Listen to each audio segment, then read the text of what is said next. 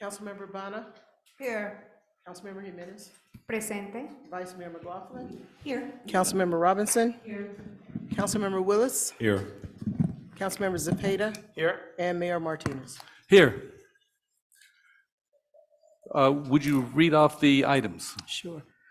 During closed session, the council will discuss the following items. Item C1 is Public Employee Performance Evaluation, title City Manager. Item C2, Conference with Labor Negotiators, Agency Representatives Sharon Taylor and Jack Hughes, Employee Organizations, SEIU Local 1021, Full-Time and Part-Time Unit, IFPTE Local 21 Mid-Level Management and Executive Management Units, Richmond Police Officers Association, Richmond Police Management Association, IAFF Local 188, and Richmond Fire Management Association. Item C3, Conference with Legal Counsel, Anticipated Litigation.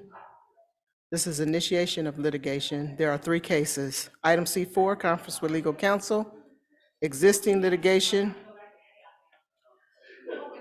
North Coast Rivers Alliance et al., Point Melody Alliance et al. Versus City of Richmond, and Richmond Shoreline Alliance versus City of Richmond. Thank you. Are there public comments? We do not have any requests to address the council. If there is no public comments, this session is closed for adjournment to closed session.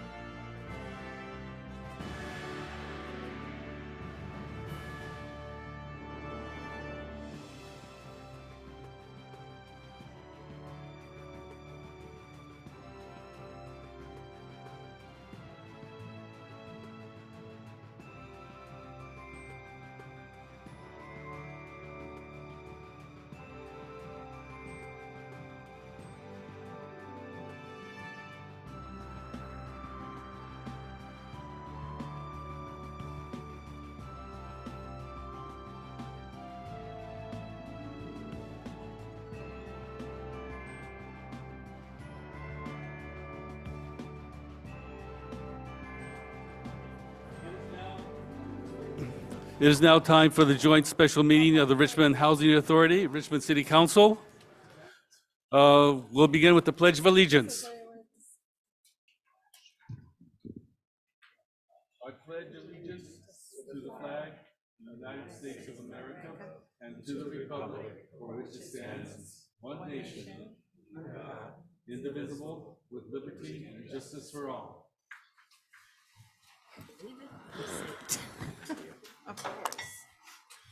Roll call. Lieutenant Commissioner Scott, Present. Commissioner Bonner, Here. Commissioner Jimenez, Presente. Commissioner McLaughlin. Present.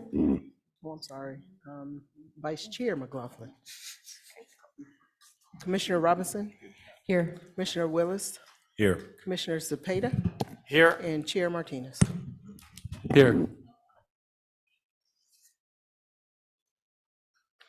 Statement of conflict of interest. Hearing none. Next item, report from the Executive Director. My name is Gavin Arredondo, Interim RHA Executive Director. And just one quick announcement, just confirming that we hope, looking forward to see everybody that could participate on Thursday. We have the grand celebration for the Hacienda opening. We have guests from HUD, we have guests from the community, and from the people that were involved in the project, and of course, the residents from Hacienda, and that'll be at 11 a.m. Thank you very much. Next item, agenda review. Do I hear any questions? I have a concern here, and I'd like the city attorney's opinion. Given that the Richmond Housing Authority Commissioner cannot vote on council items, how do you propose we separate the L1? On that item, there's 4 items listed. One of the items is a housing authority item. The other 3 are really city items. So I think you can permit the staff report at the joint hearing to deal with all that. And then at the conclusion of the staff presentation, there would not be council questions during that staff presentation. At the end of that presentation, then take on the housing authority agreement, and then there could be questions about that item, including the commissioner, and there's a resolution, so you can act on that. After that action has taken place, then you can go to the other items, bring each of them up, and address the questions on those items separately and act on them consecutively. So are the items separated enough for council to answer housing authority questions and vote on them, and then do the same for city council? Yes, as I understand, the items that are listed there include the cash reserve, the OPEB funding, the pension funding, and then the RHA City Administrative Services Agreement. So you take the RHA Administrative Services Agreement first. You'll have the overall presentation, then you'll take that item up and then deal with the commissioners asking questions about the RHA agreement item. And when all the questions have been asked and answered, then you can act on that. Then after that, the other items on the cash reserve, the OPEB funding, and the pension funding, you can deal with those as council members, as it is a joint hearing. All right, then let's proceed.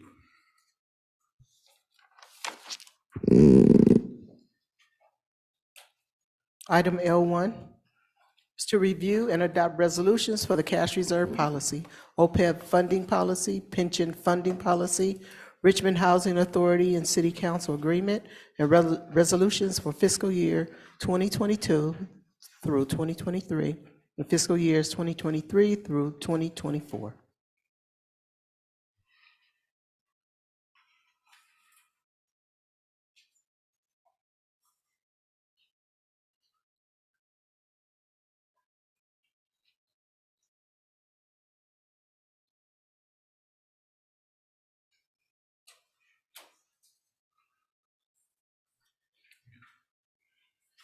Excuse me, point of clarification. So at this point, we're only hearing the RHA City of Richmond agreement? The staff can give a general presentation, but in terms of questions and dialogue, you would deal with the administrative service agreement first, not in the order that's here. So Mayor, if it's Director Martinez? Yes. If we may, what I would propose is that we go through our presentation as it is scheduled, and then we'll, when the city council wants to take action, we can separate each item as they're noted in the corrective action plan from the state auditor. Would that be okay? I think that accomplishes what you're proposing. Can I? Yes.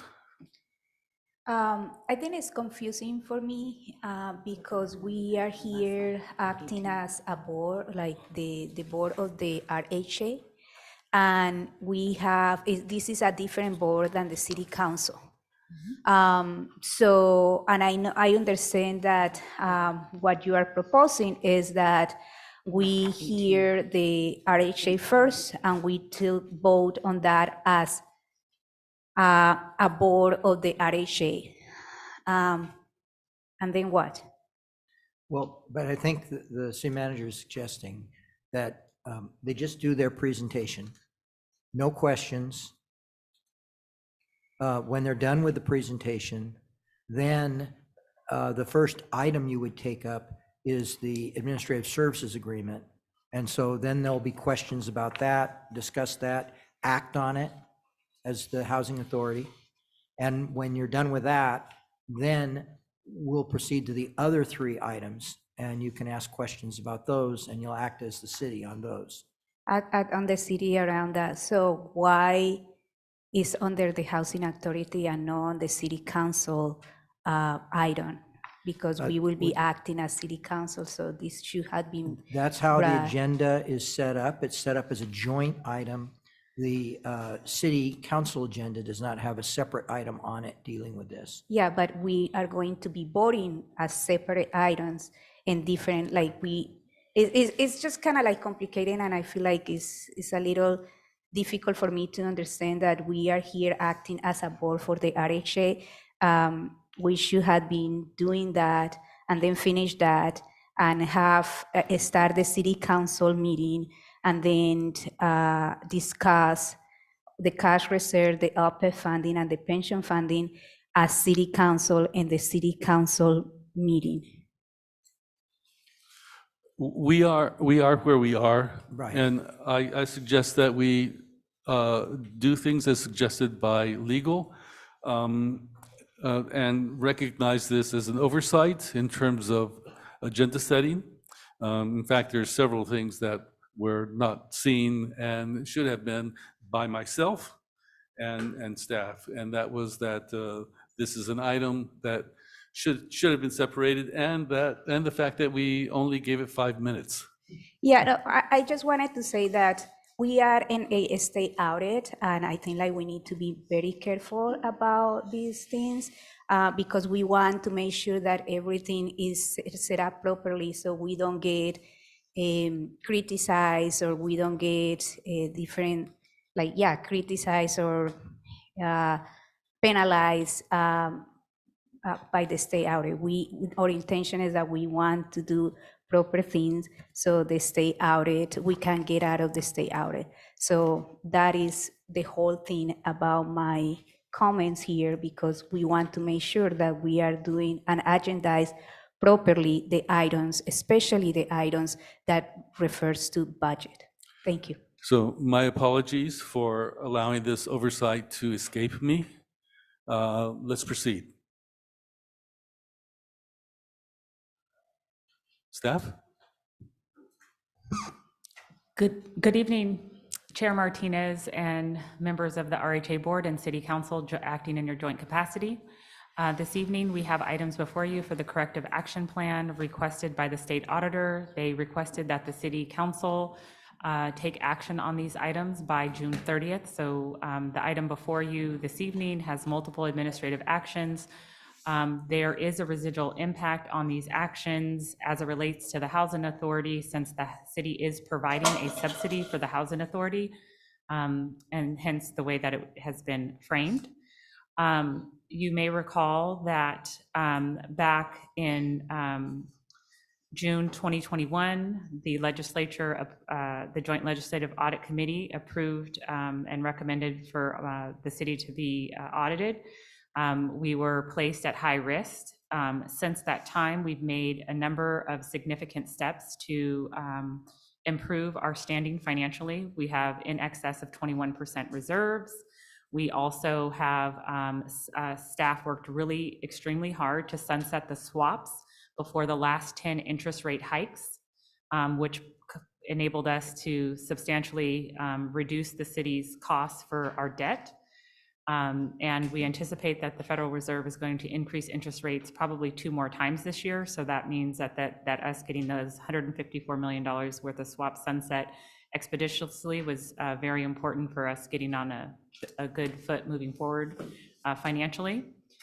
In addition to that work, we've also completed a number of other items and commenced them as requested in the State Corrective Action Plan, such as the workforce analysis that is in progress, adopting again at your last meeting early 2 years in a row, balanced budgets, and continuing to thoughtfully add personnel in city departments to align with the City Council's adopted goals and objectives. All of these things we feel like are putting the city on a good track moving forward. And we have done so with your great leadership and look forward to continue to work with you on these items. It is certainly our desire to sunset the state audit as expeditiously as possible, but we think it will certainly take some time because we're building trust and we're establishing that the City Council and city staff are working collaboratively to address the many financial issues that the state auditor found. In the past, it has been pointed out that some of the information that the state auditor's office used to make their findings doesn't comport with the City Council's existing policy recommendations, and we concur with that, but it is the analysis that they use nonetheless, so here we are. Next slide, please.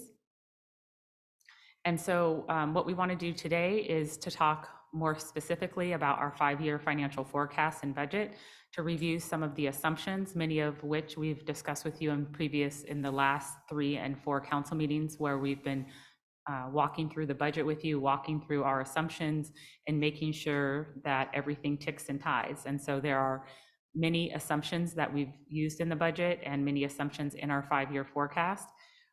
There is a placeholder, and we do acknowledge that there are some unknowns. For example, we do know that due to the agreements with Chevron, that will be sunsetting. And so at this juncture, we don't have a placeholder in the budget for that revenue because it is an unknown at this time. And so that could significantly impact the projections. But at this time, we're unable to provide a definitive amount.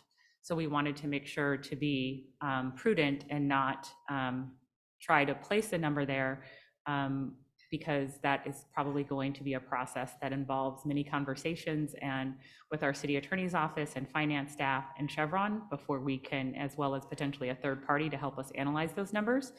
So before we bring those to City Council, just wanted to let you all know that that is work that will be convincing, but for the time being, there is not a definitive placeholder for how Chevron will be dealt with after the settlement agreement sunsets, as well as the implementation of Measure U.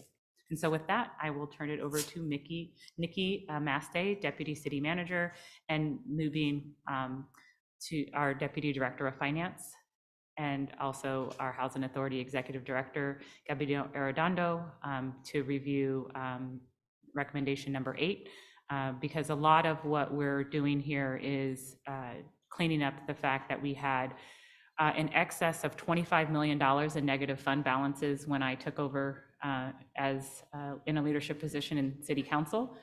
With the City Council, 15 of which was with the Housing Authority, and another $10 million additional negative fund balances that we worked to sunset. Okay, so we will start with the Richmond Housing Authority, part of the State Corrective Action Plan. The Richmond Housing Authority was interviewed during this process, and we were able to share our documents and background information. One recommendation from the state audit was that a lot of the duties of finance from the City of Richmond's Finance Department was not clearly stated in a document.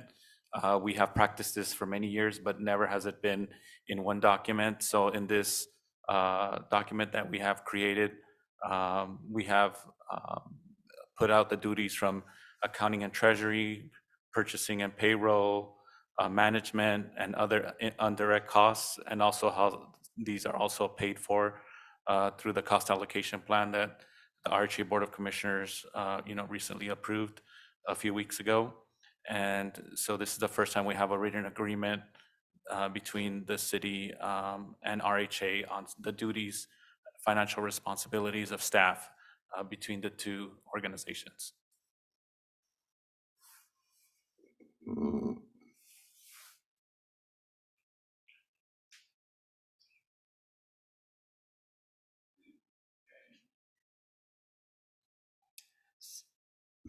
So tonight's agenda item in this joint committee for Richmond Housing Authority and City Council and Commissioners, this slide will be only talking about 4 of the 11 recommendations, and number 8, which was RHA versus City Administration Agreement. Gabino Arredondo, the Executive Director, RHA, just discussed that.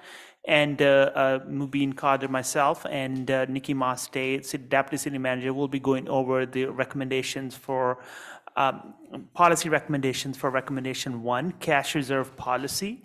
Recommendation number 4, retirement related costs, which is pension funding policy. And recommendation 5, which is other post-employment benefits, as known as OPEB funding policy.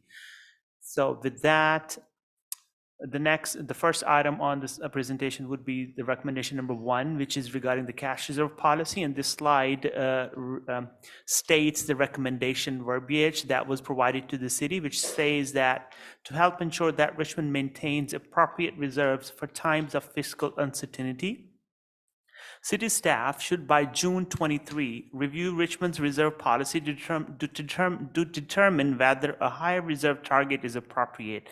As part of the review, staff should consider all the factors the Government Finance Officers Association recommends for setting a reserve target. Once that review is complete, city staff should present proposals to the City Council for modifying the city's policy. So this was the recommendation, and as part of the recommendation, we have presented in one of the previous meetings the GFOA's reserve guidelines in, I believe it was the May 6th presentation or May 16th, I can't recall exactly the date. However, this slide recaps all those guidelines at a summary level, at a high level, which asks the agencies to take into the account the predictability of its revenues and volatility of its expenditures when doing that analysis around reserves, and its perceived exposure to significant one-time outlays, disasters, immediate capital needs, state budget cuts, etc., and also potential drain upon general fund resources from other funds, as well as the availability of resources in other funds, and potential impact on the entity's bond ratings and the corresponding increased cost of borrowed funds.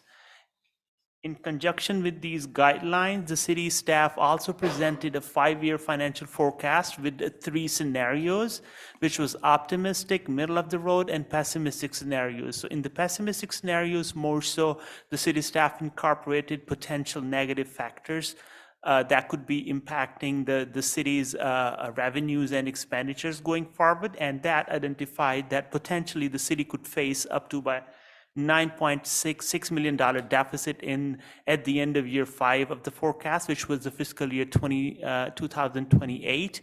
And in the light of that forecast, the staff is recommending that to preserve the city's services to the community through the potential of volatility of revenues and uneven cash flows in the future years, the cash reserve policy identifies an ending cash balance equal to 22% of total general fund expenditures budgeted in the ensuing fiscal year, which is slightly more than 2 months of general fund total expenditures, including transfers out, as the cash reserve level. So now this table, hold on, sorry. So this table that I'm presenting right now on screen, it does show what the current policy target cap, which is 20% as reserve level of the general fund expenditures, what that amounts to total. So as dollar amount in 2023 fiscal year would be $43 million. And at the end of 28, it would be $53.4 million approximately if the reserve level was kept at 20%. Whereas if the reserve level was increased to 22%, the bottom number, the fiscal year 2023 changes to $47.3 million, and then it goes up to $58.7 million at the end of year 2028. So that's juggling between, yes. So now for the next recommendation, I'll hand over to Nikki Massey, Deputy City Manager. Thank you, Mubin. The next recommendation is State Auditor Recommendation number 4. That's the retirement-related costs and the pension funding. It's to ensure that Richmond's able to fund its retirement-related costs. City staff should, by June 20 of 23, propose to the City Council a specific policy regarding funding of its pension trust funds for that purpose. Now, if you'll recall, at our last council meeting, we had NHA advisors, I think it was on June 6th, present to council that the funding for the CalPERS is going to spike up, and they recommended contributing to our 115 trust, so we are able to have the money in reserve in our trust to smooth that out from the spike. Next slide, please. So for the background, most cities do have an unfunded actuarial liability associated with their CalPERS pensions, and we have 2 pensions for miscellaneous, the non-safety, and for safety. City has taken proactive steps to control the pension costs. In July of 2022, the city approved the establishment of our Section 115 trust administered by PARS. The benefit of the 115 trust includes the ability to use the funds in the future to pay down the plan's UAL or help smooth the required CalPERS expenses that were mentioned at our prior council meeting. Also to enhance budgetary flexibility and investment diversification of pension assets away from CalPERS and increase investment earnings versus city reserves. Cities also historically taken advantage of the prepayment discount offered by CalPERS by making a lump sum UAL payment at the beginning of each fiscal year. Currently, the prepayment discount is approximately 3.3%. Next slide. So we are recommending that we place the savings from the prepayment of the CalPERS UAL into the trust fund and then contribute 10% of each year-end operating surplus in the general fund in excess of the city's cash reserve policy into the trust to help us smooth the spike in coming years. Next slide. State Auditor's recommendation number 5 is regarding other post-employment benefit funding. And this recommendation is to improve the city's ability to pay other post-employment benefits. Richmond should, by June 23 and annually thereafter, implement a policy identifying funds such as surpluses or one-time revenues that should be contributed to the OPEB trust fund.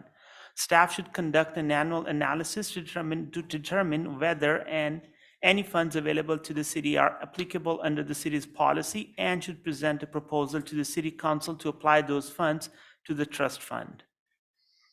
It's pretty much similar to the pension funding policy.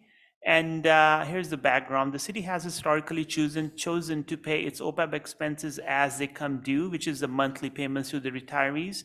And that is the practice that the city has been practicing, and it has been growing given that more retiree employees are being added to the list of beneficiaries, and healthcare costs are increasing as well. and the payment of OPEB expenses as they come due rather than as they are earned results in accumulation of unfunded liability for the future benefit. To estimate that liability and to calculate the annual contribution required to pay down that liability over a specified amortization period, that is called the actuarial determined contribution, ADC. The city's actuary prepares OPEB valuation annually, and the city has the current practice and the current policy is to basically pay total of like ADC amount, which is actuarially determined contribution, minus the pay-as-you-go amount, which is paid on monthly basis to the retirees into the trust. And the funding policy recommendation is to continue the contributing the ADC minus the pay-as-you-go costs into the trust. Also add 10% of each year-end operating surplus in the general fund in excess of the city's cash reserve policy into the trust. So like that will be an additional funding feature that the city staff is recommending to manage or to address the rising unfunded liability. And that would conclude the presentation, since the recommendation number 8 has already been presented, and here is the recommended action. That concludes our presentation. So at this point, I guess we'll be asking questions about the housing authority. Oh, sorry about that. At this point, we will be asking questions about the housing authority. Do we have any? Director Jimenez. Yeah, thank you for the presentation, and thank you for working on this agreement. This is something that is needed. I want to ask on the agreement on page 2, number 6, general provision, and is 6.1, action by the parties.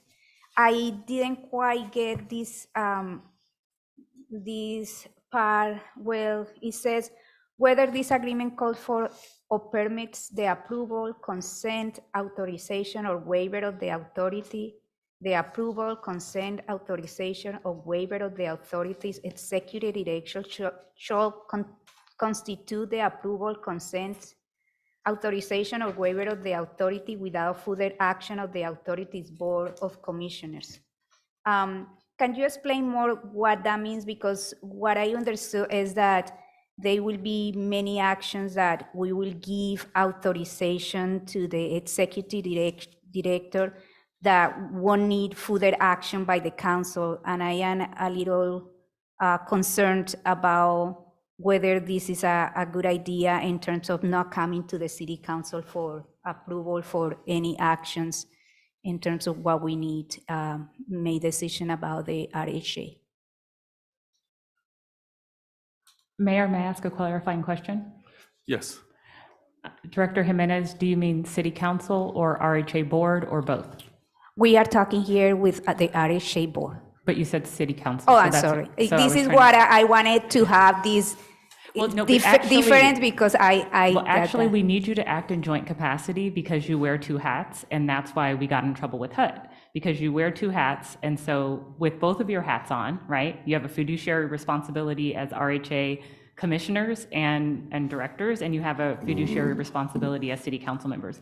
So since this has such a huge fiduciary responsibility, and because we've had issues in the past, this is how we had worked with HUD to kind of try to resolve it, to make sure that you're taking action as both entities.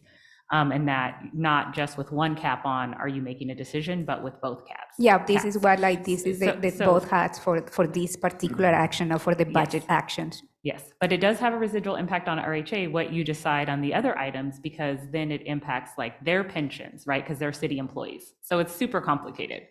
That we have city employees that are actually RHA employees, right? So it's not, there aren't clear demarcations with our other entities, which is fine. We want to make sure everybody has great healthcare and is in bargaining units and all of those things.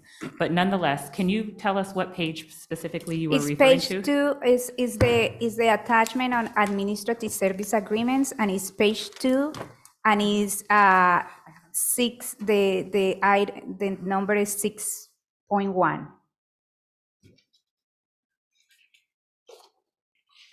And it's Gabino, almost do at you the want to end of the respond? Because I page. know you worked closely with Susan on this document. I was trying to understand it myself with this section because I'm so used to bringing everything up to the board or to the city council for approval. The only thing that the executive director, from me reading the duties of the approvals are, for example, I approve when finance tells me the check run or the hours that the staff is paid. I check that and I put my approval on that before finance pays or does any actions or anything I related to approving any finances with the city to pay on behalf of RHA. So that's usually been my practice. Point of order. I'm a little confused by the city manager's statement about wearing two hats. Using your argument, it seems as if Director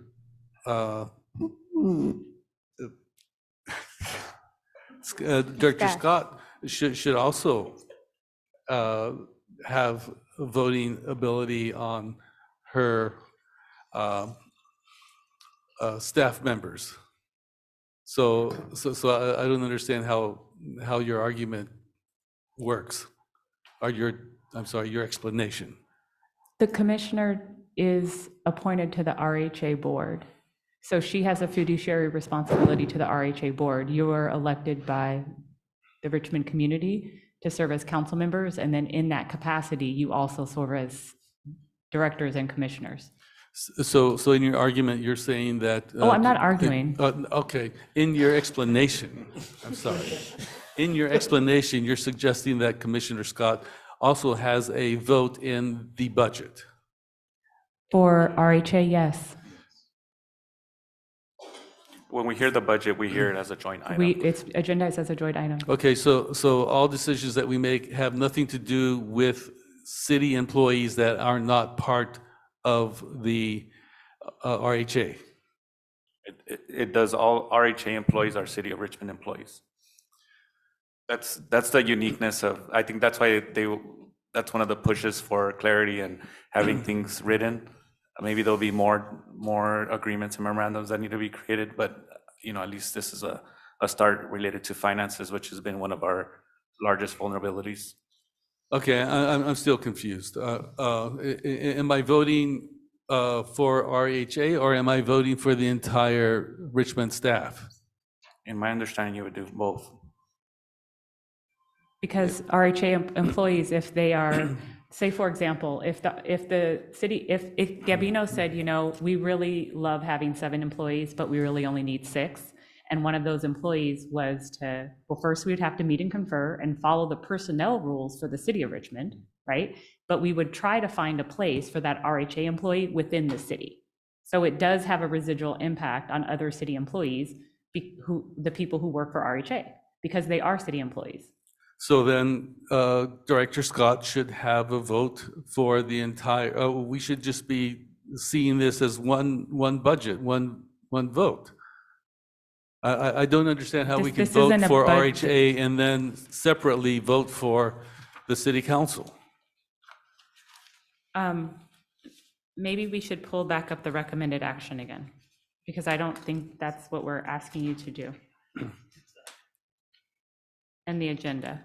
Well, the recommended action involves all staff, right? Or are we just doing recommended action for the Richmond Housing Authority and not for the city? Well, the staff Employees. report states that There are the city four. staff is go ahead. There are 4 individual resolutions in the agenda item. Maybe the council and the commissioners want to vote one resolution at a time. So when this resolution about the agreement comes up, maybe the council and the commissioner vote as RHA board members. And on the other 3 resolutions, maybe the council member can just vote regular city council. Right, because there's 7 attachments, Mayor and Chair Martinez. Right. There's 7 attachments to the staff report, because we are trying to have one package to submit to the state auditor to indicate what the council is comfortable with or not comfortable with. Right. I understand that. What I don't understand is how the commissioners' vote is separate from the city council's vote based on your explanation. I thought that we were going to do the housing authority item first, which is the city administrative services agreement. So I think like my confusion is the same, like because the recommended, like this is just one item on the agenda, and the recommended action is review and adopt resolution for the cash reserve policy, OPEB funding policy, pension funding policy, and Richmond Housing Authority City of Richmond Agreement and Resolution for fiscal year 22-23 and fiscal year 23-24. So my question is all this board going to vote on all of these things? Because based on this recommended action, this is what is going to happen. I defer to the city attorney because he was originally directed the question. My understanding, and I hadn't talked to the city manager, so I understand it may sound inconsistent with some things she said, was that you should act on the RHA agreement. I would actually have you act as the housing authority on that agreement. I think the agreement is between the housing authority and the city. So I think actually you need to act as the housing authority and as the city. And with respect to the other three items, you just act as the city. I agree. Okay, so then we're And only and I think right speaking- now you're dealing with questions concerning the agreement. So a question was raised. I don't know if you got answered. That particular section, the way I read that section, it's basically authorizing for other approvals that might be needed along the way. The executive director of the housing authority acts on behalf of the housing authority, and the city manager acts on behalf of the city. So I think that's all it's saying, and I think that those are correct statements. So once again, this is only to do with employees of the Richmond Housing Authority and not with the rest of Richmond. Well, the that section you're talking about, or the agreement Yes. itself? That section is authorized in carrying out the administrative functions. There are approvals that might be needed by the city or by the housing authority.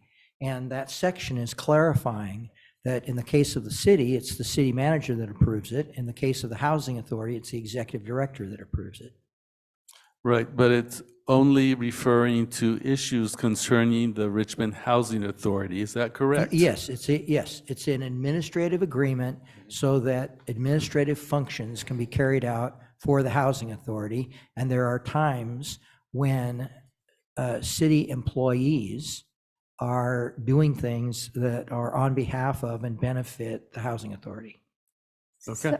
So can I follow up? So when, so I know that like not everything needs to come to either to the board or the city council for approval, because then it will add too much time. Can you give me some example of when, what kind of action are there? And then when other action will require a RHA board and city council approval? So even before the Richmond Housing Authority was also recommended by HUD to follow the city's procurement processes.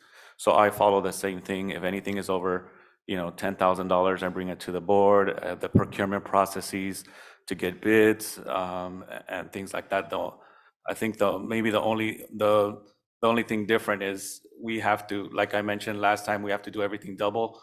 Once you approve the budget, we go into HUD, I as executive director press a button that says upload approved to the HUD website, which the city manager does not do.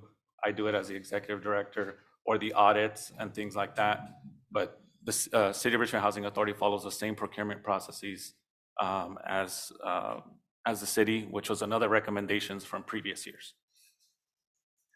And Mayor, the other issue is that the Housing Authority in the past had a city manager that also acted as the executive director of the Housing Authority. So my assumption is that HUD asked for this agreement so we could delineate those roles and have greater oversight over the federal funds, which roll up to HUD. Okay, let me ask it this way. Are there any requirements from HUD that do not, that are not mirrored in Richmond policies, in the City of Richmond's policies? I'm not sure. No, I would think, I follow this, the City of Richmond's processes are probably more restrictive than HUD's policies, like for hiring and things like that. Federal regulations are extremely complicated. That's why we consult with HUD before we do things, and they provide us technical assistance. And so the way that I was on a call with them this morning. We check in with them regularly to try to advance the FARS agreement. And when they ask us to do something, and we work with them collaboratively to do it. And for example, on Thursday, they'll be here at Hacienda. But the regulations, just like the ARPA regulations or anything else, are there. And I think it's one of the things Gavino says he likes about HUD is it's like academia. Everything is, there's an order for anything that you want to try to do. There's an administrative process.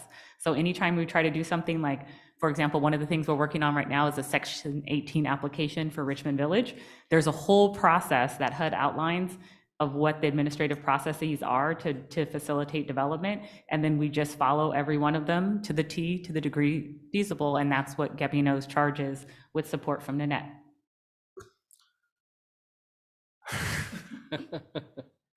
I'm sorry, I'm still totally thoroughly confused as to the relationship between RHA and the City of Richmond in terms of how the city influences the policy of RHA, and whether or not there is actually a separation, because it appears there is not. There is a legal separation. They're legally separate entities. When we had redevelopment agencies, we had the same issue that the redevelopment agency, even if the board was the same, it's legally distinct. Now, in terms of various of the policies, the city's been here longer. The city created policies to comply with state law, and the people that work for the city understand how to carry out those policies. So the simplest thing for the housing authority is to adopt the same policies, because otherwise you'd have staff people who are sometimes following a city policy and sometimes following a different policy. So if that were the case, you would be creating the opportunity to get mixed up, follow the wrong policy. So it makes sense, and HUD accepts that it's okay to have a purchasing policy that is the same as the city's policy. Now, HUD does have other sorts of policies, and to the extent HUD's policies go a different direction, like there's a Section 8 program and has rules, we have to comply with those rules. But in terms of basic procedures, such as procurement, purchasing, it is useful if the policies are the same. So that's the city. It's still a legally separate entity, and you can see that the commissioners are wear different hats. So I understand it can be confusing at times, but that's kind of the logic behind it. Okay, from the logic that you just explained, it sounds like we're doing this backwards. We should attend to Richmond policies and then move on to RHA. Because RHA will be following a lot of the policies that we make as Richmond members. The Housing Authority will be following a lot of policies that are determined by the council. But as you said earlier, the agenda is set up this way. And so that's why we're proceeding in this fashion. Right, but we are a joint meeting and we can attend to Richmond policies first and then attend to RHA. I think I talked to a councilperson earlier today, and it seemed simpler since there's only one item for the Housing Authority and there's multiple items for the city, it seems simpler and would be less confusing to the commissioners to deal with the Housing Authority item first. Well, I choose to differ with whoever that was because that person probably didn't understand the complexities that we're discussing now. And from my point of view, you deal with the larger whole and then deal with the separate parts later, because RHA will have policies that are different from the city, but they will have some that are the same. So we should establish what is the same so that we know what we will differ on when we attend to RHA issues. So you're the mayor, and so it can be however you wish it to be. Tonight, there were just these 4 items that we were dealing with, and so we set it up this way. But if you want to change it, you're in charge. Okay, then I would prefer that we deal with Richmond council items first and then deal with RHA. And Commissioner Scott is free to sit up here with us if she so pleases, only she will not have a vote until we get to the RHA item. Unless you as legal advisor think that RHA has a vote in Richmond City Council issues. No, that's fine, the way Okay. you All right, stated then- it. But then- do then- you want to, you don't want to deal with the agreement first? You want to deal with? Yes, I want to deal with the Richmond City Council items. That way we'll know what we'll need to focus on when we deal with RHA. So which city council item do you want to focus on first, or shall we have a free-for-all? Cash reserve policy, please.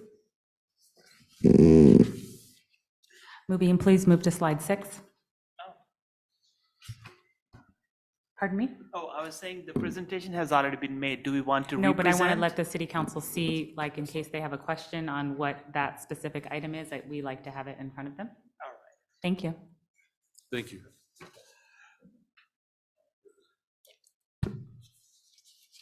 So I think it'd be appropriate if, Mr. Mayor, you wanted to see whether any of the council people had questions about that policy. Go ahead. Doria, then Melvin. So one, I'm really happy that we're dealing with these issues because I feel like they're really important. Being able to prepare for,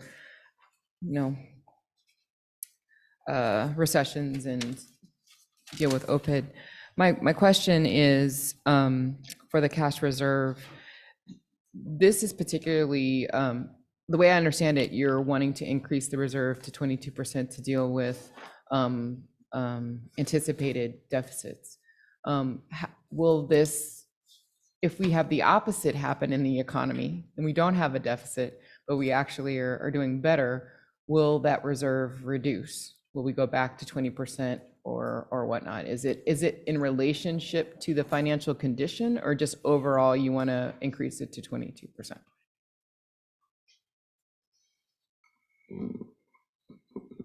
The policies are adopted on annual basis.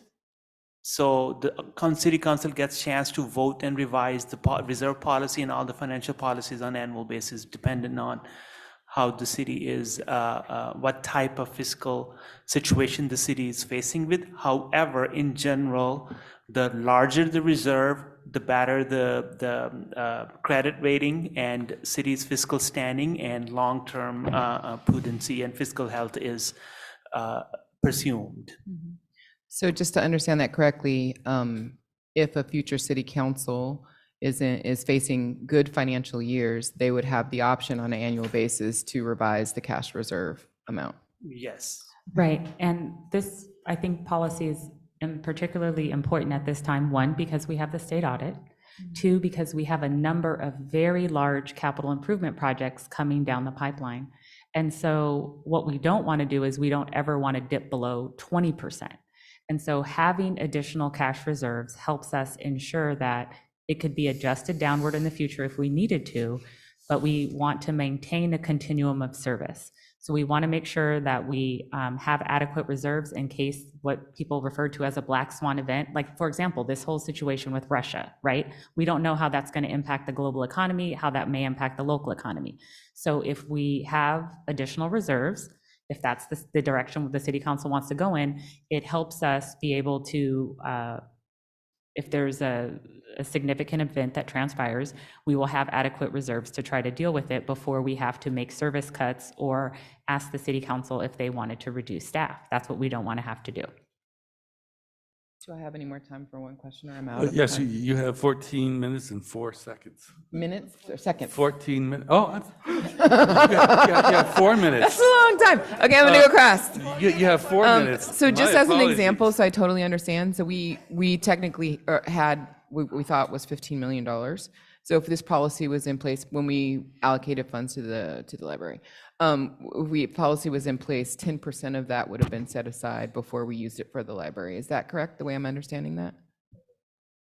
I would say like that $15 million was like totally absorbed within the existing budget for the city. It does not apply in this situation. What we're talking about is like at the end of the fiscal year, when the year's financial accounting has concluded, and there are unspent funds and there's surplus. So that's when it's applicable.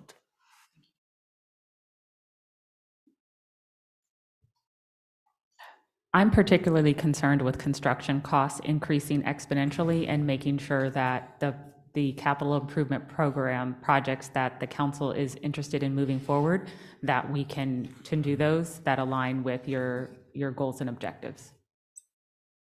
Melvin? Yeah, only thing to add on actually, no, that's a comment, not a question, so I'll pass. Anyone else? Okay, then I guess it's my turn. Question. How did we come to 22%? Mubin and Nikki? Definitely. So this 22% is somewhat, in relation to the projected deficit that is under the pessimistic scenario. Let me share the slide. So this slide represents the future projected revenues and expenditures under the 5-year forecast that we presented on, I believe, in May. And it is part of the pessimistic scenario, and it does project out the deficits. Now, the 22% is somewhat related to those deficits, the magnitude of those deficits. So it's not exactly dollar to dollar or percent to percent, but this correlates to that increasing deficit. So it does address, it correlates to those projected deficits. All right, yeah. I do have comments, but I'll save them for comment time. Yes. Commissioner Jimenez. Are we commissioner of city council right now? Oh, City council, maybe, because we're talking about the cash reserve. Okay, so you get to vote on the We defer OPEB to funding. the mayor. I'm sorry, Councilmember Jimenez. Thank you. I have a question on the assumptions. How much is Chevron paying right now through the settlement agreement yearly?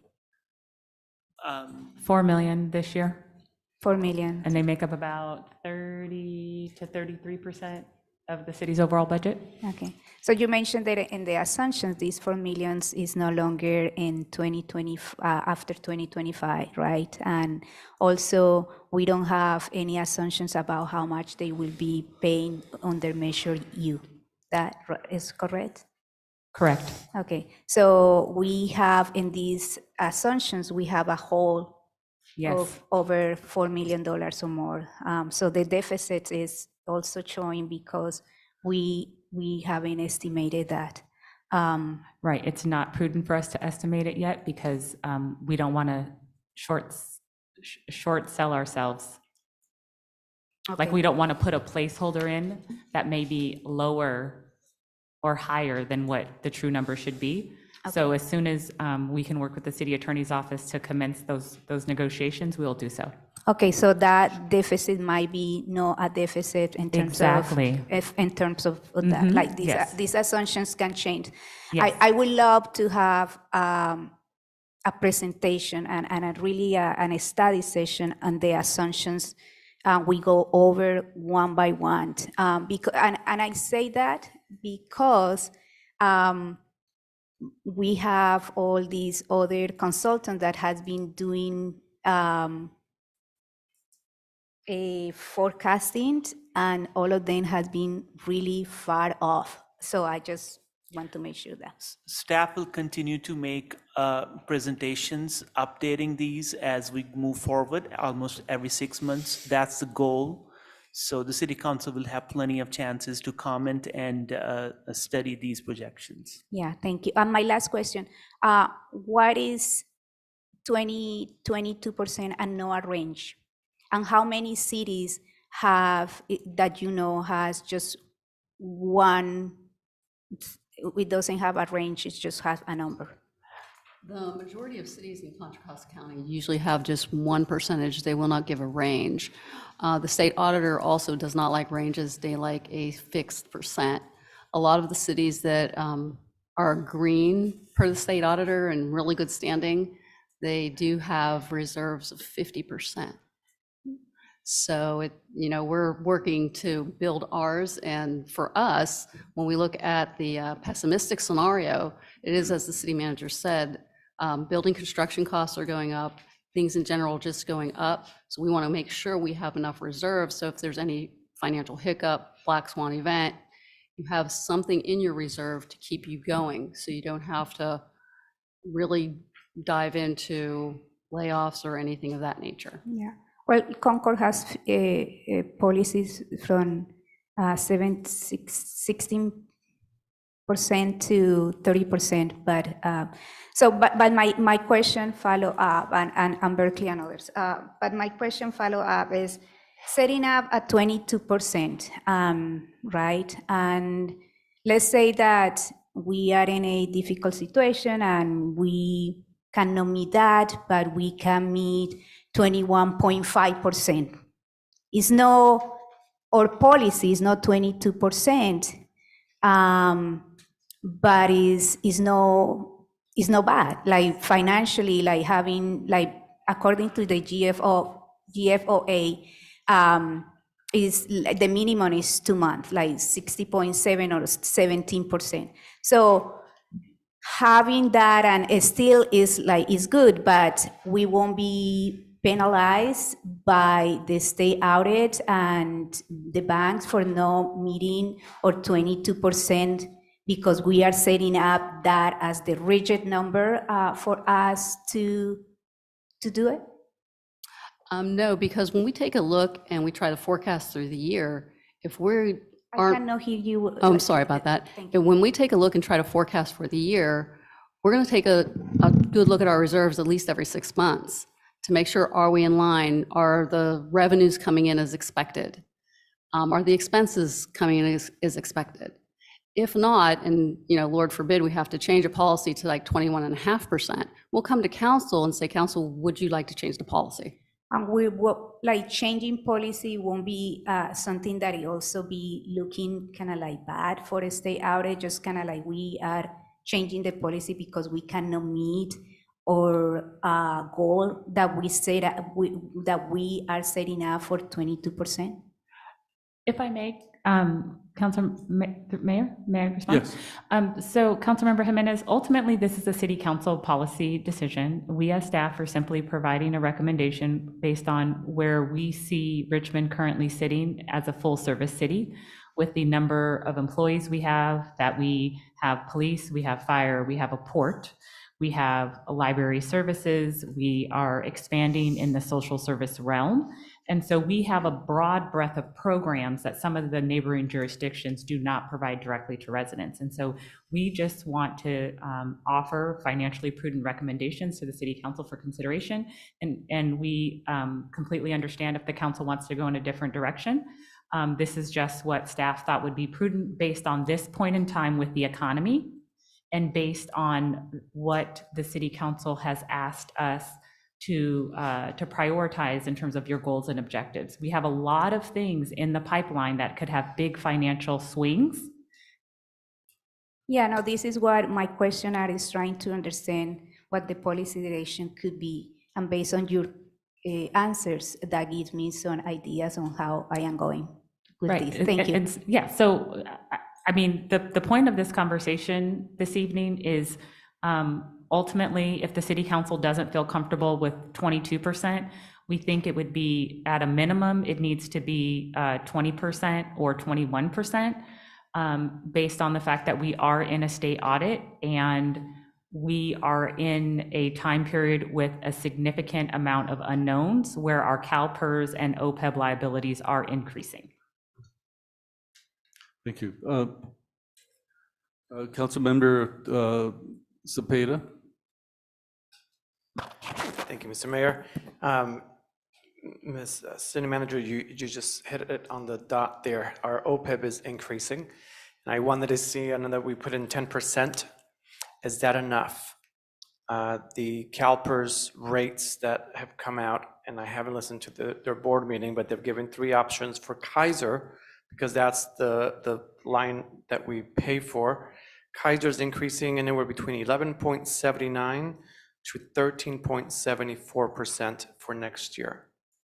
So we're going to be funding it at 10%. And I know that this is just extra, right? It's not that, but if we're trying to plan ahead and we know that the future is only going to increase more, are we funding it less than we should, or should we try to fund it a little bit higher?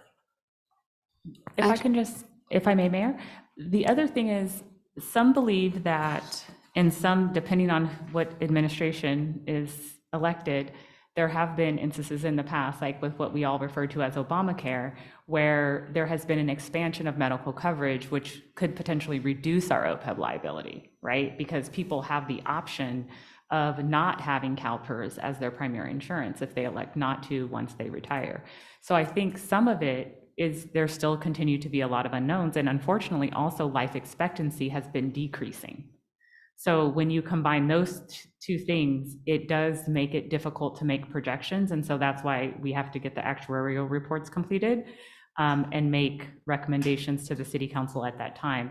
Nuveen and Nikki, did you have anything you want to add? Yeah, and also in the analysis, when they look at the actuarial, they'll take a look at how many people are actually turning 65, which means the supplement is a much less cost in our OPEB amount. So that'll smooth it out. So the 10% should work. 10%, okay, as long as you think that's going to work. And then what is the OPEB liability for the housing authority? We do not have by department. So in city's financials, RHA is one of the departments, and we do not have liability by department. Thank you. The only reason I asked that question is because this is the RHA portion. So we should have that, so we know. I know we only have 6 or 7 employees currently. I don't know how many have retired in the past, and that's where OPEB comes from, or 4. So it'd be good to have that number if we're able to in the future. Yeah, most of the OPEB comes from public safety because they have a richer benefit for medical retirement, and they retire younger. Thank you. And do these numbers match the budget? And because I don't remember, last week was a long time ago. Do these match the budget? Which numbers? part of the numbers would you want to check if it The matches? expenditures? The expenditures Yes. For 225, 2024? 607. Yes. So the only place we mention expenditures is the slide 8 column for 2024.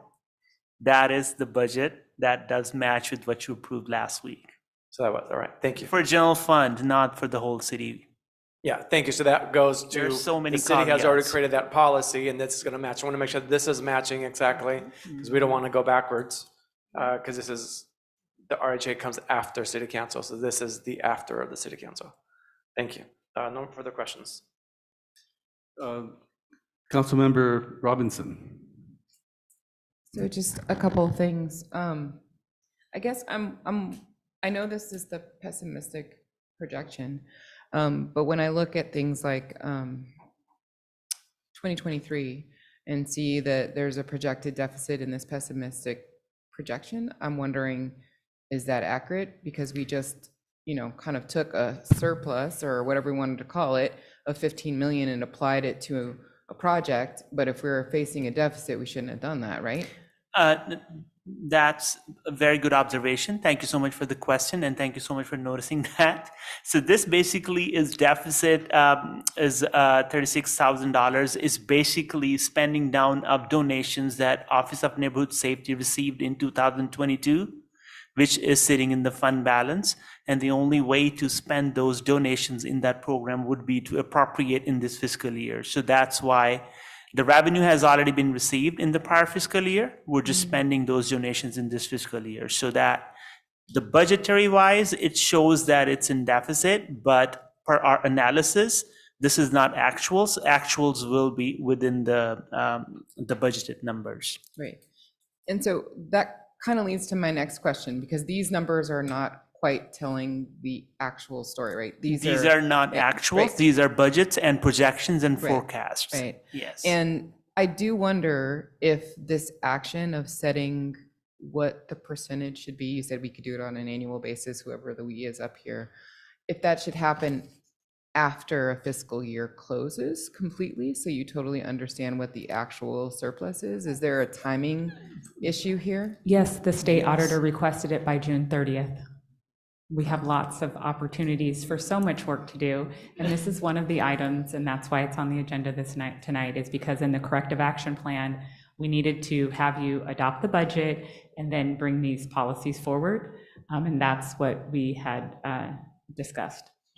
So if it was, in the future, if that isn't a directive from the auditor, staff would prefer to do it after close, is that correct? The other side that I would like to point out, when the year is closing, there is not enough time to create a policy right when we have the actual numbers available. It is prudent and best practices to have the policy in place, just so the staff knows what to do when the fiscal year is closing. So there is not enough time to create policy, get approval, and then implement within like few weeks that we have. I guess so. My last question is how can we be responsive when, in terms of, setting these goals for being responsible, financially responsible, how can we be responsive for changing economic conditions?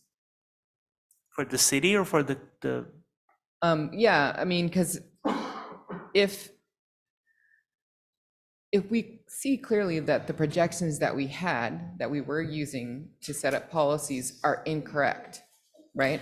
Because we have a much bigger reserve than we had, what if we arrive at 2025 and we don't have a deficit of 1.6 million, but we actually have a reserve, how are we able to be responsive to that? You know what I mean? Do you know what If I I'm may, getting at? I think, especially in my conversation with the mayor and the mayor's office, we've talked about how the quarterly updates on the budget are important, and that's an opportunity for the council to look at your goals and objectives and ensure that there's alignment with the budget. And so when we have unspent funds, which, please everyone remember, this is a new phenomenon. This is not business as usual in Richmond. Having 20+% reserve, not business as usual in Richmond, right? Henry reminded us we had a $130 million budget once and $30 million deficit when he was here, several administrations ago. So this is not business as usual. This is what we consider that we've been very thoughtful and how we've been moving the city forward incrementally financially. And so this is an opportunity for us to continue to do so. We want to continue to improve financially. So at every quarter, when you get your updates, the council has an opportunity to provide additional policy direction on the budget, on policies. The council actually previously on their own, I believe, with a previous administration, developed their own guiding fiscal policies that were adopted by the council, that they developed on their own. What we're doing here is being proactive to respond to the state auditor. And if we continue to have any unspent funds, the process that we've been going through is I confer with the mayor. We try to come up with ideas and suggestions around what the council may want to consider, and then we agendize that item. And I see that as comporting with the charter. Like that's what I'm required to do as your city manager with the mayor is around the budget. Thank you, I think I And I understand. would like to add, if I may, council member, you just used the term incorrect, so I would say that's not correct to use in this situation, and I can explain why. Budget and projection is estimates based on under assumptions. So when the actual turns out to be different than the assumptions, that's variance, not inaccuracy. So. In the future, I will use variance. Variance and unspent funds are our two terms of art for this evening. And this is a good variance to have rather than being in the other side, like where revenues are lower and expenditures are higher. We don't want to be in that situation. All right, let me put my time in here so that I'm fair to everyone. All right, you mentioned that many cities have a reserve of 50%. Could you provide us a list of all the cities that have 50%? You don't have to do it now, but I would like to see that. Data. I have looked at the cities myself, and some cities have ranges that I think are extraordinary, and I wouldn't suggest we do that. For instance, Concord has 17% to 30%. That's way too large. Berkeley doesn't have a range, but their floor is 16.7.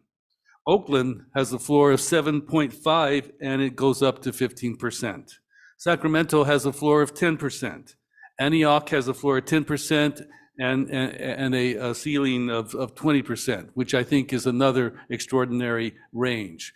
Do you believe that it would be better to have a range that we can shoot toward as opposed to changing our target month to month or quarter to quarter based on what we think is possible?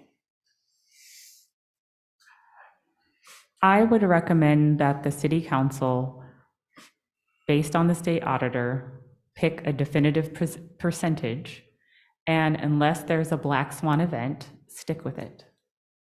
Having a range of 15 to 20% based on the state auditors, my read of their correspondence to us, it didn't seem to be an acceptable way for us to proceed because they think that we have so many externalities that we're dealing with financially. So I think we should, respectfully, I request that the city council come to agreement on a percentage and we'll move forward accordingly, and we try to stick with it as much as possible. Well, then wouldn't it be better to have a lower target that we know we can make and then exceed it, showing the state that we are doing much, much better than we imagined? That's certainly one way to look at it, Mayor, and we're happy to move forward as the city council deems appropriate. Okay, thank you. Any other questions? If not, do we have public comment on cash reserves? I do not have any requests to address the council. All right, in that case, we're open for comments. Okay, Councilmember Willis. The comment I was going to say briefly as it came to reserves is reflecting on it, I actually agree at least having the 20% or 22% because I know what's happened in previous years, we've always been looking at a deficit, and some of the things that we're obligated to pay and them increasing, like OPEB and pension, hasn't been something that's just been said this year or last year, but consistently with many city managers coming in, even interim, saying eventually this is going to start to become an issue. So I actually am very appreciative of this creative plan, because anybody I've talked to in the past about this, they're like, yeah, well, the future looks bleak and we're going to have to figure it out eventually. And this is the first time I've seen a solution that's actually building towards something that gives us a little bit more hope and wiggle room. And just speaking on the reserves and construction costs, I'm just kind of reflecting on all the shortfalls that we've kind of had recently, that we have to vote to move money around to fill in gaps because we didn't see them coming when we first approved them. And that's something, and this is something I'm definitely not advocating for, but for the sheriff's department budget expansion, they had $20 million of matching funds coming from the county, along with $19 billion coming from the state. And and that was adopted in 2015, 2016, somewhere around that range. And they haven't been able to move forward with that project because of how high construction costs have gotten, and it's been causing a constraint on them to where they're needing to work that out. So that is a realistic thing that I've just been seeing trend even before we even had this discussion. So for me personally, at least adopting the reserve level at 20%, I'm okay with how it's been proposed about adding 10% to other cash liabilities and things we have to pay out. I'm okay with. That's actually an exciting solution I've seen through a growing problem that people keep on citing. So yeah, I just wanted to name that in terms of my perspective of the conversation. Councilmember Jimenez. Yeah, thank you. I think we work on a budget guiding policies, and in that we put a reserve of 15%. Then the cash reserve changed in 2022, 2023, and we bump it up from a range of 17% up to 20%, right? I think it will be important to have a range in terms of it's a policy, and we are showing that we can hit the target of a policy. And we can go above and beyond the policy. Nobody's telling us we cannot when the times are good. But if we put a policy and then it's really hard for us to hit that target because it's so rigid, then even if, like what I say, even if we have 21%, which is good in terms of reserves, but we are not hitting that policy target that we set up, then we can potentially be exposed to getting rates down or getting other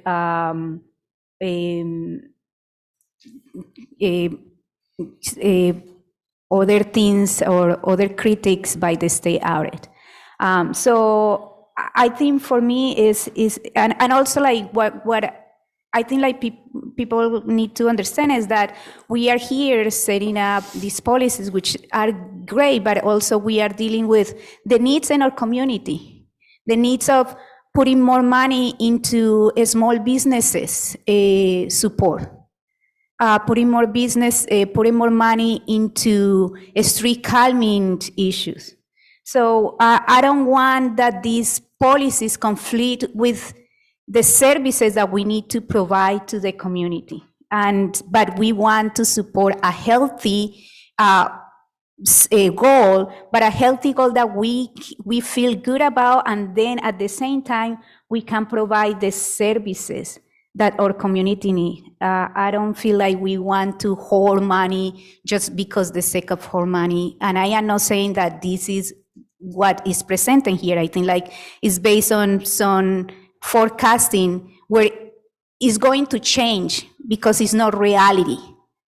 It's showing here that we are not putting the $4 million in Chevron that Measure U for Chevron is not here. So this is going to change. So for me, I will be okay setting a range where we can say that we can go from 70% to 22%. And if we hit more, like, it's great, but that we have a range that it doesn't penalize, it gives us flexibility, and it doesn't penalize us to give more things for the state audit to penalize more, or for the banks to penalize more. So I think it's prudent to say that from 17% to 20% or 17% to 22%, but not just one target that is really, it's just one number and then is rigid and it doesn't allow us to move in a way that we want to. Thank you. Anyone else? No, go ahead. Thank you. Can we borrow from our own reserves, like reserve money, and then borrow to build, for example, a building for the police department so we don't pay so much rent of $2 million per year? The challenge with the police building in particular is that with the current interest rates, the debt service payment alone may exceed $2 million. If we were to build a new facility, right, if we were to do a bond issuance, the debt service, like to make the payment, could exceed $2 million because of where interest rates are right now. So I just want to flag that that would be a concern of My mine. question was borrowing from our own reserve. Can we do that? Like you can borrow No. from your own 401k? No, we're not suggesting we do that. We have other line items that when developers pay fees, that there are impact fees. And new development pays impact fees for things like parks, libraries, police facilities, and things of that nature. So that would be how that could be addressed. Thank you. Councilmember Willis. Yeah, two follow-up questions to staff, just because I heard on the reserve, basically sliding scale for flexibility. You mentioned something about the auditors having issues with that in other cities. Like, can you mention like what exactly did they say, or can you elaborate a bit more on that? Definitely. Their exact language was to help ensure that Richmond maintains appropriate reserves for times of fiscal uncertainty. City staff should, by June 23, review Richmond's reserve policy to determine whether a higher reserve target is appropriate. As part of the review, staff should consider all the factors the Government Finance Officers Association recommends for setting a reserve target. Once that review is complete, city staff should present proposals to the City Council for modifying the city's policy. So, I mean, so in that, it doesn't sound like there would be an issue from doing a 17% to 20% reserve policy. It's just saying like make it higher in general. I think that there were concerns from the auditor on the range. And so we're asking the City Council, and Councilmember Jimenez, please feel free to correct me if I'm wrong, but I thought that your guiding fiscal policies had a range of 15 to 20%. Yes, Yeah. yes, Okay, it 'cause has. I thought what was said earlier was 15%. So what we're. As a floor. It was 15, Yeah, as then the it floor. grew. So what city staff is recommending is 22%. We think that would be prudent. And no less than 20%. That's staff recommendation. Okay. But, and just a And comment. a definitive number, a definitive percentage. definitive number, not a range. Not a range. Because Okay. based on our, What's put on the report as a recommendation is this language that I just read, but we have to couple with all the meetings and conversations that were held between staff and the state auditors. So with that context, the staff is proposing to have that the inclination from the state auditor is towards, they were suggesting to have a definitive number rather than a range. That would be preferred. Okay. yeah, so if we weren't in the state audit, we would think a range is fine, but we are. So that's why we're thinking it's important to have a fixed percentage. Okay, and let's just say I don't know what the decision is going to be when we land on it, but let's just say after the August recess, we can revisit and change the policy if needed, if there's any issues that arise, could we, or would that be very problematic? Honest answer, I'm okay with bad news. The city council, it's city council's policy, so Right, but at the same time, it's important to be consistent. So what we want to show the state auditor is that we can have these meetings, we have a discussion, the city council provides us policy direction, and try to be consistent, at least for the next year. Okay, and then final question, and we won't know where our current reserves are at until after the fiscal year again. I remember y'all saying that last week. so when the city council comes back after recess, and a couple of weeks, into that September, the staff plans on bringing back an analysis where it would be presented a better picture what the ending balance or ended projected reserve balance would be. Okay, thank you. Okay. Councilmember Jimenez. Yeah, I just wanted to say, and this is my last comment to this. As you know, I am really passionate about this because for me, the financial stability of the city is really important. This is what I work really hard on the swaps. And this is what we are in a good situation right now in terms of the rating. When you look at the first page of the audit mentioned that, yes, even though we have increased the reserve, although Richmond General Fund reserve has increased in recent years to be to the point where it has reserved in excess of 2 months of general fund expenditures, its long-term financial stability remains in question. Its 2022 financial forecast predicts annual deficit that will grow to $13.8 million in fiscal year 25 and 26 before shrinking to $9.4 million by fiscal year 27-28. When the audit look at this forecasting, that we're really making a different picture than we have today. And of course, if any of you were at an state audit, you will say, yes, you need more reserves. You need to do more and more. But the reality is that the scenarios have changed.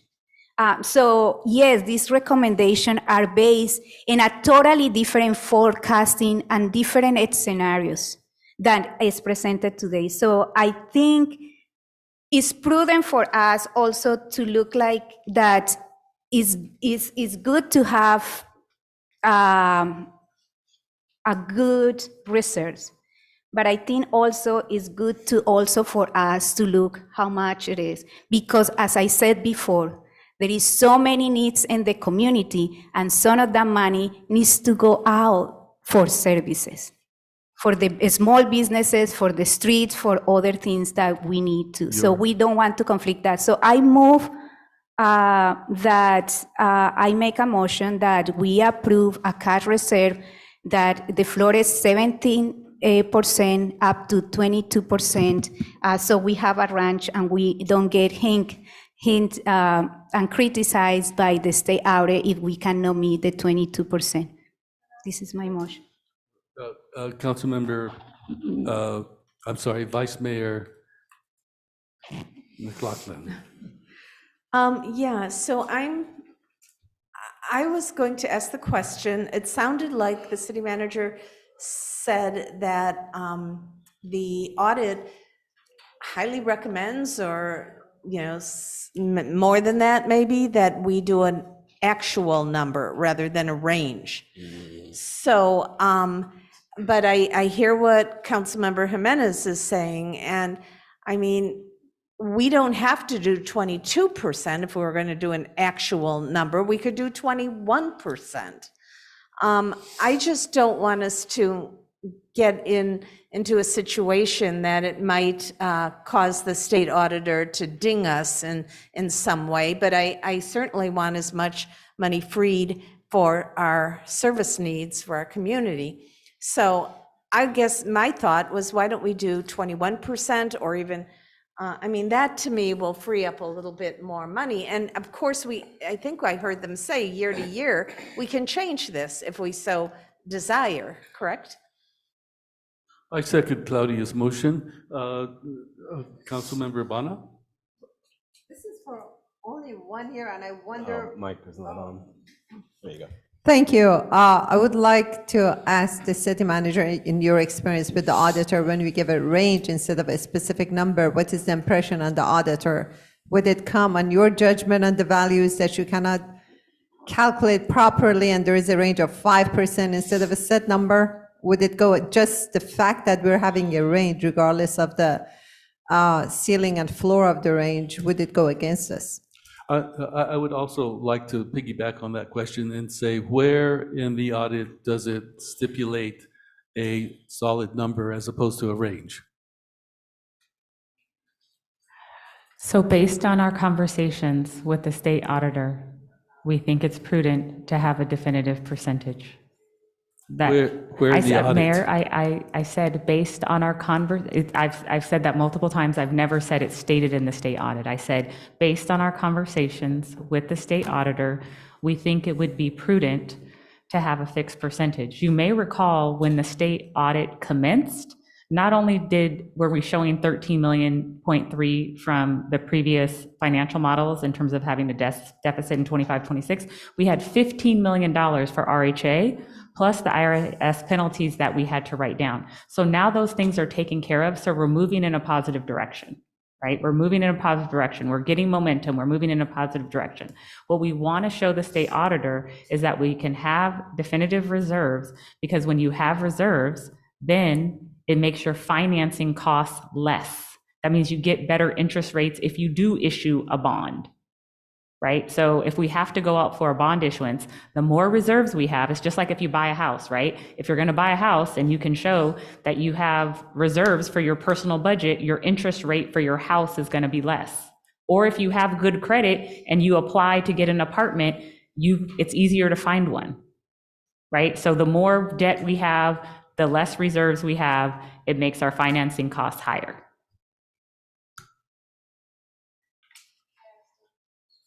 Yes. So just trying to find a way forward here. If tonight we were to vote and do a range, and it goes to, will we have an opportunity, will the city auditor, not the auditor, city auditor, but the auditor basically say, that's not going to work for us, you're still in trouble, and then we could come back and go, oh, oops, sorry, it's a solid number. Will we have an opportunity to correct if they do not accept that? That hasn't been my experience. I thought we shouldn't be in the state audit to begin with, and we tried to present enough information so that wouldn't happen, because it takes an inordinate amount of staff time, and it takes a lot of your time, right? We've been on this for a couple of hours. Yeah. We tried to present information to show that we've made significant progress. And once the state auditor is on a path, my experience from talking to neighboring jurisdictions is it's very hard to get out of this process. And in fact, for the state auditor, I would describe it as being very linear. Mm-hmm. So you believe that the consequence of not having an actual number, as they have advised you in your meetings, would be that we could continue being under the supervision of the audit? Right, but they don't tell you that definitively. It's very opposite of HUD, where there's clear regulations and they tell you precisely what to do, and it's very prescriptive. The process with the state auditor, not our auditor, Badawi and Associates, who you met with before, right? But the state auditor, it's much different. It is not, from a staff perspective, there isn't guidance given in advance. We tried that. We said, oh, can we show you this before we submit? No, they just want us to submit the information, and it's essentially a letter writing campaign. Figure it out. Back and forth. And then, Okay, so it's not like Right. it's not like our relationship with HUD. and just to be clear too, it seems like what you're saying from the example that I brought up earlier around the library, that there will be opportunities at these points of review where there is additional funds available that the council will have an opportunity to allocate to different things that are needed. Is that correct? Am I misunderstanding that? No, that's what we're suggesting Right. that you continue to do like you've done thus far. So it sounds like what we're trying to do, what's being proposed, if I understand it correctly, is a conservative policy in terms of the reserves, but kind of like a door to allow money to be released at different points in time when it is clear that it's available. Am I understanding that correct? Yes, correct. Okay. And specifically because we do not have a definitive number that we can plug in yet for the settlement agreement sunsetting, right? And because we don't have a definitive number we can plug in for Chevron as it relates to Measure U. So that's a big uncertainty. And those numbers will be eventually plugged in because we'll Yes, understand when what we that ha- situation yes, is. when- And there'll once- be an annual opportunity to adjust the Absolutely. percentage. Okay. Can I make a substitute motion, Mr. Mayor, Yes, you to make the specific number for our cash reserve policy 21%? I second it. Okay, so we have a motion by Vice Mayor McLaughlin to have a rate of 21%, seconded by Councilmember Bana. Shall we take a vote? Ready? Councilmember Bonner? Yes. Councilmember Jimenez? Abstain. Vice Mayor McLaughlin? Yes. Councilmember Robinson? Yes. Councilmember Willis? Yes. Councilmember Zepeda? Yes. And Mayor Martinez. No. The motion passes with Councilmember Jimenez abstaining and Mayor Martinez voting no. Okay, next item.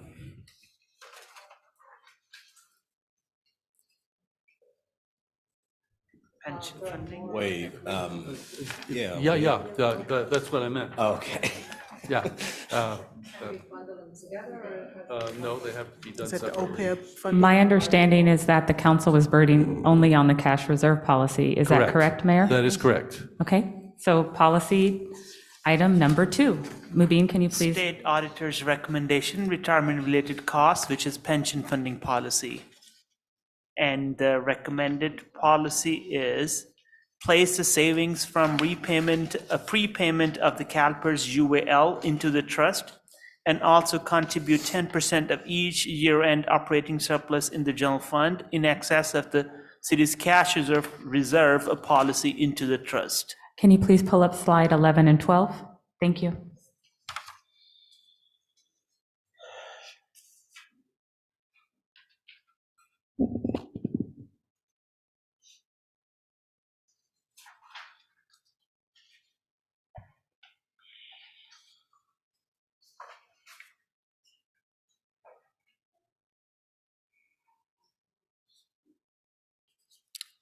Vice Mayor McLaughlin, do you want to facilitate questions?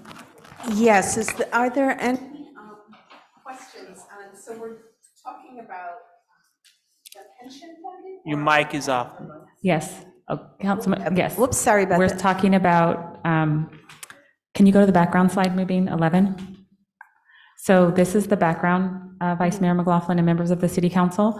So this is how we were talking about having the 115 trust and setting aside a specific percentage, which staff recommended at 10%. And so, can you go back to the other slide, Mubin? So these City are. Manager, I realize that, but the second piece of this item is the OPEB Right, funding. that'll be the next one. That'll You be want the to do the third. and then- pension funding first? Yes, please. All right. So are there yes, any so questions? reserve, then pension, then OPEB, then RHA, if that's okay?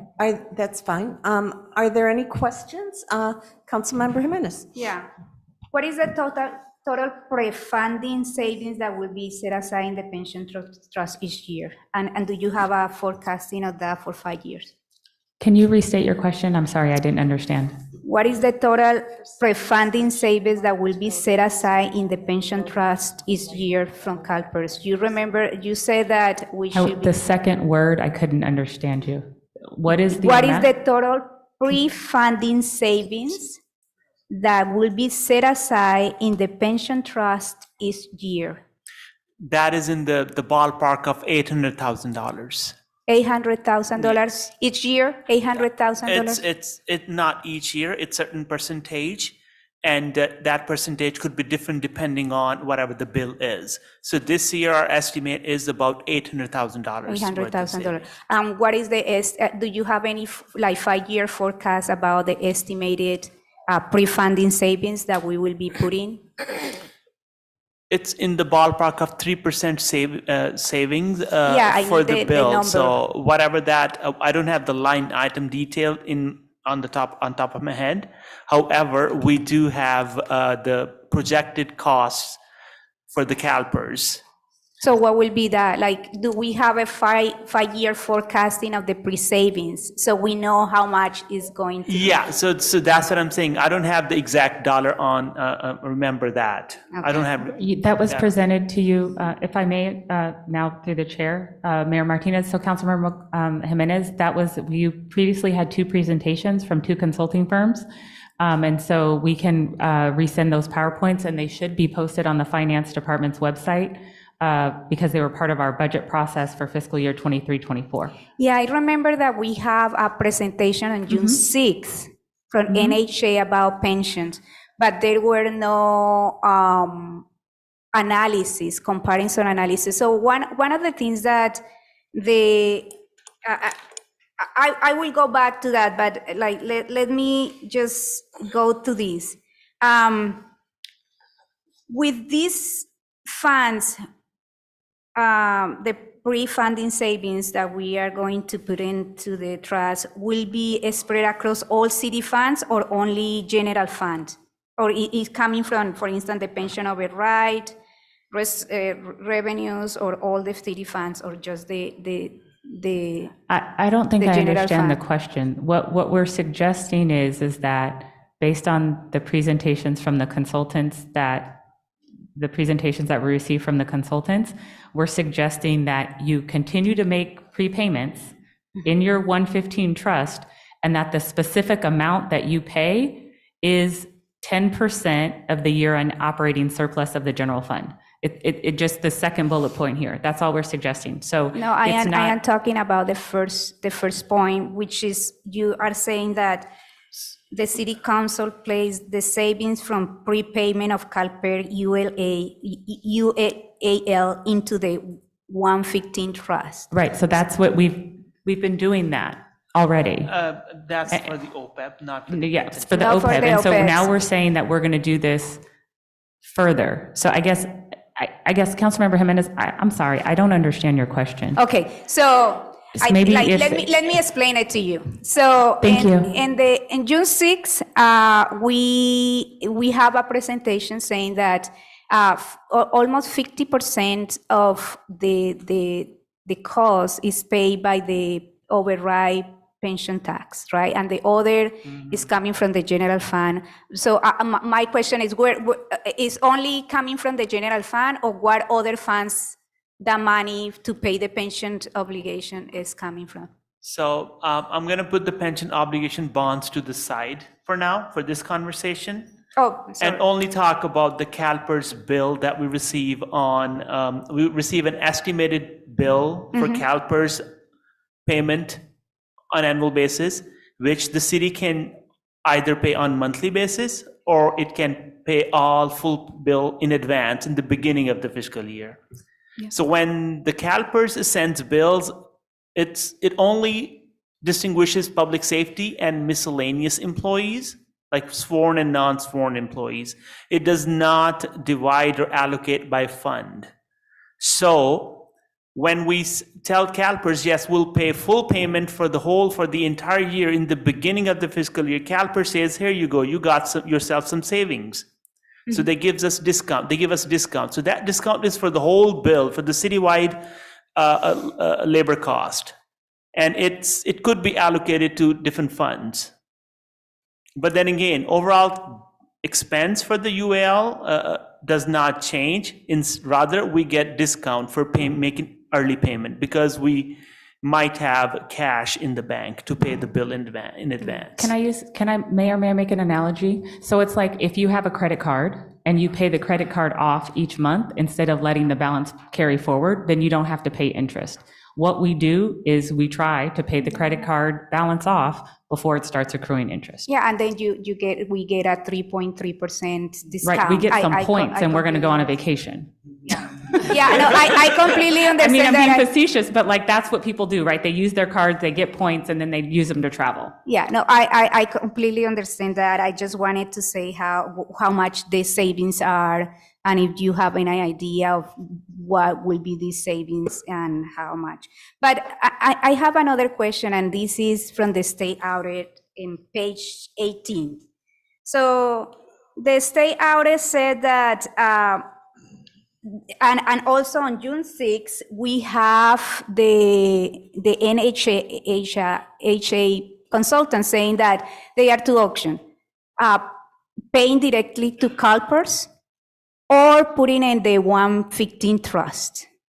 In the state audit, one of the things that they noticed is that the city staff didn't provide an analysis, a comparison analysis, whether the city has better outcomes with paying directly to CalPERS versus the 115 trust. On June 6th, the presentation also didn't include that comparison. So it did not. They just have an hypothetical number, but they didn't do the comparison. And one of the things that they said is that next step will be that they will provide a long-term plan to be developed, staff and NHA will return to the council with additional analysis and information on all the future meetings. So when is that analysis going to be presented, and why is not part of this discussion right now? So this task was due by June 30th. So the arranging consultants' time and city council's recess and all that, those analyses will continue on to as the councils come back from recess. So there will be more analysis. So as far as the comparisons of the two options is concerned, as far as my memory serves, I thought those were discussed in those presentations. However, I'm happy to go back and look at those presentations. I just look at them, and, Okay. and well, what he presented was the pros and cons, but not the comparison analysis of whether, like, okay, if you put this $800,000 in CalPERS, pay directly to CalPERS, what is the financial benefit versus putting it in the 115 trust? That wasn't presented. So the consulting firm, I believe, provided pros and cons of both options, and I believe it was left up to the council to decide which way they wanted to go. No, they said that staff will be bringing within a long-term plan should be developed. Staff and HAA with guidance from the council will return to the council with additional analysis and information at a future meeting workshop. So what we're suggesting this evening is that you consider adopting this specific policy. We're happy to continue to bring items forward as early as July 11th for your consideration. The volume of requests that we are receiving around financial matters necessitate that we are completing analysis, working with consultants, and providing information to council as expeditiously as possible and in real time. And I don't recall this question being raised when the consultant was here, or else we would have made sure that they answered it at that time if you feel like it wasn't answered to your, or the information wasn't presented to your satisfaction. This is the first that I'm hearing of this. So we as staff recommend that you consider approving this tonight, and we can certainly ask the consultant to come back. I think the fundamental question is simply, do you want to have to continue to put money into this trust or not? It's really, that's kind of the crux of the issue. I think like the fundamental question is whether it's better to put it there or pay directly to CalPERS as They well. s- And we haven't, like, that is, like, for me, I will ask that question and to need further recommendation. I agree with putting 10% of the reserve. I think like this is great idea, but the other needs to be further analysis, especially because the state audit is telling Your us. time is up. Okay, it's telling us that wasn't presented to us before. So, and again, we are making a decision here and it's not Your going to time be, it's is not up. presented here again. So I would like to piggyback on what Councilmember Jimenez was saying on page 18. It does say, and the reason we're doing this is because we want to get away from the audit. We want them to go away. But they specifically said, those staff members acknowledged to the city council that it would also be possible to send additional monies directly to CalPERS rather than investing in its trust fund. They did not provide the council an analysis of the relative fiscal benefits of such a strategy. That did not happen. We were hoping that we would have that before we had this decision-making time. So I took a photograph of the definitive slide that was given to us, and it was basically a hypothetical short-term example without providing an analysis of what it meant. So if we want to get away from the audit, we need, our staff needs to provide council an analysis of relative fiscal benefits of the strategies that are possible. So, you know. So Mayor, if I'm we- understanding Excuse correctly. me, Oh. we do need to go forward. I understand that. But, I'm sorry? That's not what I was saying. I was going to ask, so are you referring to Okay, the- excuse me. I wasn't saying that's what you were saying, you know, so you're, you know, what I was saying, and I'm not referring to anything that you're saying, I'm talking about what is in my head, which has nothing to do with what you might think. What I am saying is that we need to move forward. And in moving forward, we, as a council, need to decide how we want to move forward, and I'm ready to do that. So if there's any council members that have a motion, I'm ready to hear it. I move that we pass it. I make a substitute motion that, Hold it. The motion and second have not happened, so you're jumping the gun. Yeah, I'll second. Thank you. I make a substitute motion that we approve that use the 10% or surplus for that, and that we need further analysis as the state audit is recommended, that we present, this direct staff to present a comparison analysis of the two options from paying CalPERS directly or versus putting the money in 115. So that is my motion. I second that. So may we take a roll call on the substitute motion? Councilmember Bonner? I'm sorry, can you explain how this substitute motion is different from the original motion? I'm a bit confused. So the substitute motion is approving the 10% that is recommended, but in like they are two recommendations. One is to continue to to start putting money in the 115 trust from the savings of CalPERS. And the second is to put 10% of the surplus into pension funding. The substitute motion is yes, approve the second one, and direct staff to come with further analysis as the state audit is recommended that present us a comparison of the benefits of paying to CalPERS directly or putting it in the 115 trust, which is what the state audit is recommended, that we have that presentation first.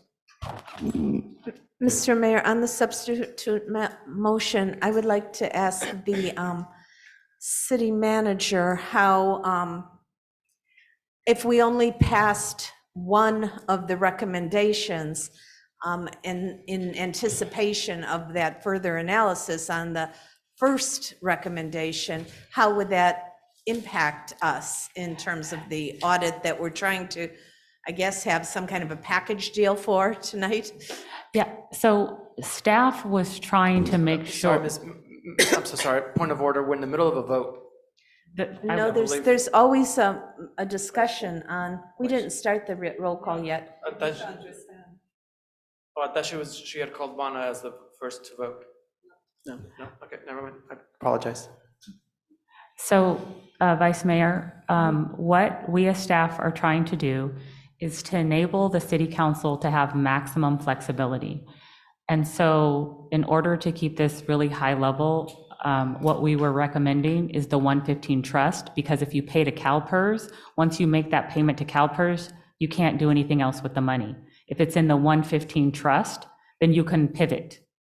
So that's the clear distinction between the 115 trust and paying to CalPERS. And so that's why we were recommending the 115 trust. We're happy to bring this back to you in pieces if that's what the council would prefer, but I just want to make sure the city council understands. Once you pay CalPERS, that's it. You can't say, oh, wait, my library had a cost overrun. I really don't want to make a prepayment. You can't do that then. So regardless of what the recommended action is specifically in the narrative, we thought that the consultant did a good job of explaining that nuance, and that nuance between, can you get your money back, right? Or once you give it to CalPERS, you can't get it back. That for us as staff was a defining difference between the two options. And that's why we were recommending the 115 trust, if that's helpful. Thank you. Councilmember Robinson. So I think there was a question in there from Councilmember McLaughlin that I'm not quite sure was answered. So in the interest of getting out from under the audit, there seems to be this June 30th deadline. And the question is, if we only change the policy to definitely allocate the 10%, but don't designate the container that it goes into at this point, because we're going to wait for more information about which container we want to use, whether it's directly to CalPERS or the trust, will that satisfy the June 30th deadline that the audit has put forward? It asks for both, but the container is really simple. Do you want to be able to get your money back, right? Or do you want to have it set aside in a conservative financial instrument so that you could utilize it in the event that you had a significant black swan event? That I'm trying to make this as clear as possible. I understand, but I feel like my answer is I'm not sure. Okay, because so I then- don't understand the containers. And so I kind of want to know if it would be possible, if the auditor would be satisfied if we just designate that, yes, we're going to put this money into, dealing with this issue. We're just not sure which container to use at this point. I would say that's probably a maybe. So I just wanted to clarify, because this is really clear in the state audit, and it says here, and I am going to read it so we go over. The city could do more to evaluate possible option for managing its pension costs. Though staff members acknowledge to the city council that it will also be possible to send additional money directly to CalPERS rather than investing it in a trust fund, they did not provide the council an analysis of the relative fiscal benefits of such a strategy. Instead, they recommended using the outside trust fund because the city will be able to experience benefits sooner and have more control over its investment. The finance director asserted that the city's management held verbal discussion on the different options available and chose the private trust fund for flexibility and investment diversification. reasons, but did not provide an analysis comparing the long-term fiscal benefits of the different options. Therefore, we are concerned that Richmond had not fully considered the value of using some or all of its expected $1 million in annual early payment discounts to make additional payments to CalPERS and directly address its shortfall. So this is really clear. So we, like, what I think is, what I am trying to do here and trying to convince people, and I am getting a little emotional here, is because it's not, I am not saying, let's not do the 115 trust. But what I am trying to say is, let's follow what their recommendations they are saying. And what the recommendation are saying is, please provide the city council, please provide the city council An with analysis. an analysis of comparison. So what the motion is to tell the state audit that the Excuse me, city Mayor? heard them, and we are going to do that comparison Feels to like we're make being sure yelled that at right we- now. Can And I can think, yeah. Mayor, if I may, through you as the chair, staff feel like they're being yelled at right now. I think that's what the city clerk just tried to express. Okay. Thank you. No? Or not. I don't know if that's No, what I, no, well, no, I'm going to tell you, I'm going to use I I- statements. I feel like myself and city staff are being yelled at right now. And I respectfully request that we continue to have this dialogue, but it would be helpful if we can all use our inside voices. So, Councilmember Jimenez, I request that you stop being so passionate and lower your voice. I'm sorry, I get passion. So the city clerk asked me what is the motion. So my substitute motion is that we direct city staff to present a comparison of whether it is better financially to go to pay directly to CalPERS or put the money into the 115 trust as the state audit is recommending, and yes, to put 10% of the surplus in the pension, like to pay the pension fund. All right. Roll call. May I ask for clarification? So both dollar amounts, the saving and the 10% of surplus, are going to the trust? So the 10% will go to the trust, yes. Yes, so you're okay with that? Yes, yes. Okay, good. Yes, yes, Okay. yeah, no. Yeah. Just wanted to clarify that piece, like allocate where? And the only addition is that we are provided an analysis so that we may change our minds if the analysis shows that that's the direction we should move. Definitely, you're the boss. Thank you. Yes, roll call. Councilmember Bonner? No. Councilmember Jimenez? Yes. Vice Mayor McLaughlin? Yes. Councilmember Robinson? Yes. Councilmember Willis? Yes. Councilmember Zepeda? Yes. And Mayor Martinez? Yes. The motion passes with Councilmember Bonner voting no. All right, next item. Yes, and I would like to clarify that all of the statements that Councilmember Jimenez read were not the result of any of the staff you have before you this evening. So just want to clarify that for the good of the administrative order. Next item. Actually, what she said, she read from the state Yes, audit. and we did not provide, you had a different city manager when the state audit commenced. Okay. Her name, and a different deputy city manager, Laura and Anil, All right, but. and a different finance director. Yes, I know that, but it does give direction, and you did not. And we're doing the best we absolute can with a balanced budget. And I really appreciate that. Thank you. And when you provide the council an analysis of the related fiscal benefits, we will be extra pleased. Thank you. You're welcome. The next item is recommendation number, I wish it was a bigger screen, frankly. State Auditor's recommendation number 5, which is about other post-employment benefits, OPEB, as known as that.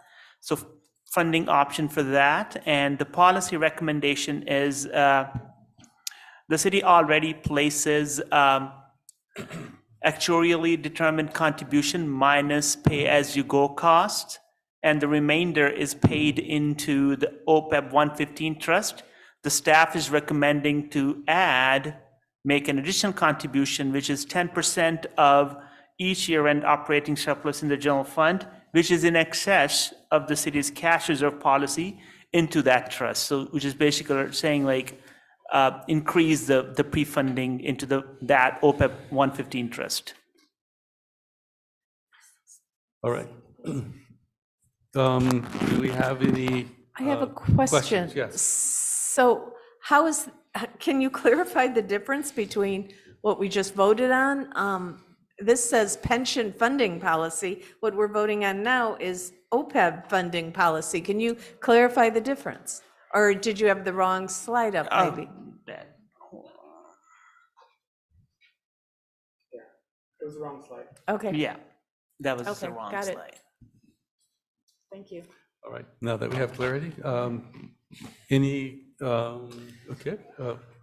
Councilmember Jimenez. Yes, again, and I will try to not be so passionate about it. Thank you. So one thing I think like the main difference between these and previous policies is that we are committing the city to contributing the full actually determined contribution to OPEB. Is that correct, or we haven't, or that has been the normal policy?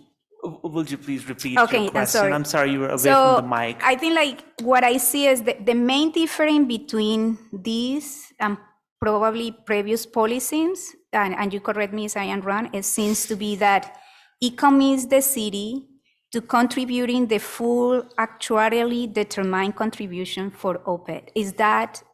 That is a not change? changed. No, That's that is- unchanged. Okay. I think like for me is, again, had you done a forecast, a 5-year forecast of how much that contribution of like to the ADC will be each year? Councilmember Jimenez, I reached out to all the council members on the dais and asked them if they had any questions tonight, and I didn't receive a response other than the questions that were in writing, which Mubin responded to those in writing. So I think part of what we're struggling with this evening is we're trying to do the best we can to prepare for these items because we have so much that we're working on, and it feels like a bit of a gotcha. And I just want to know that, I want you to know that we're working really hard. We want to do everything that you'd like. And if we inadvertently miss something, if you can tell us in advance, we'll try to make sure the consultant is available and on the call to assist. I notified you all yesterday that I had a medical procedure and I had to be out of the office, but I still called and texted everyone asking if you had any questions. And the questions that we did receive in advance, we responded to those. So I just want you to know that we're really doing the best we can. And when we have meetings like this, I think it makes it difficult for us to attract a finance director because it makes it seem like we're not trying, and we really are. Yeah, no, I'm sorry. excuse me. This was like a last minute, so I didn't have also time to. But it happens a lot.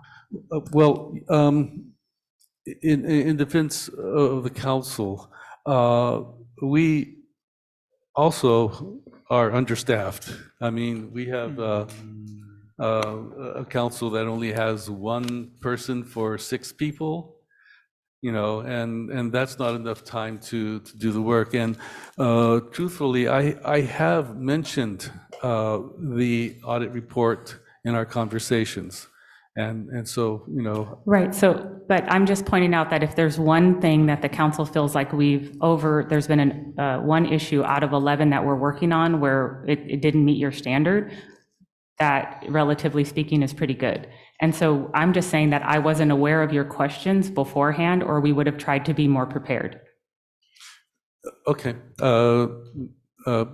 acknowledged, point taken, and I will do my best to make sure that I don't miss any questions.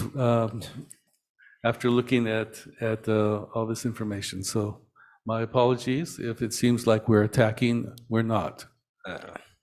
Yeah, and I'm sorry if it sounds like that, but like you are putting this recommendation, and these are questions that are coming after reading this. So I am hoping that these are just simple, like not simple questions, but these are questions that we have, and so we can understand what the policy direction we are going to take here. And these are really important issues. So my question is about you are putting there that we need to, like your recommendation is to make these contributions.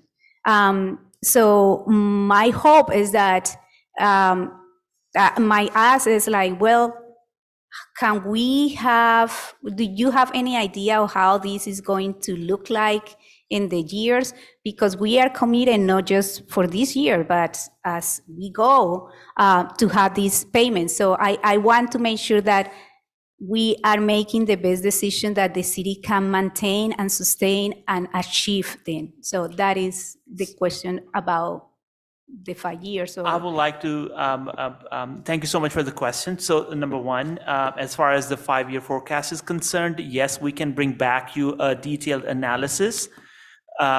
You got yourself a deal. And then the second one is about updating the policies or the long-term commitment. So council does have this practice of updating these policies on annual basis. So last year, this OPEB policy was updated, and this year, again, we're updating this policy. So the council does get a chance to update these policies on annual basis. So it's only as long-term as the council wants. So my following question, and I will let other folks to talk, but is how it looks like that we are every year changing or revising the policies, potentially because we might not be able to meet the target that we set. So how that will look like for the state audit, for the rating agencies. Like I heard something about the city manager mentioned we need consistency. So the consistency also is to stick with policies that we are passing so we can meet the targets, and not because we didn't meet the target, then we are going to change it. So that is also my concern, that we are putting this without that much information, and then what if we don't meet them? So we change it, and where the consistency goes. I would take it as that the council is being strategic and proactive because they are reacting or positioning the city based on the current fiscal conditions or projected economic conditions. So to me, it sounds like a prudent practice to updating or reacting to those circumstances through policy changes. That's what my point of view is. Thank you. Do we have a motion? Oh, wait, public comment. We do not have any requests to address the council. All right. Pardon me, Mayor. Yes, sir. I guess I should ask this moving forward because we did public comment before, but we didn't do public comment on our previous vote either. Actually, we did. There were no comments. Okay. Well, I'll make a motion to move this item as recommended. I recall differently. Can I make a substitute motion that we did a stop to come up with an analysis of how these, the first recommendation, pre-funding the city's OPEB liabilities will look like in a 5-year forecasting before we approve that, and approve the recommendation of 10% each year surplus, using the surplus. So the first bullet of the policy is basically the legacy clause, and that keeps the whatever the funding status is in the OPEB side of the house, unfunded liability in check, and I believe that is highly not recommended to do that by the staff.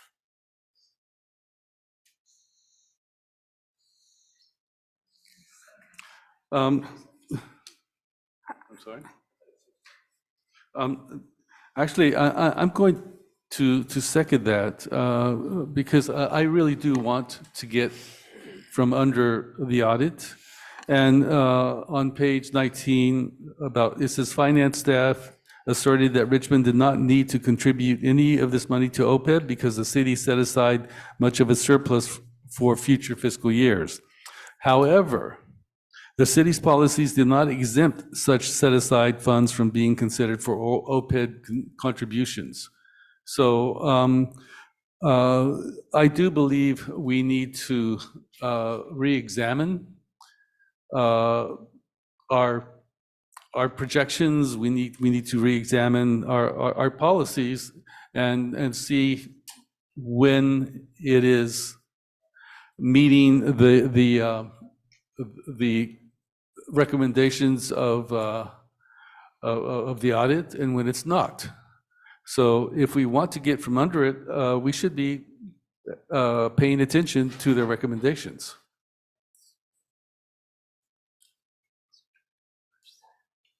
That sounds like a comment, right? It's not a question, right? No, that was a comment explaining my second.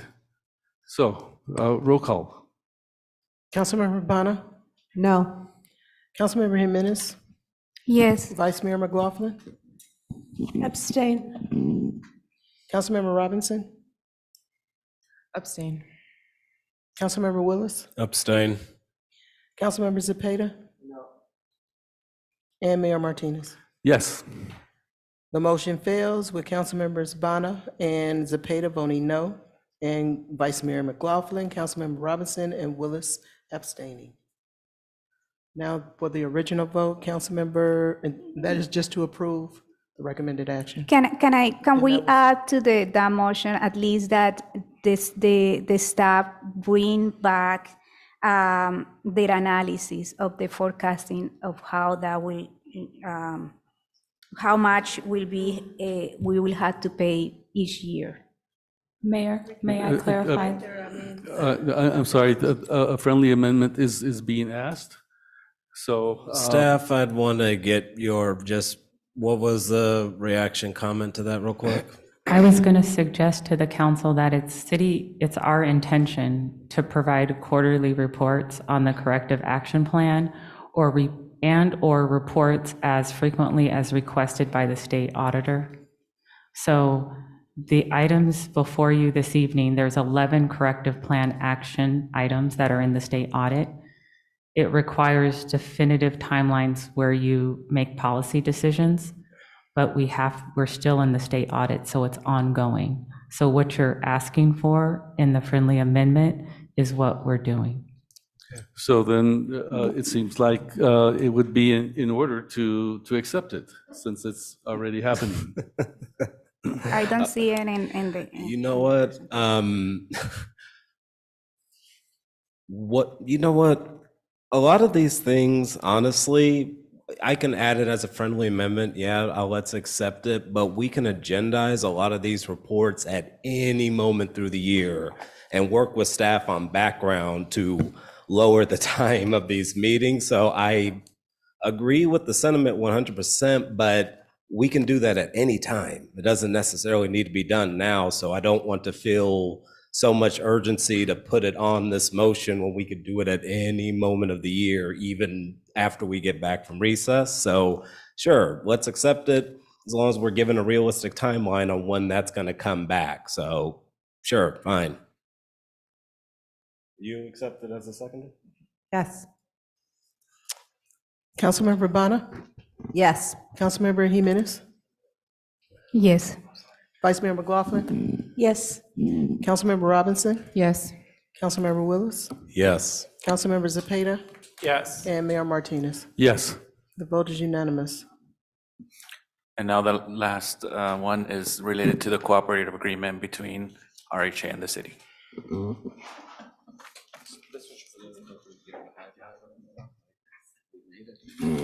Which is to approve the recommended attached cooperative agreement from the staff report.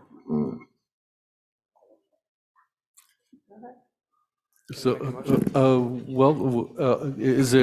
are there any questions? No. No questions? No? Okay. Public comment? No request. No public comment? No request. Okay, any questions? Not? Then do I have a motion? So, Make a Mr. motion Mayor, to approve staff recommendation. I second.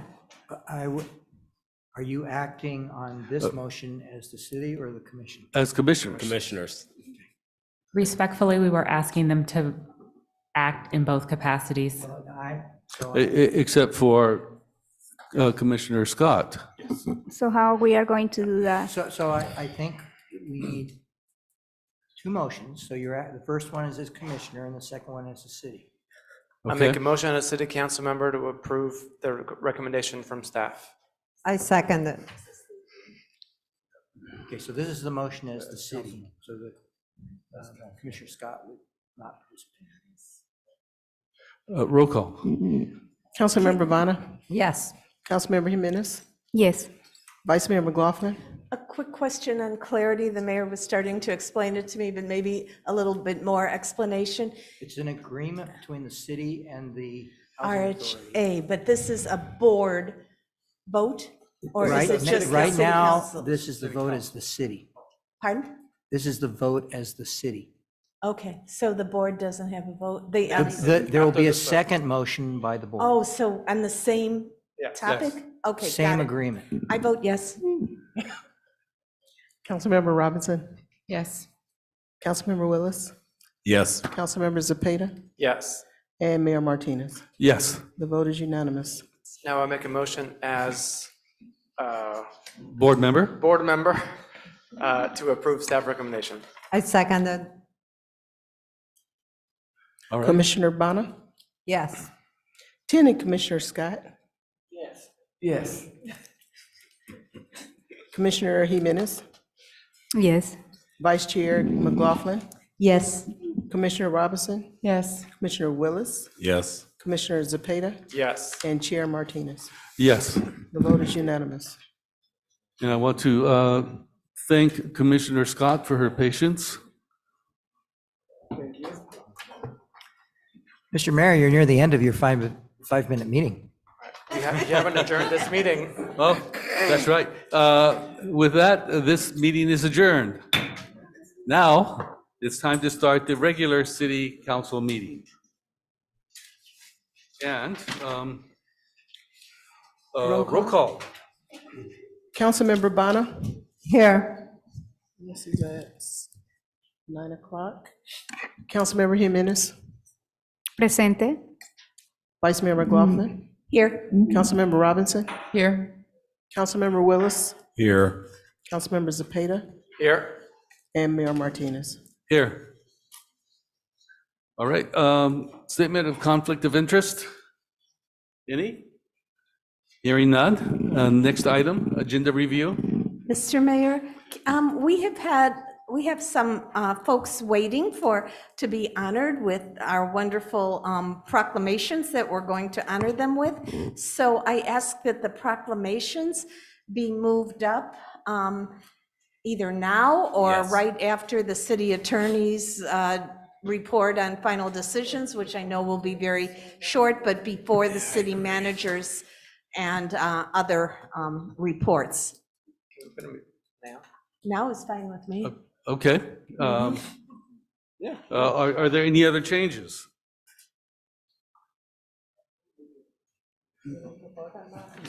Hearing none.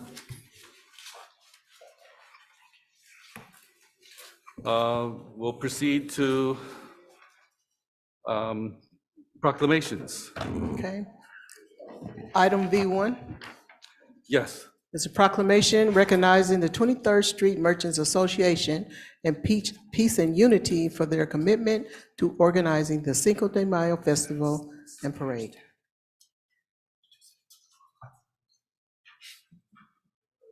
All right. Okay, go ahead.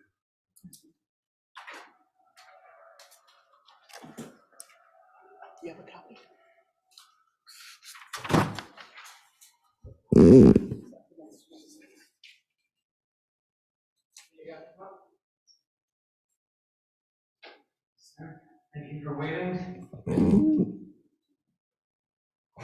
just grabbing the stuff there.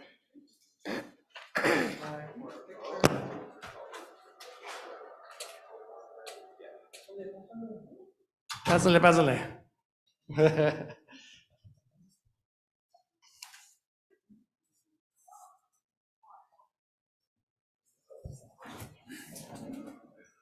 Wow, it's great to see all of you up here. Thank you for putting together the,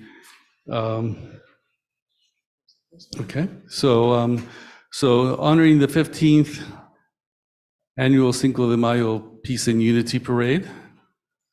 Whereas the annual Cinco de Mayo Peace and Unity Parade event originated in 2006 with the theme Peace and Unity, Paz y Unidad, and whereas it was organized after the cities of Richmond and San Pablo experienced informal and unsupervised Cinco de Mayo celebrations along 23rd Street, and whereas community members organized in collaboration with the city of Richmond, city of San Pablo, generous sponsors and volunteers for a safer and family-friendly event, and thus founded the annual Cinco de Mayo Peace and Unity Parade, and whereas in celebration of the 15-year anniversary of this event, this year's Cinco de Mayo Parade themed Quince and the City of Richmond Cinco de Mayo Festival on May 15th attracted thousands of participants, dignitaries, and spectators from all over the Bay Area in celebration of Cinco de Mayo, a holiday that celebrates the date of the Mexican Army's May 5th, 1862 victory over French forces at the Battle of Puebla. Now, therefore, be it resolved that I, Mayor Eduardo Martinez, on behalf of the Richmond City Council, commend the volunteers who have worked tirelessly since 2006 to provide a safe and family-friendly event that has become one of the largest Cinco de Mayo celebrations in the East Bay. So this was the parade's quinceañera.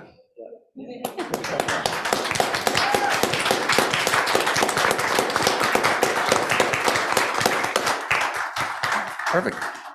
We're celebrating because we celebrate a lot, right? One of them Saturday, the other one Sunday. So this other one is honoring the 23rd Street Merchant Association and the 23rd Street Community Foundation, Inc., 18th Annual Cinco de Mayo Festival in Richmond. Whereas the 23rd Street Merchant Association and the 23rd Street Community Foundation, Inc. founded the Cinco de Mayo Festival 18 years ago. And whereas the 23rd Street Merchant Association's mission is to represent Latino businesses and local businesses in Richmond, California, and Contra Costa County. And whereas the 23rd Street Merchant Association was instrumental in the 23rd Street revitalization and initiative to develop the economic potential of Richmond's local business and galvanize community pride. And whereas on May 7, 2023, after a 3-year pandemic pause, the return of the family-friendly festival, which took place along the 23rd Street corridor in Richmond between Clinton Avenue and Ream Avenue, showcased the strength of business, community and organizations, and diversity of Richmond surrounding communities. And whereas this free family non-alcoholic festival featured international and locally recognized live music and performance groups, great food booths, a horse rodeo, classic car showcase, merchandise and business booths, police and fire safety demonstrations, and many activities for kids, such as bike rodeo and many party jumpers. And whereas many civic and community-based organizations engage in community members on a vast variety of issues, such as nutrition, arts, fitness, access to housing, environment, voter registration, job training, CPR, and access to healthcare by providing many opportunities for free health screenings. And whereas in celebration of the 18th year anniversary of this event, the City of Richmond's Cinco de Mayo Festival attracted thousands of participants, dignitaries, and spectators from all over the Bay Area in celebration of Cinco de Mayo, a holiday that celebrates the date of the Mexican Army's May 5th, 1862 victory over the French forces at the Battle of Puebla. Now therefore be it resolved That I, Eduardo Martinez, the mayor of the city of Richmond, on behalf of the Richmond City Council, commend the 23rd Street Merchants Association and community volunteers who have worked tirelessly since 2007 to provide a safe and family-friendly event that has become one of the largest Cinco de Mayo celebrations in the East Bay. Thank you very much, all of you. Thank you.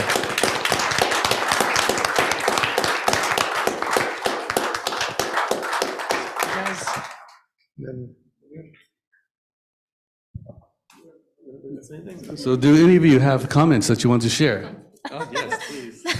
My name is Rocio Martinez. I'm one of the helpers organizers. It's my first year helping them fully, and it was hard for us, but we put it together, and it was a great event, and hopefully we get to do many more years to come. Absolutely. Yeah. So my name is Oscar Garcia. I'm one of the organizers of the parade. I just wanted to thank the city for the support, both in terms of financial support and also various staff members that helped make it a success. It's a community-led event, and we really appreciate the city's support in making it happen. So thank you.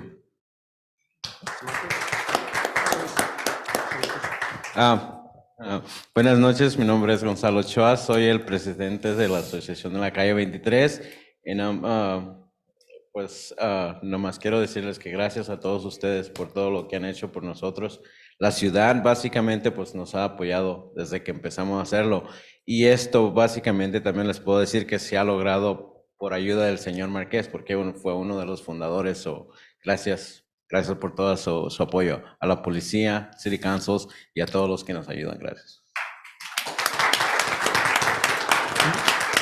Normally, I'm John Marcus. Normally, I would translate all that, but I think it had already been said by others. I want to thank the city and all the volunteers for helping us put this event together. It's been a lot of work. I'm one of the co-founders way back, and I think it was longer than it was said here earlier. But it's always been a pleasure. And the purpose behind the parade and the festival was to demonstrate to the masses, to the public, that we can have events in Richmond without having violence. And this is why we call it, that's why we call it our parade, Peace and Unity. Because prior to that event, there were some, as was said earlier, some events that were not very good on 23rd Street. And it wasn't our residents, by the way, it was people from other cities coming in Richmond and taking advantage of our friendliness. So our parade and our festival has been an event that has been looked upon by not only our residents of Richmond, but also the people outside. They look forward to it. And as I said before, I want to thank the city of Richmond for the support. I want to thank the staff and the volunteers from the public that have helped us keep it going. And we look forward to having a bigger event next year, because this year we were not too sure with the pandemic, after the pandemic, but it panned out. It was effective, it was a success, and I have to tell you that we're looking forward to it. Thank you all for your support, and thank you, Mayor and Councilmember Cepeda and all of the City Council for supporting us. This is an event that's looked upon positively by many people. And I'm sorry I'm talking a lot. It's I'm an elected official also, and I hate to take advantage of the microphone. Thank you very much. You want to say something? Thank you.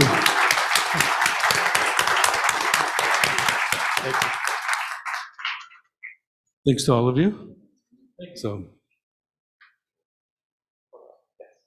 all right, so the next presentation.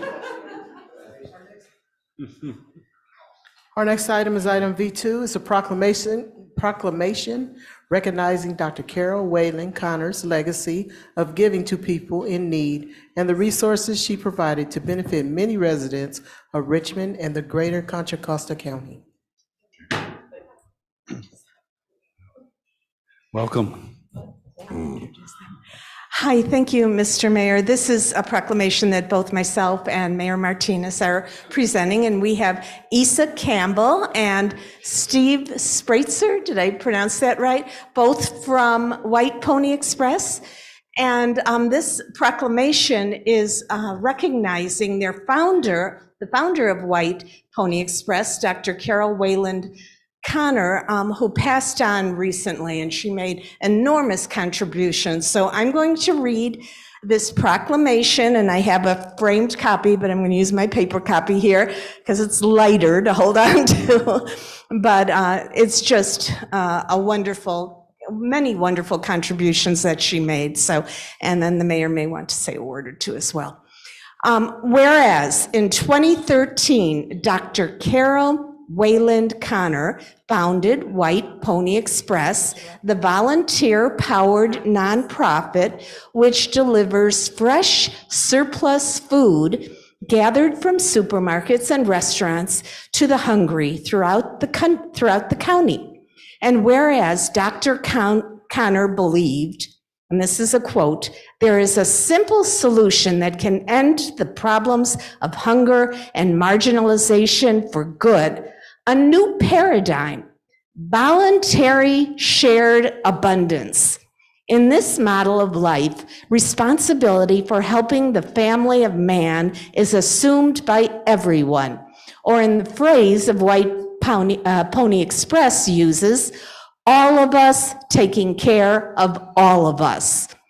And whereas over the last 10 years, White Pony Express has delivered millions of fresh, healthy meals and tens of thousands of clothing items to Richmond's service organizations who have distributed these items to Richmond residents.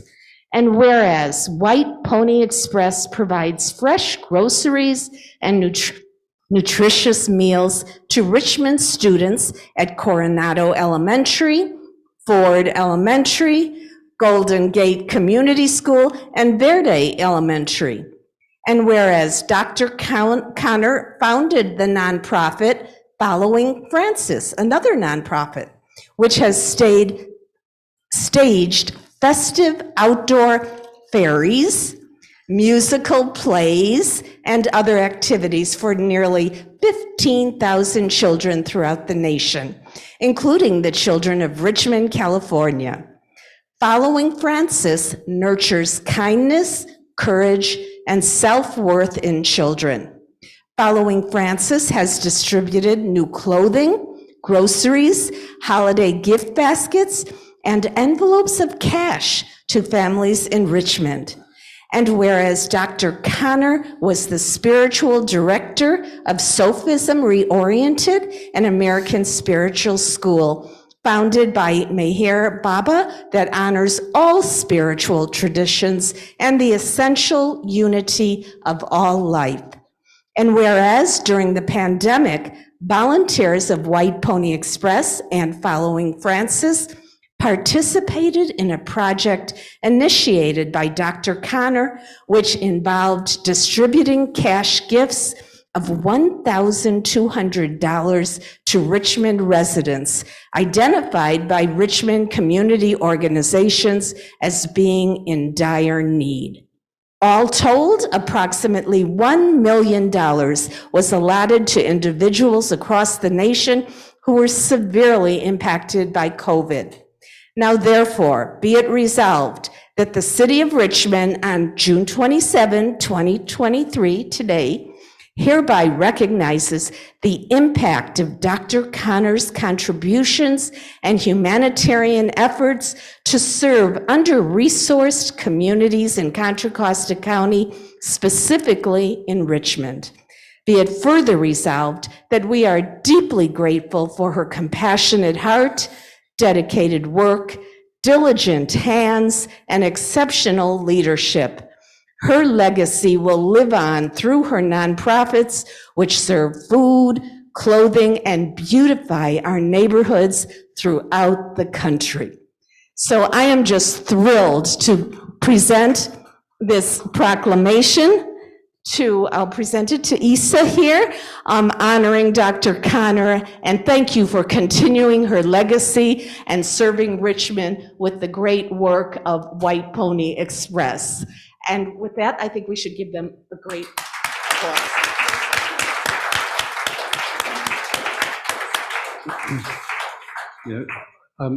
I would like to say that Dr. Connor was a seed that grew into an organization with blooms of giving And not just giving food and clothing, but also dignity. And I say this because I saw White Pony set up a store in our recreation hall that was set up just like a regular store. So it didn't feel like you were going there to pick up leftover clothing.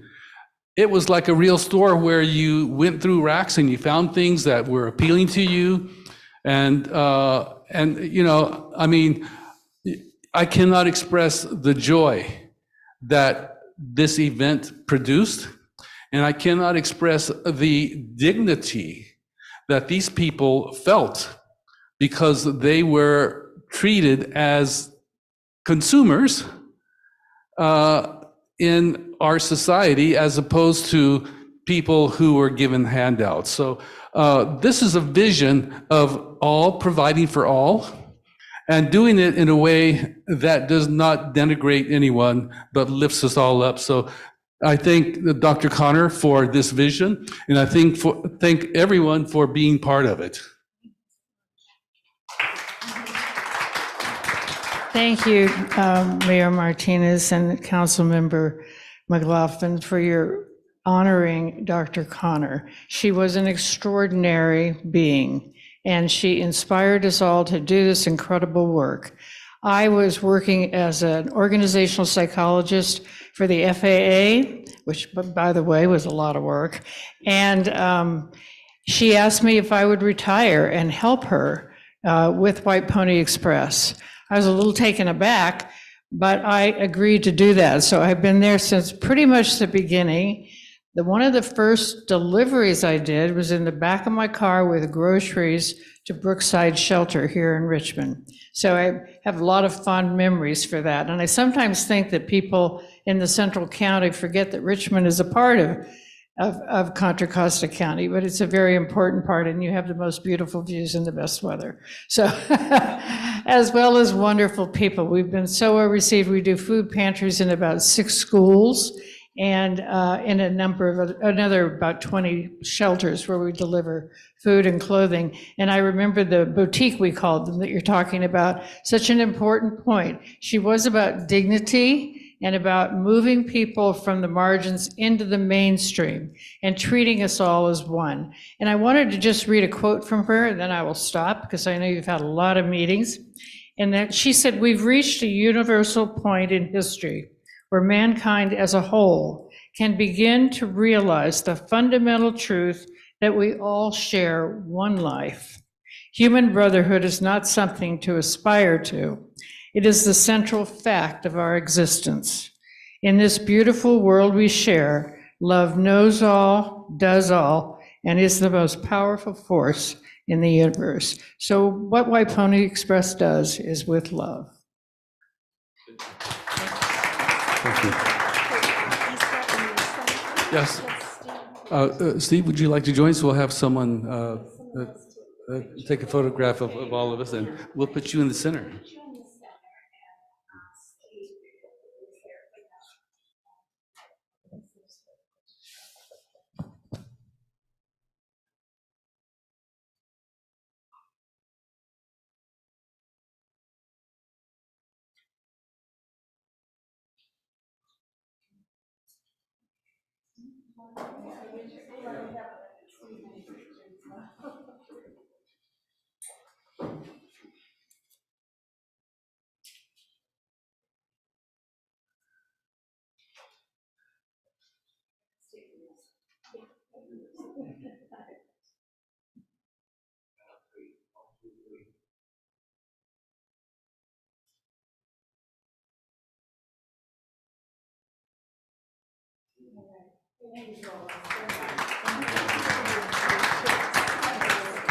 Thank you so much. Yes. I think I met you before. Yes, and then at the dinner also. Yes, yeah, I was there, yeah. Good to see you. Yeah. Mhm. I've Yes. seen you since the Anderson event. I know. I know. We should make it more often. We have one public speaker. Issa Campbell? Oh, that was me. Okay, so.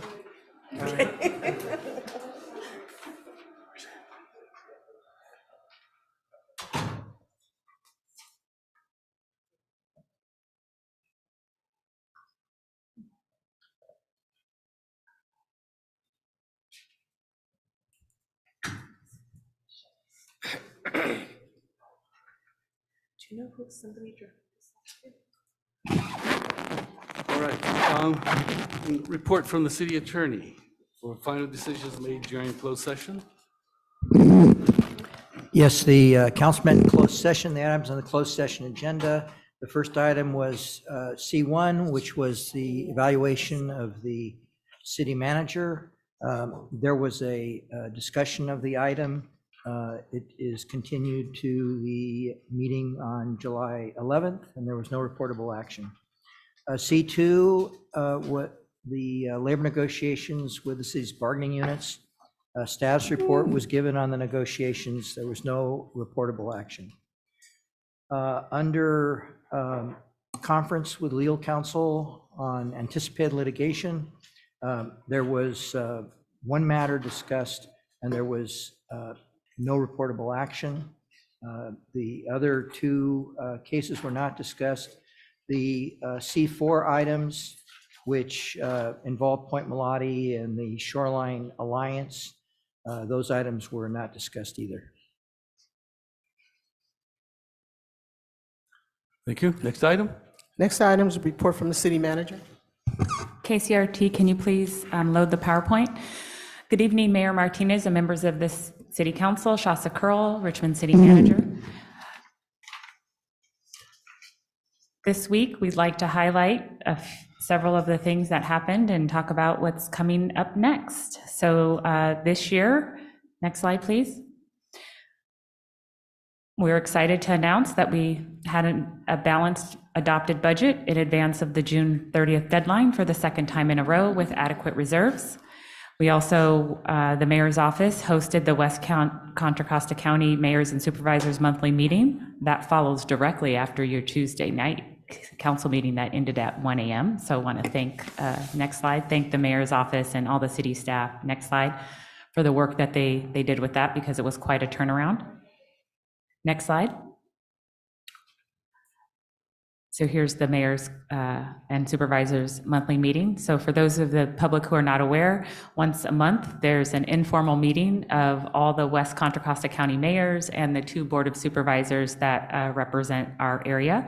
And for the last several months, the mayor's office has been hosting them. This will be the last meeting, and it will be transitioning to a neighboring jurisdiction commencing next month. Next slide.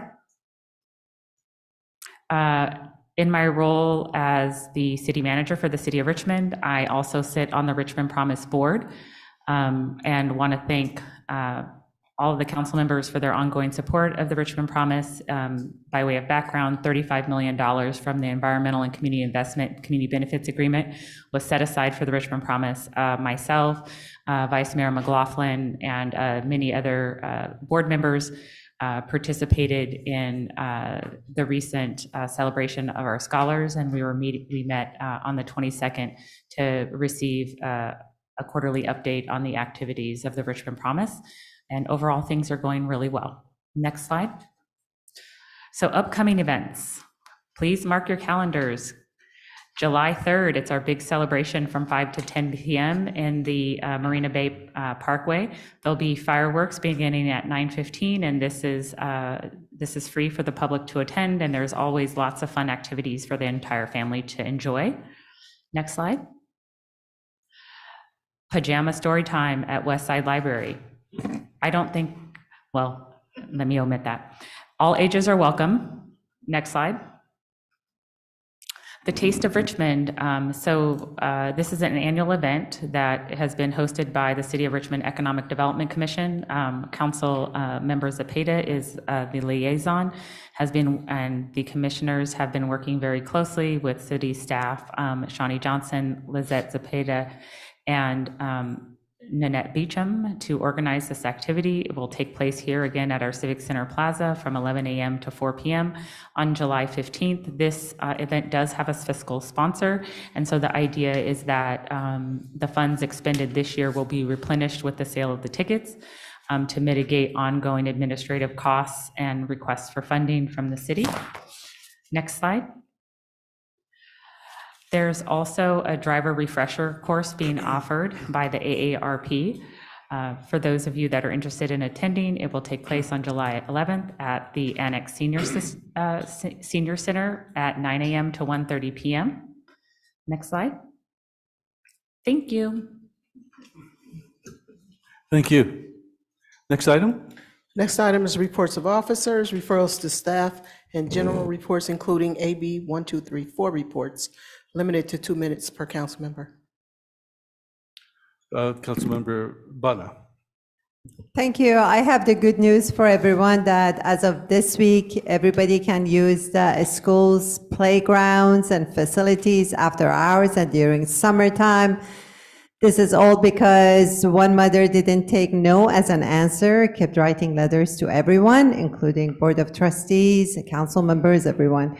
So finally, one of the West Contra Costa Unified School District's trustees mentioned MRAD, which is Maintenance and Recreation Assessment District, the tax that we already pay for using schools' playgrounds and facilities. And I asked the city attorney, one of the legal counsel team members, to look into it, and he contacted the West Contra Costa Unified School District, and guess what? They said, yes, you can use the school playgrounds and facilities after hours, outside the school hours. We're very happy about it and enjoy the facilities with your children this summer. That's all. Thank you. Councilmember Robinson. So I just wanted to, one, say that we had a great kickoff event in District 3 for Thrive Thursdays at MLK Park. We had over 70 people come out and do free Zumba with Way of Life, get blood pressure medicine, get blood pressure tests, get free COVID tests, sign up for camp with Yes, take a walk with a doctor. We had 3 doctors out, and folks took a walk with a doctor and asked different questions that they wanted to ask in English and Spanish. And it was a great time out with Supervisor Joya's office. We also had food giveaways and Rich City rides. So this is gonna be a weekly event at MLK Park from 6:30 to 8 o'clock. Every Thursday, so you can come out. There'll be all kinds of things that you can get information about how you can access healthy food, healthy activities. You can try something out. We're gonna have Tai Chi coming up this Thursday. So every week there'll be different things, lots of free things, lots of things you can learn about that exist in Richmond that you can take part in. So come out for Thrive Thursdays, MLK Park, Thursdays, 6:30. Thank you. Councilmember Cepeda. Thank you, Mr. Mayor. Just quickly, I want to continue recognizing our small businesses. The one that brought our dinner tonight was Anaviv's Catering. They are great. They're located in District 2. That's just by happenstance, but please go and support them. My other note is trying to figure out what to do during the summer break. I guess we're going to get a month and a half off starting mid next month. So what I am going to be doing is I'm going to be having a book reading. It's not just any book reading, it's banned books reading. So from the list picked from the Texas and Florida banned book list, we will be reading some of those books, and I will be inviting different community members to come out and be our guest. So stay tuned. We're planning right now for Saturdays in July at 5 o'clock. We're starting with the Multicultural Bookstore, and then moving it along to one of the libraries, and then moving along different parts of the community. So stay tuned for more information. Thank you. Thank you. Councilmember Jimenez. Yeah, thank you. I just wanted to say thank you to Park and Rec Commissioners and District 6 residents, Danny Lanis and Kathleen Kasser, for organizing this really wonderful Ride to Bike event in District 6. We made in Wendell Park, and then we ride with our kids throughout different parks in District 6. They are trying to do it more often, and they are organizing a bike rodeo at the North and East neighborhood, a picnic in September. So I will tell you more about that and send you newsletters about that, and hope you can enjoy that. And yeah, so we will be doing more ride to bike events, and I hope that everybody join us. Thank you. Thank you. Before I allow Councilmember Melvin to speak, I want to thank Councilmember Jimenez for being kind enough to not make an issue over the fact that I called on Cesar before I called on her, because I look at my notes and she was before Cesar. So anyway, Melvin, Councilmember Willis. Yeah, Melvin Willis, however, thanks. Yeah, I actually wanted to give a thank you to Public Works and also the Richmond Rent Program for two issues. One of them is actually the day after we adopted our budget. I took my dogs on a normal route, and some residents who were concerned about the Wendell Park sprinkler system stopped me and said, hey, that looks like some movement is happening and they're seeing some improvements, and it's been years, and there was excitement. And I was like, oh, really? That's great. I'm finally glad it got worked on. So it just was one of those issues that doesn't get talked about every day, but folks have been impacted by, and there's been some movement in a positive direction. So I did want to give thank you to Public Works for that.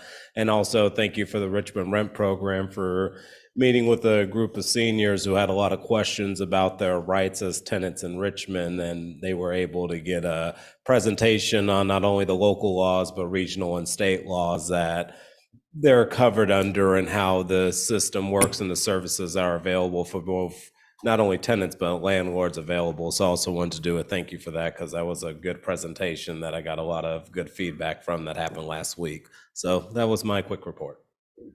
Thank you. Vice Mayor McLaughlin. Yes, first of all, I just want to thank the neighbors of Laurel Park for sharing their input with myself and Michelle Milam and Sergeant Lamos about some public safety concerns they had in their neighborhood. And we had a nice Zoom meeting about it, and both Michelle Milam, myself, and also Sergeant Lamas have been following up on that. So we always like to respond to our neighbors, our neighborhood's concerns. So I wanted to mention that. I also want to mention some events that are coming up. I think this might be I think the city manager, I know she mentioned July 15th as the Taste of Richmond. I don't know if you mentioned the fireworks at Marina Bay Park on July 3rd. We'll have that event. And the final event I want to mention is the July 29th Community First Village documentary movie. Everyone is invited. It's from 2 to 4 p.m. at the Bermuda Room, which is a side room of the auditorium. So please come and learn about this wonderful unhoused, or this village with formerly unhoused individuals. And the fact is that in Texas, some of us visited this. It's on 51 acres. It's a huge village, really well run, and people are really, empowered and given a chance to have dignity in their lives. We think in Richmond we could do a smaller version, but first of all, we want people to see the movie and hear their input and, get some inspiration from this beautiful documentary movie. Again, July 29th from 2 to 4 p.m. in the Bermuda Room. And that's it. Thank you. I would like to also mention July 4th parade and barbecue in North Richmond. It will be on Fred Jackson Way. So July 4th, I'll see you in North Richmond. I'll give you some of my time. Go ahead. Thank you so much. I just wanted to say thank you to the people who made it possible for all of us in West Contra Costa County to use the school's playgrounds and facility. Whitney, the mother, who wrote tirelessly to all officials. James Atencio from our legal counsel, who followed up. Leslie Reckler, who told us about MRAD, and Demetrio Gonzalez Oy and Jamila Smith Folds, the other two trustees from West Contra Costa. unified the school district that followed up on the request. Thanks to all of them, especially Whitney, the mother. Thank you. Thank you. Next item. Next item is a crime report from the police chief.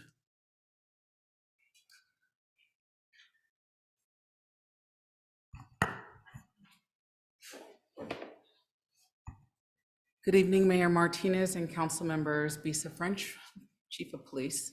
Tonight, I will present a brief update on the crime trends and other items the police department is working on. I'll start with the crime statistics, which incorporate the reported crime from May 24th through June 21st. We had one homicide in the month of June. The homicide occurred in the 600 block of South 31st Street on Saturday, June 3rd. In the early morning hours of June 4th, a vehicle was reported stolen in Parchester Village. The vehicle was later found torched in Oakland with a dead body inside of it. Oakland PD contacted our department and advised us of their findings. At that time, Oakland began the homicide investigation. On Tuesday, June 5th, our officers received information that a shooting occurred on June 3rd. Through our investigation, we learned that a group of young men were in a vehicle when there was an altercation between the two backseat passengers. One of the subjects shot the other while still in the backseat of the car. The occupants of the vehicle then drove to Oakland, where they set the vehicle on fire. With this information, Richmond police detectives took over the homicide investigation. The detectives did an amazing job locating and arresting the suspected shooter and interviewing the other witnesses in the case. The suspected shooter remains in custody on a probation violation. This was the third homicide of this year. In addition to the homicides, there were 77 aggravated assaults, 26 robberies, 9 sexual assaults, 26 burglaries, 123 thefts, and 103 stolen vehicles and 6 arsons.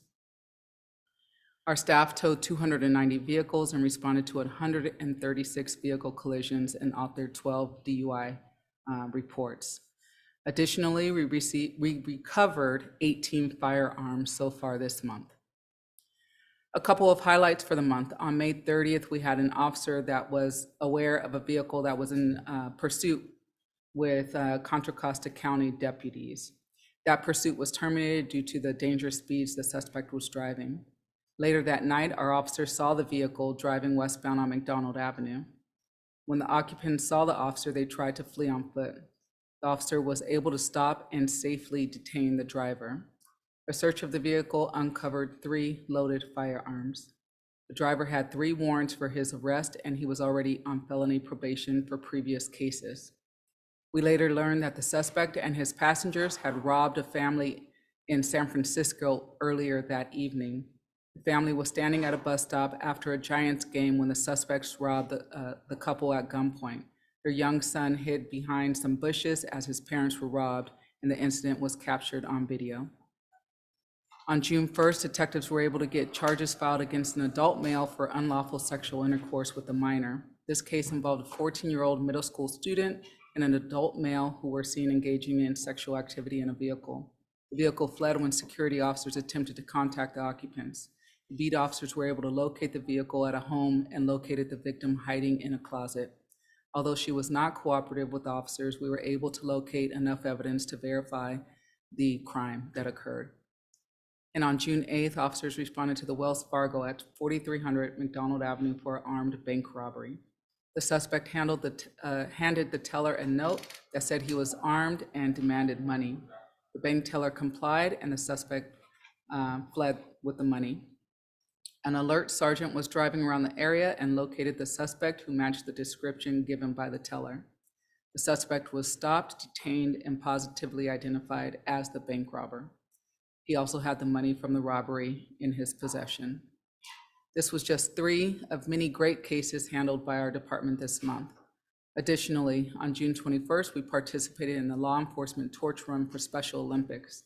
The Special Olympics torch was passed onto our department from the city of San Pablo. We ran the torch to El Cerrito, where the department carried the flame to Albany PD. This is part of a fundraising event, and it's always great. It's always a great feeling to carry the torch and support the great cause. This month, we hired 1 new dispatcher, and we've given conditional job offers to 3 police officer trainees. If all goes well, those 3 individuals will start the police academy next week. 2 of the 3 are Richmond residents, and we're always happy to continue to hire from within our community. This will leave us with 26 police officer vacancies and 19 professional staff vacancies. We've hired 25 employees so far this year, with the help of HR, of course, and we hope to accomplish our goal of 50 new hires by the end of the year. A couple of things coming up this summer. We're re-implementing our Explorer program. That's for youth ages 13 to 18 years old. We have 8 new explorers in the program, and we're working to get them trained and outfitted for our 3rd of July fireworks next week. We're hoping to get them out there. We are starting a new program with the community, and we are taking our police department services on the road. So we're going to have a mobile police department using our mobile command van, and we are using this opportunity to take the department on the road to make connections easier for community members. We'll visit each of the police districts, not your individual districts, but police districts, Northern, Southern, and Central. And it will be an opportunity for community members to file a police report if needed, to come hear about crime trends in their area or their district, to talk to a beat officer, to get a ticket signed off if necessary. We're hoping that we could get CORE out to do community outreach for unhoused. And we'll also, of course, have Michelle Milam with crime prevention efforts out there. It will also be an opportunity for us to recruit for our open vacant positions. And in September, we will be bringing back our Community Safety Academy. After a 3-year hiatus, the Richmond Community Safety Academy is starting again on September 28th. The Academy is a great opportunity for community members to learn the inner workings of the police department. It also provides department personnel a chance to connect with community members in a non-enforcement related setting, making connections to get to know each other. This CSA is typically limited to 18 students, so space is limited and open to any Richmond resident, 16 years of age or older. Information about the Academy can be found on our website. Lastly, I just want to correct a number I provided the council last week in regards to our CCTV cameras that we will be getting. I stated that we'll be getting 44 cameras. The number is actually 40. And with that, I'll open it up for questions. Any questions? If not, thank you. Thank you.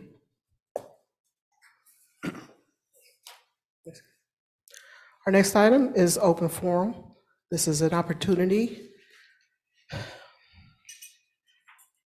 to address the council on items that are under consent calendar or items that remained on the consent calendar and items that are not on the agenda. It's also an opportunity for the public to comment on the report from the city manager, reports of officers, and the crime report from the police chief. If you are joining us by Zoom, please raise your hand at this time. Each speaker will be allowed up to 2 minutes. We have 15 speakers in person.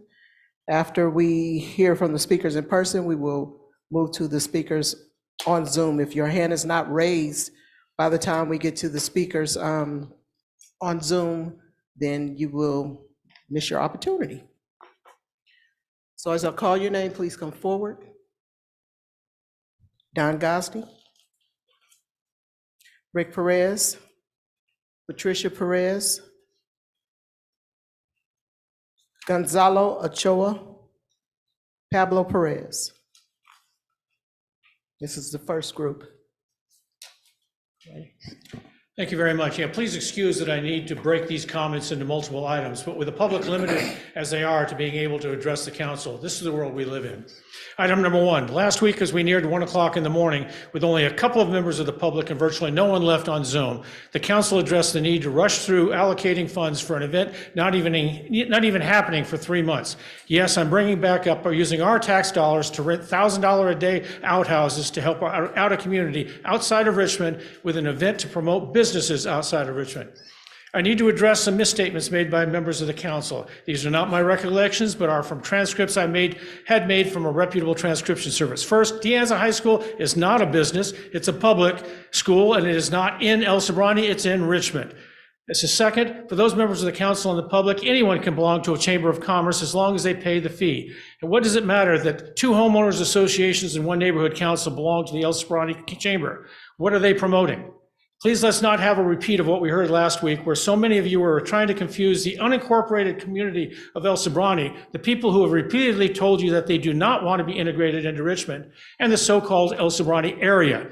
This is apples and kumquats and disingenuous of elected officials to mislead the public otherwise. Item number 2, how many times did we hear members of the council mention that this was only $2,000, as if we have plenty of money to throw around? How many potholes or sidewalks will this money repair? How many intersections turnarounds? How many trees might be planted? Item number 3, we read today where this council wants to rip up a major artery, McBride Avenue, making it even less accessible to the people of this community that need to get to work, get medical care, and shop. At what point is this council planning to reach out to the community to learn what they think, including the good people of unincorporated East Richmond and even El Cerrito that rely on McBride? Item number 4, this idea that you're all discussing about taking $100,000 of our tax dollars and divvying it up to each council member to spend on your friends as you campaign for their hearts and minds. Are you out of your freaking minds? Got more items here, but you heard it. Rick Perez. Patricia Perez. Gonzalo Ochoa.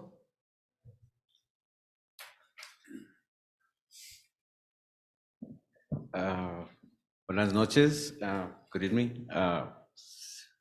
Mayor, City Councils, my name is Gonzalo Ochoa. I'm the president of the 23rd Street Merchants. So I'm here to represent the 23rd Street Merchants. We've been having some problems with the food vendors, with the pop-up food vendors, and they've been having a little bit of, giving us a little bit of problems with the food vendors.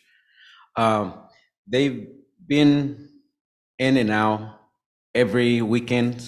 So I have a couple of places that they've been located, and this basically they put times in there.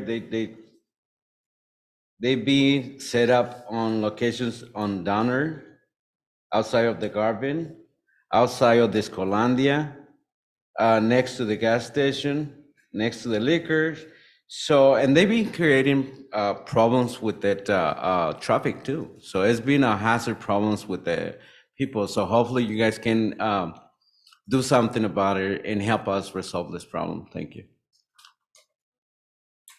Our next speaker is Pablo Perez, followed by Danella, Diego Garcia, Ada Araceli Seeger, Wesley Alexander. Pablo? Hold on. Danella?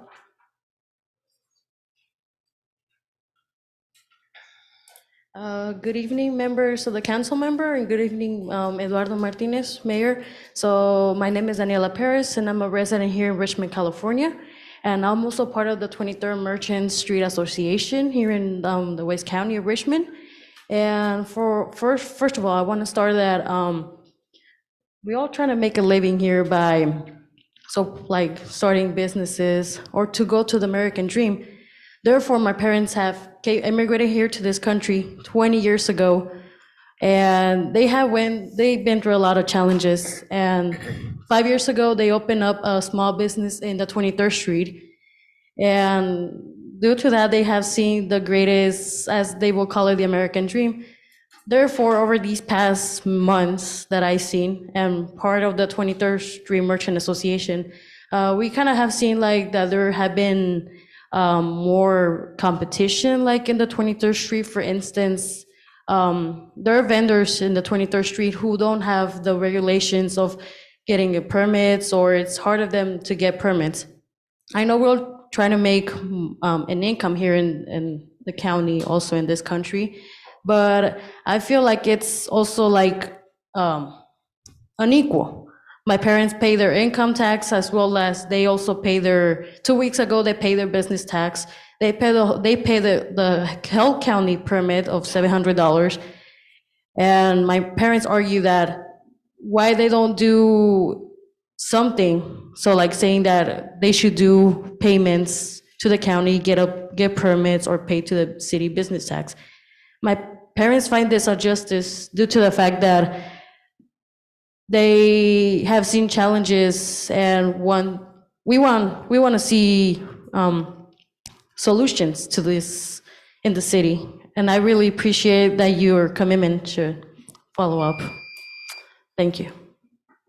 Diego Garcia. Ada Araceli Segura.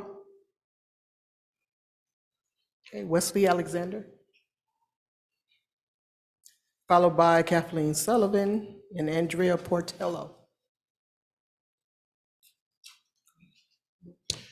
Greetings, Mayor, City Council, and the hardworking staff of the city. My name is Wesley Alexander.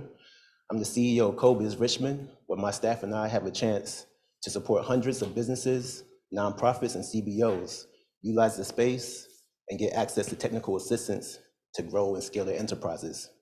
With that said, a number of the businesses are incurring challenges in regard to staying in operations because their customers are also experiencing quite a bit of challenges. And I'm concerned that we're not creating a business-friendly environment here in the city to support the challenges that all businesses, not just in downtown Richmond, but throughout the city of Richmond, are experiencing.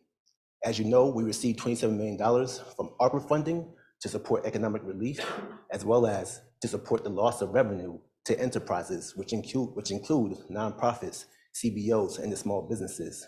We just heard the city debate about the cash reserves to ensure that we are able to support the services for businesses, for the community, for stakeholders in this community. However, we haven't put in place a process using ARPA funding to specifically support the needs of the small businesses. This is an injustice when we think about the history of Richmond. This is a community that has been redlined traditionally, has not received the support, whether it's banking, educational, financial, or just investment in businesses. And so I implore you to take a review of the email I shared with you on June 20th that laid out a process for supporting small businesses, nonprofits, and CBOs so they can remain in business, especially those that survived the pandemic or providing services, products, and hiring employees here in Richmond. And now they need the city council to put a process in place that supports their needs so they can stay in business. We can't only have wellness services and not have a business community to support the needs of this community. That's my statement for today. I appreciate what you guys are doing. Kathleen Sullivan. Andrea Portello. Amanda Etcher.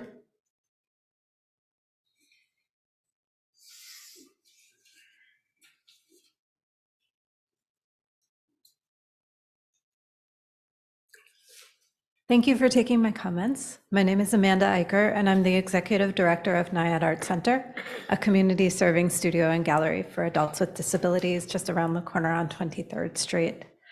I appreciate your consideration of public comments regarding allocation of ARPA funds through a simple application process.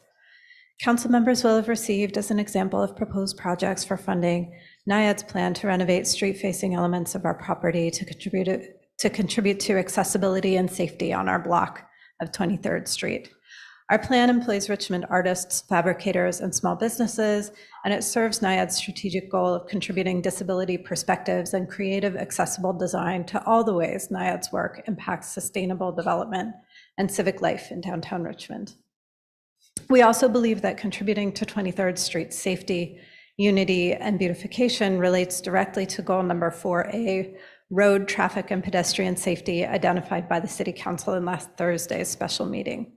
However, we also know that many CBOs and small businesses in Richmond are continually generating resources and responses to identified priorities in the course of all of our strategic work.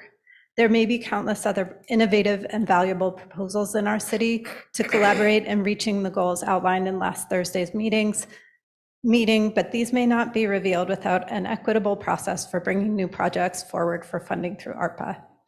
CBOs and small businesses are strategically powerful and united in our commitment to Richmond's post-pandemic recovery and sustainable growth. We would respectfully urge City Council to consider the proposal put forward by Wesley and other partners to put a simple application process in place for small businesses and CBOs to access ARPA funding for approved projects from $1,000 to $500,000. Thank you so much for hearing our comments and for your thoughtful consideration of our city's needs and how best to support these. Our next speaker is Mark Wasberg, followed by Jamin Parcell, Eli Moore, and our last speaker will be Oscar Soriano. Mark Wasberg. Jamin Parcell. Apparently you found a way to get rid of them. Sorry. So I want to start off by saying that I have to say I agree with Don Gosney that unfortunately when we are talking about trying to put money from the city to cultural events, we need to look at what we are trying to support. When we talk about things like Cinco de Mayo, Juneteenth, Pride, these are cultural events here within the city of Richmond that are on Richmond soil. And they are in fact as well highlighting some of the diversity and of our community. And I would ask, when we are looking at giving money away to the county, which is not part of our city, what community are we trying to support? And that actually leads me into my other thing, which is actually more disturbing, which is about the, so there was an art installation that was put up recently, and there is a certain question that has been raised between powerful corporation and the local community. I'm referring to the removal of the art installation on the fence surrounding Chevron's refinery here in Richmond. While it was installed on Earth Day, it was a year in the making, and it aimed to serve the collective monument of the resilience and document the local petroleum industry's health and environmental impacts on its community. It provided an opportunity for neighborhood residents to express their concerns and hopes for clean energy through messages inscribed on brightly painted slats, and it was displayed at the Richmond Arts Center before its installation, a site that was approved by the city as a public fence line. However, Chevron has claimed that this fence is private property and justifies the removal by saying they need to protect their facility from tampering. The organizers assert that they obtained permission from the Richmond City Public Arts and Culture Commission, Love Your Block Program, Public Works Department, Contra Costa County North Richmond Municipal Advisory Committee, and they argue that the portion is instead not on Chevron's land, but in the city's. This is censorship, and this is silencing of voices and erasing of stories. I know for a fact that there is in fact members of our community up here who participated, and this needs to be addressed. Eli Moore.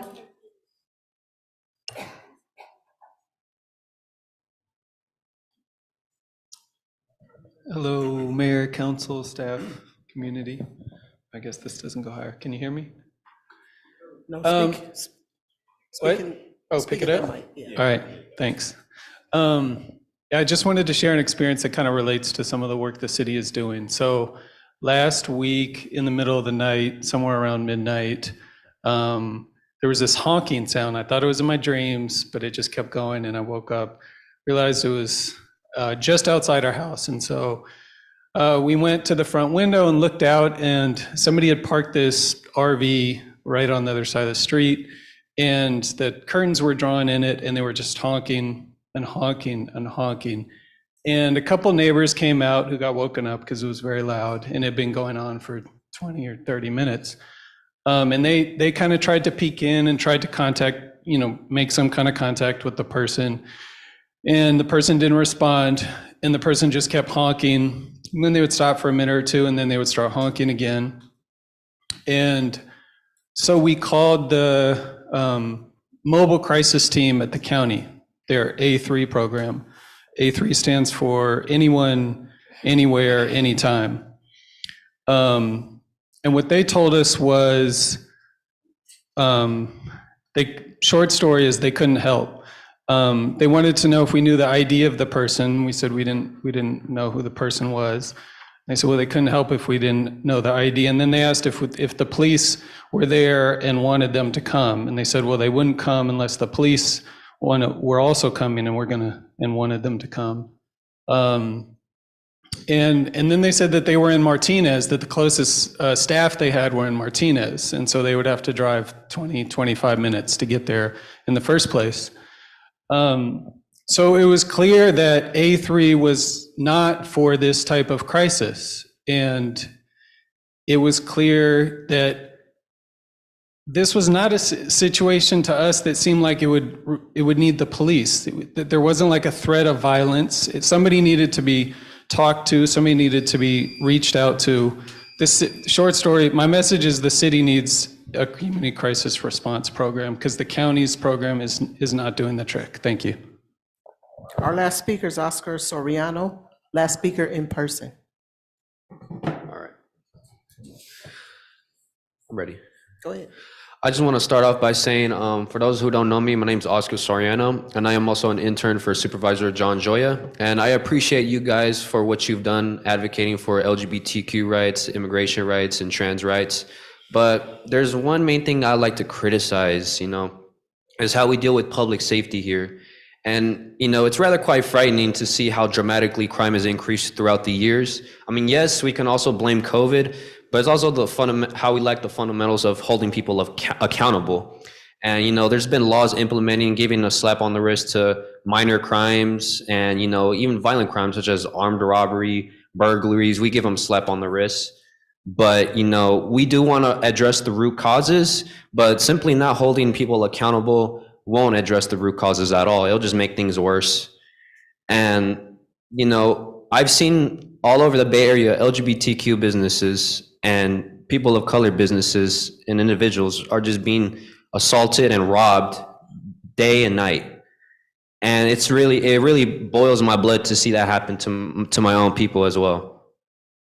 And no accountability is just going to promote more danger to our democracy. And that actually does go against our own very progressive values that we have, given here in Richmond.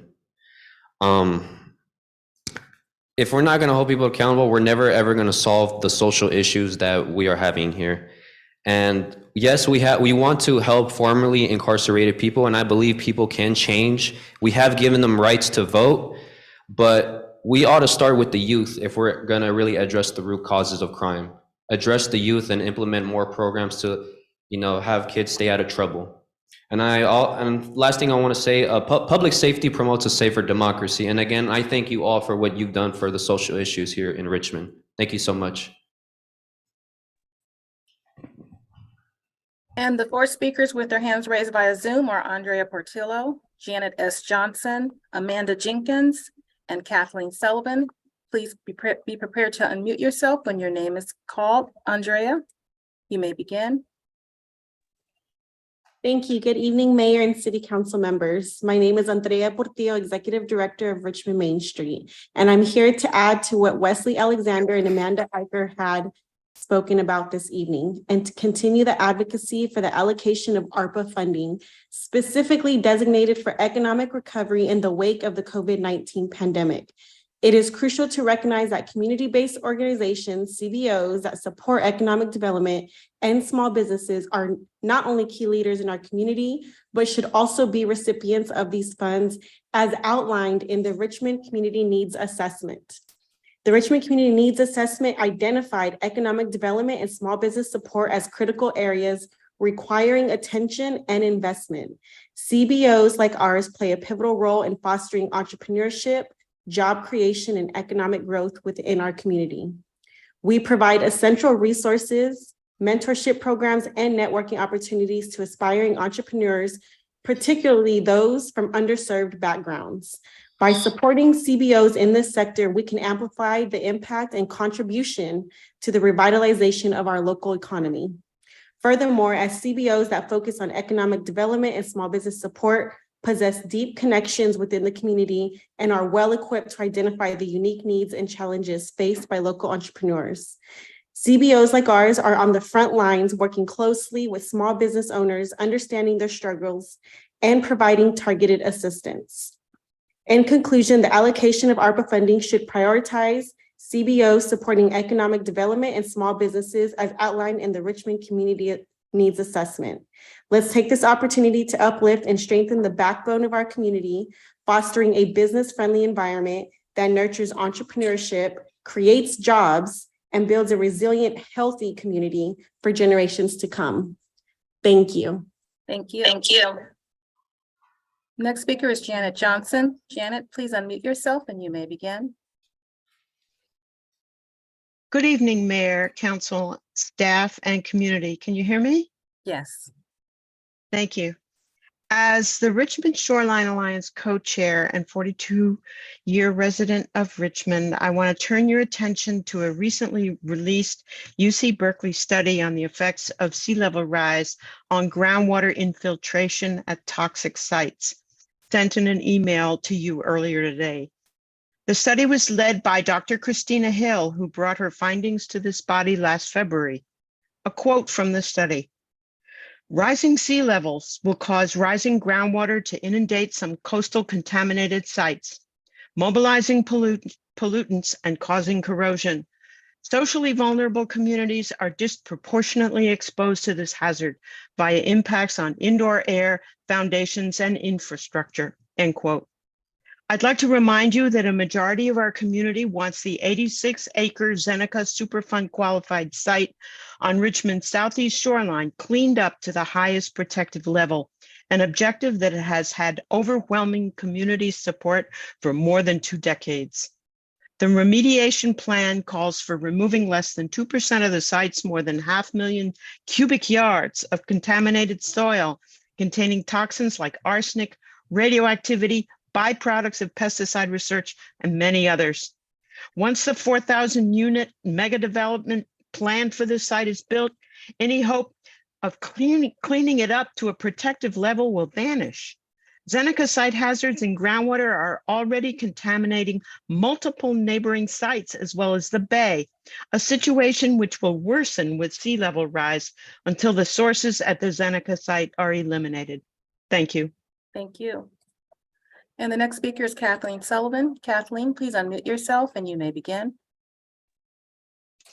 Good evening. My name is Kathleen Sullivan, and I came this evening, although things never change. You guys are running way too long for my taste at this point, but I'm glad for the ability to zoom in. And I was here this evening to support the putting in place an ARPA process for small businesses and nonprofits to have an opportunity for funding support. I just have a real quick question for our city council. Do you know how many businesses that we lost during the pandemic, just in the Iron Triangle? Let's just talk about just the Iron Triangle. Our small businesses are the heartbeat of employment for any city. And if we're not doing what we need to do to cultivate small businesses, support small business, and those resources that are there for them, then we're a dead city. And so first of all, the answer to the question I ask you, which I'm sure you probably don't know, is just within the Iron Triangle community, we lost 29 businesses. So the question becomes, what are we doing to restore that?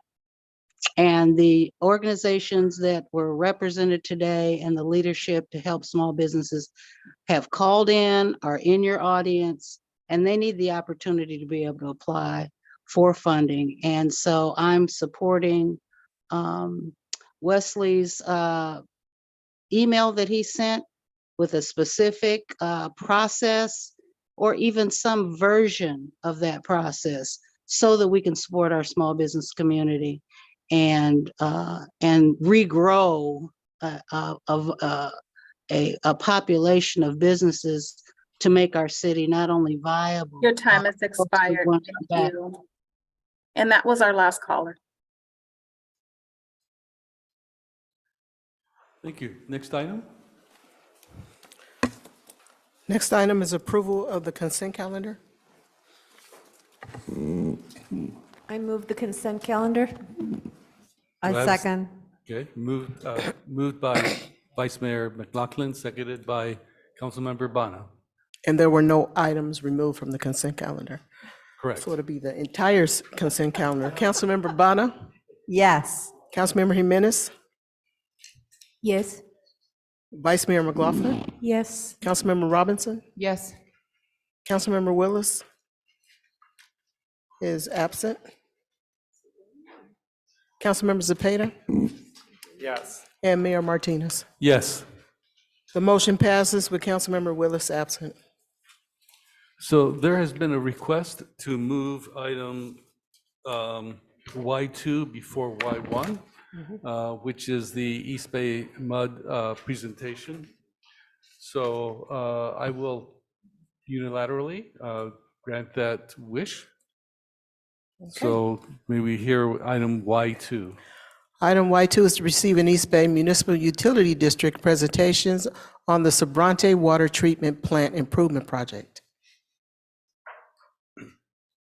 Good evening, Mayor Martinez and esteemed members of the council. Thank you for hosting East Bay Mud tonight to discuss the Sobrante Water Treatment Plant Reliability Improvements Project. My name is Joe Volker, and I serve as East Bay Mud's Community Affairs I'm Representative. sorry, Emmett. Oh, okay. Now we can see you. Sorry. Sorry about that. My name is Joe Volker, and I serve as East Bay Mud's Community Affairs Representative responsible for the Sobrante Water Treatment Plant. The city of Richmond is encompassed by 2 East Bay Mud elected wards. Ward 1 is represented by Director Lisa McIntosh, who oversees portions of Richmond, while Ward 3 is represented by Director Marguerite Young. The Sobrante Water Treatment Plant falls within Director Young's Ward 3. They both would like to send their regards and gratitude to the council for hosting East Bay Mud tonight. I also would like to thank Councilmember Bana for inviting East Bay Mud to present to the council.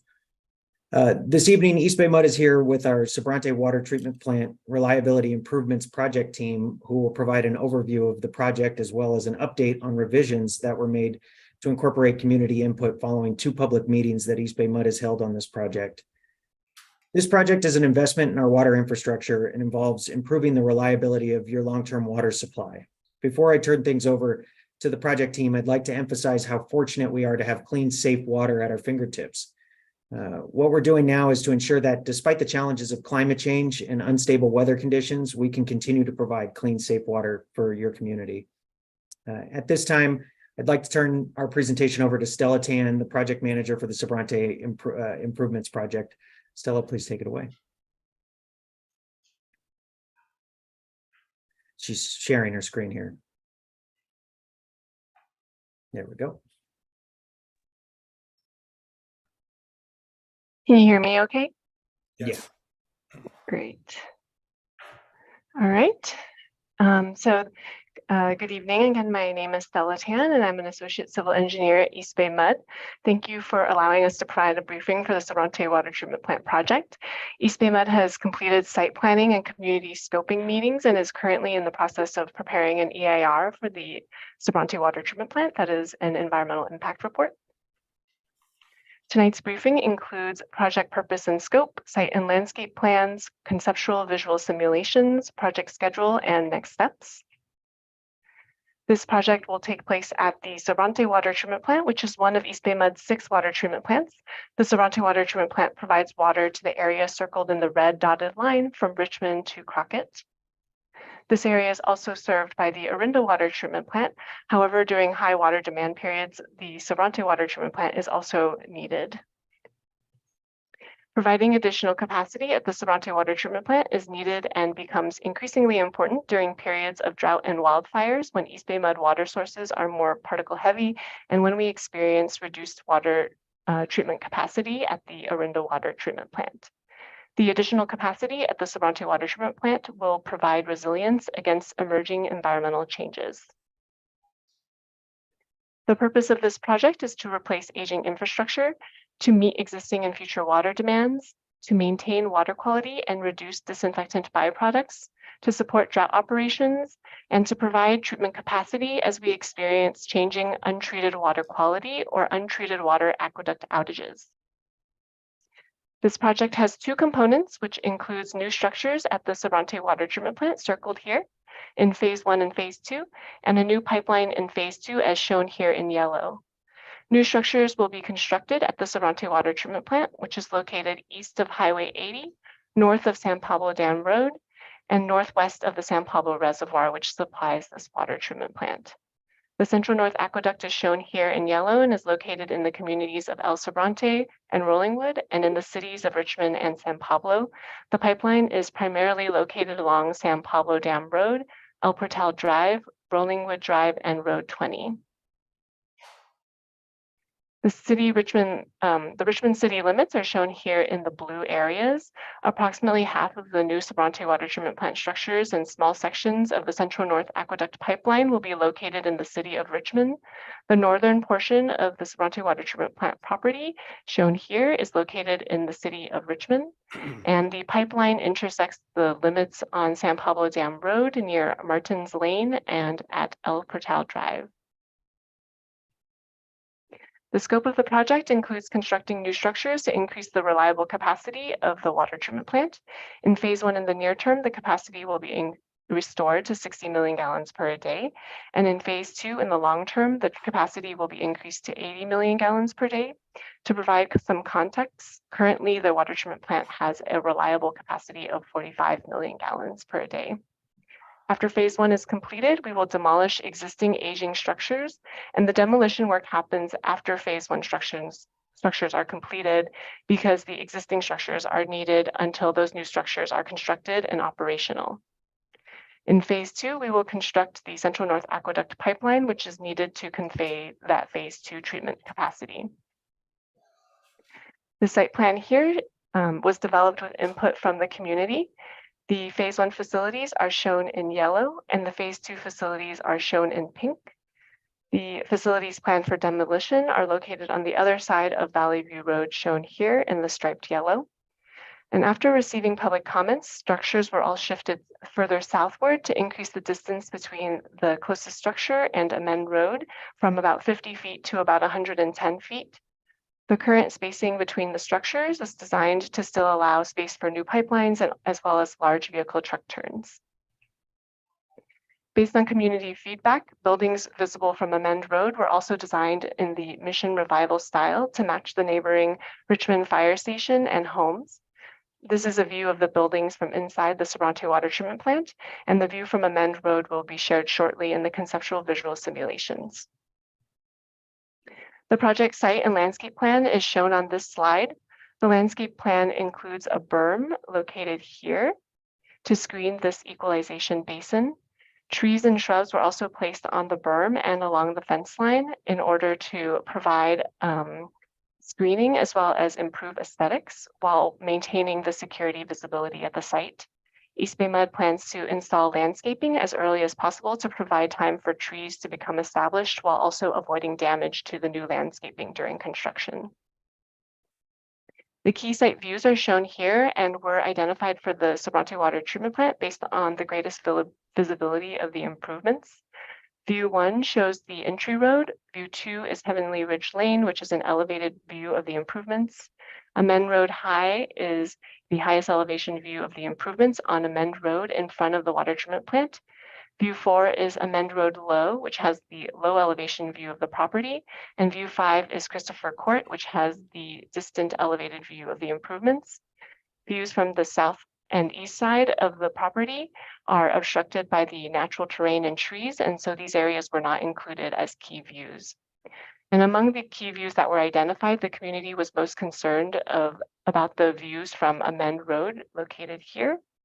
And in the interest of time, I'll share the conceptual visual simulations of view 3 and 4 shown here, Amend Road High and Low, since these views look most directly at the improvements.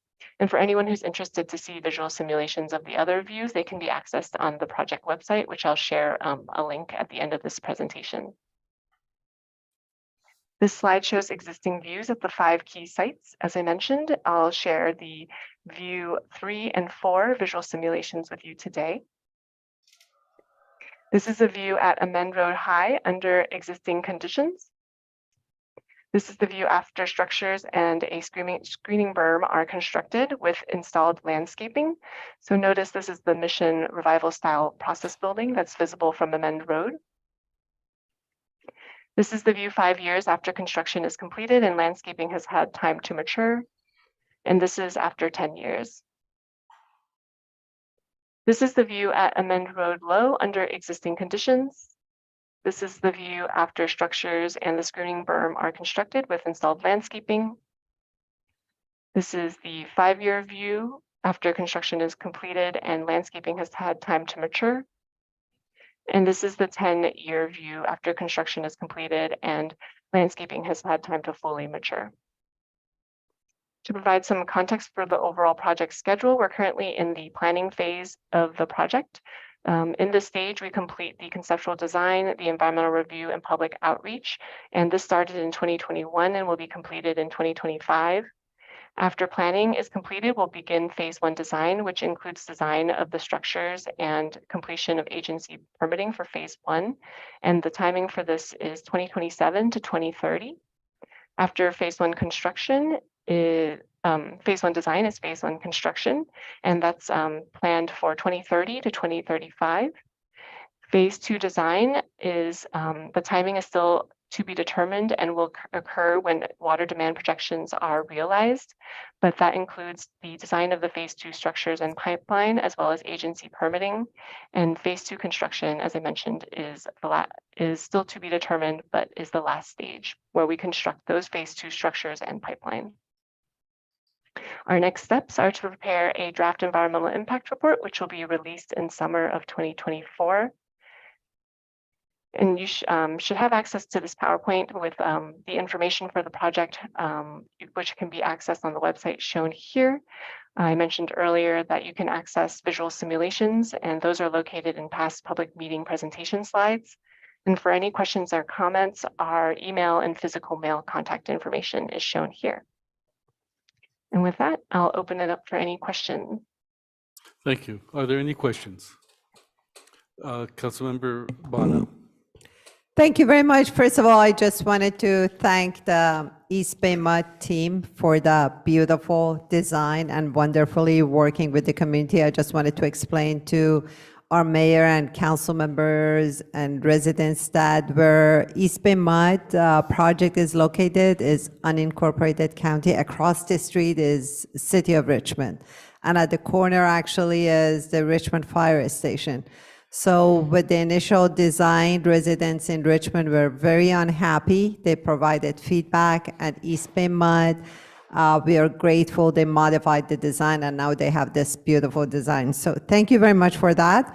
I just have a comment for you, and that is we know the county is going to do some work on San Pablo Dam Road, and the city may want to do some work on El Portal, and perhaps a traffic signal I've requested at Via Verde. So if you could coordinate the project, if there could be some cost saving for the city or East Bay Mud, and that saving may benefit the community in some way, that'd be awesome.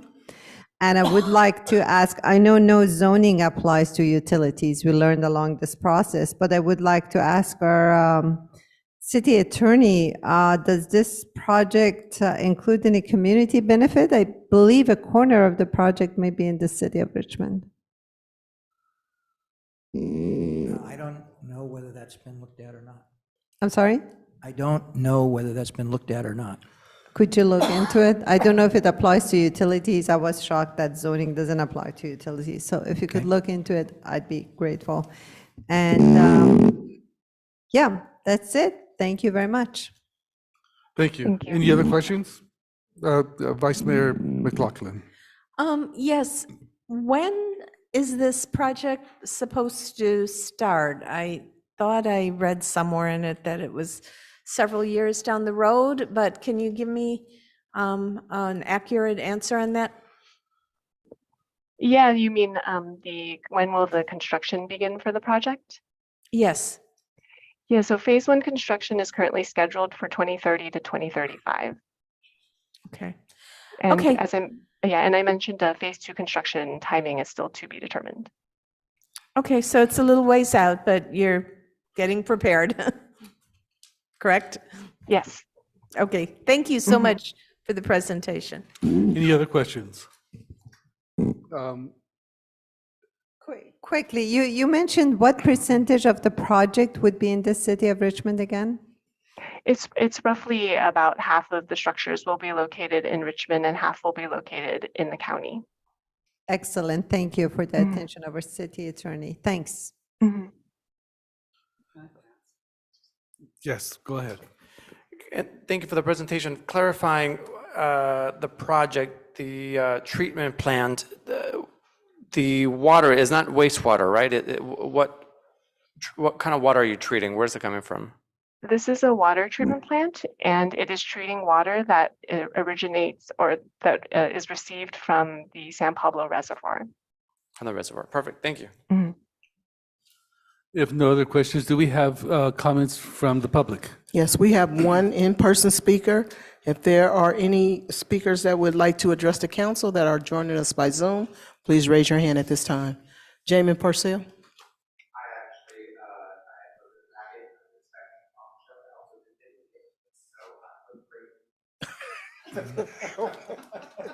All right.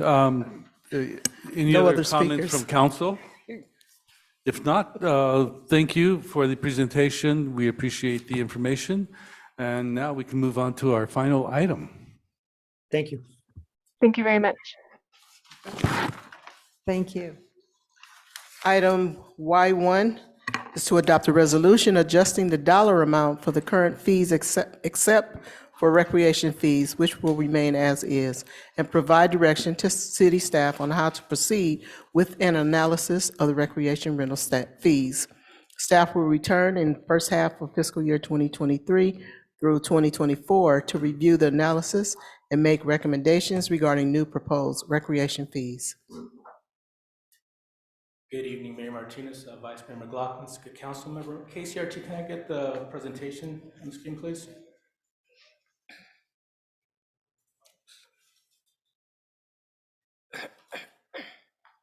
Okay. With me this evening, we have Ranjana Maharaj, Deputy Director of Community Service for Recreation, Hotel Finance Manager, and I'm Antonio Benuelos, Accounting Manager in the Finance Department. Next slide, please. So quickly, we'll go over the recommended action, the updated fees. We'll focus a little bit on the community service recreation fees and next steps. Next slide, please. So the recommended action is to adopt a resolution adjusting the dollar amounts for current fees except for recreation fees, which will remain as is, and provide directions to staff on how to proceed with an analysis of recreation rental fees, and staff will return in the first half of fiscal year 23-24 to review analysis and make recommendation regarding proposed recreation fees. Next slide, please. So here, updating the fees. So most of the fees are increasing by what we call the employment cost index. Other fees were analyzed to determine what the actual cost for the city provided. And again, the recreation fees are being left as is. Next slide, please. So again, here we have a snapshot of the employment cost index. This is an index that's provided by the BLS, the Bureau of Land and Statistics. And here we show how we get to the fees. So, and this is what we use to every update that we do. For those that the ECI is 9.1%, we're looking at the change from the first quarter of 2021 to the projected third quarter of 2023. And for those we have a 6.4% ECI increase, we're looking to change from the second quarter of 22 to third quarter of 23. Next slide, please. Again, this is a snapshot of some of the fees that are increasing by 6.4%, and these were previously part of the fee study done by Wildan. So these were updated last year. At a certain point, we're amending those that were updated based on the staff report just from the 1 year change. So again, from second quarter 2022 to the projected third quarter of 2023. Next slide, please. Okay, so other fees are updated by 9.1%. These were fees that were not part of the Wilden study and had not been updated for a little bit, so almost a year and a half. So we're trying to catch up on those. So those are going up by 9.1%. Yeah, next slide, please. And finally, this is some of the fees aren't updated by the city of Richmond. We just follow what we're mandated to do. This is an example of one of those. These are part of the STM. I'm sorry, I forgot the acronym, but the STMP fees, and they're set by the West Contra Cost of Transportation Advisory Committee. Another example is the rent program fees. They're included in the master fee schedule, but the city doesn't set the fees, they're set by the rent board. Next slide, please. And the fiscal impact, this is for a full year, would be $815,000. A lot of things go into play here. The fee is one part of it. Another almost more important part of it is the level of activity. So this number could be accurate or depending on the level of service and the level of permits, the level of rentals. That's really what impacts it. That in combination with the fees that are adopted. Next slide, please. Wait till the presentation is done. And with that, I'll hand it over to Ranjana. Good evening, Mayor Martinez and council members. This is Ranjana Maharaj, Community Services Recreation. Prior to 2017, Recreation offered rentals at the resident and non-resident rates. And as we were moving towards a new ERP system, we decided to provide an easier reservation process for rentals. So we decided to package the rental fees and eliminate so many layers of fee application. Package rates were approved on July 1st on 2017 by council. And with the packaging, the resident and non-resident rates disappeared. We removed those, leaving only the discounts you see in front of you. So at the moment, we are offering government agency discounts, which includes the Contra Costa County, the district, and other government agencies. And the nonprofit organizations receive a 25% discount. On this chart, as you can see that Richmond residents, City of Richmond offers rental discounts, as I explained before. And then we did a comparison with local city agencies to see what kind of discounts they are offering. You can see that they have resident, non-resident rates. And then they also have nonprofit rates for their city nonprofits and their outside nonprofit uses. The agencies that we researched were San Pablo, the cities of San Pablo, El Cerrito, Albany, Pinole, and Hercules. Next slide, please. In 2022, we provided a fee waiver process and a partnership policy process. Council approved that, and so far we have approved 20 fee waiver requests. We have not really turned any away, so this is what is showing. Next slide, please. We have a criteria that was also approved by City Council as to who can apply for a fee waiver, such as government agencies, nonprofit organizations, City of Richmond partners, etc. Events have to be free to the public in order to qualify, and it has to be open to the entire city. There are eligible uses for this waiver process is such as application fees, certain permit fees, rental fees of facilities. However, the dollar amount that we established was $5,000 in a 12-month period. There were certain fees that cannot be waived, such as overtime for staffing, security costs, or damage deposit. The requirements could be insurance, having insurance for facility use, liquor licenses, food permits, health permits, and City of Richmond business license. There are other additional information in our packets that we are currently reviewing so that we can make it more accessible for our community. Next slide, please. I am now going to hand it over to our finance manager, Hope Littell. Good evening. Let's see. Here I'm presenting a list of the organizations that received fee waivers in 2022. Pardon me, would you be able to speak closer into the mic? Oh, I'm sorry. That's okay, thank you. And I tend to be soft-spoken as well, I'm sorry. This slide is showing you a list of the organizations that received fee waivers in 2022. The total waived was $6,303. Next slide, please. The next slide is going to show you the fee waivers we granted for 2023 so far. And the total waived, let's see, $3,896, putting us at a total so far, $10,199. So now we're going to take a look at our partnerships. Next slide, please. You'll take a look at this slide. We have 2 partnerships that have been approved so far. We have quite a few in the pipeline. We will show you that on the next slide. The details are provided for you here. This brings us to a total of $75,316 waived by the city. However, that has provided $84,100 worth of services to our constituents. Next slide, please.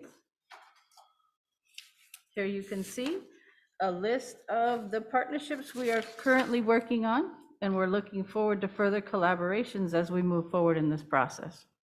Next slide, please. So, let's see.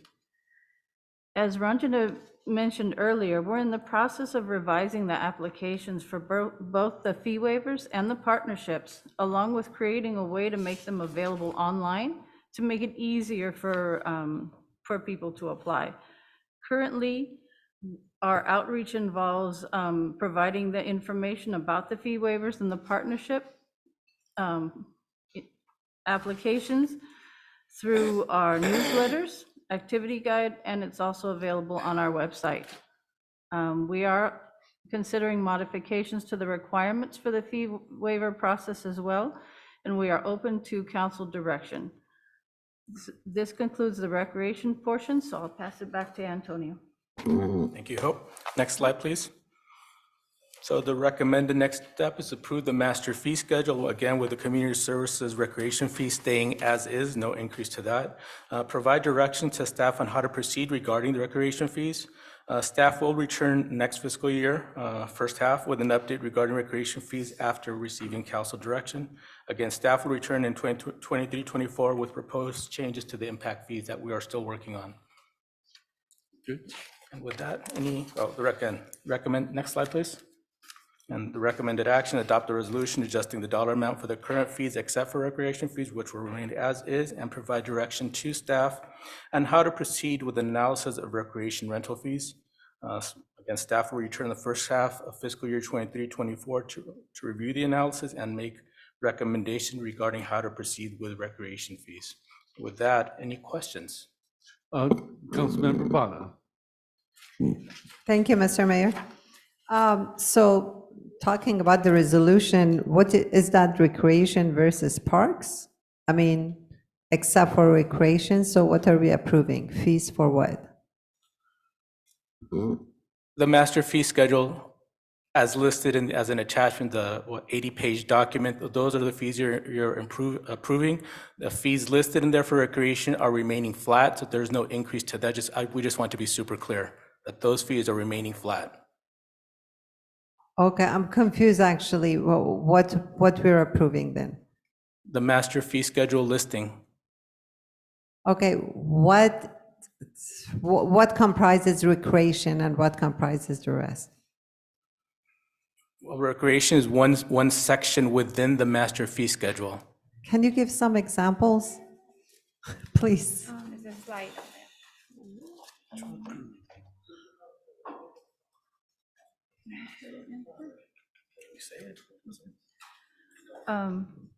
I'd like to try to answer that a little bit for you. I cannot hear you, sorry. I'm sorry. Recreation fees encompass things like renting the auditorium or renting a park, renting a ball field, things like that, the deposits that we have to take, things like that. So they all remain flat? Yes. Until Anything increased? For recreation, no. We were hoping to get some direction from My question council. is, what do we have besides recreation facilities that you just named? So besides recreation, we're increasing the building regulation fees, we're increasing the police department fees, we're increasing the fire Okay, department fees. Thank you. Okay. Everybody I else was except for totally recreation. confused. I thought there were recreation and parks. Okay. There was a page about impact page. Could you explain what the impact is? Sure, that assuming the same level of activity that happened in 22-23 happened in 23-24, and we increased the rates, the fees by, in some cases, 6%, in other cases, 9%, we would generate an additional $800,000 in revenue, assuming everything was the same. So the same level of activity, new fees, because of the fire permits are going up, the police items are going up. Oh, that's how they're going to benefit. Right. Got it. Thank you. And there's difference between the rate for West Contra Costa Unified School District versus nonprofits. So I'm wondering if there is a school soccer team, they get 50% discount. If there are volunteer parents who make a soccer team and they have a nonprofit, they only get 25% discount.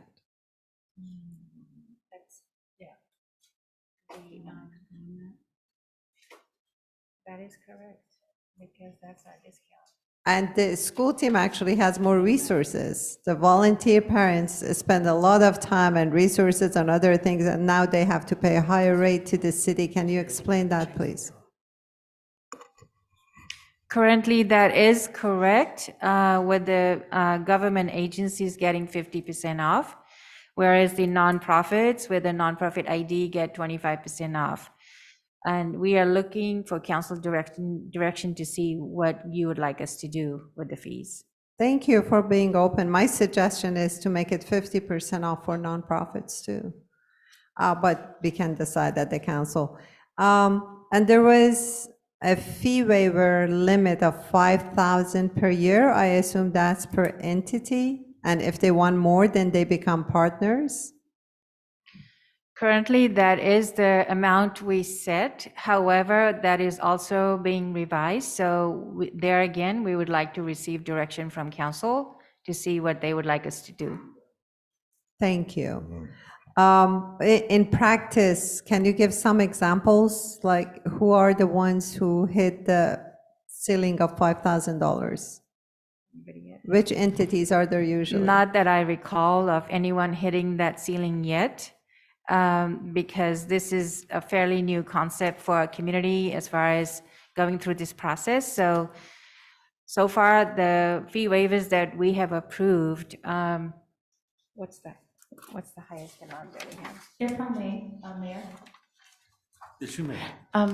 Rajana, you have, and Hope and Antonio have been with the city for a really long time. And it might be helpful if Rajana, if you introduce yourself and tell them like how long you've been with the city. And we have Hope in a new leadership role in community services, and so she's the new finance manager.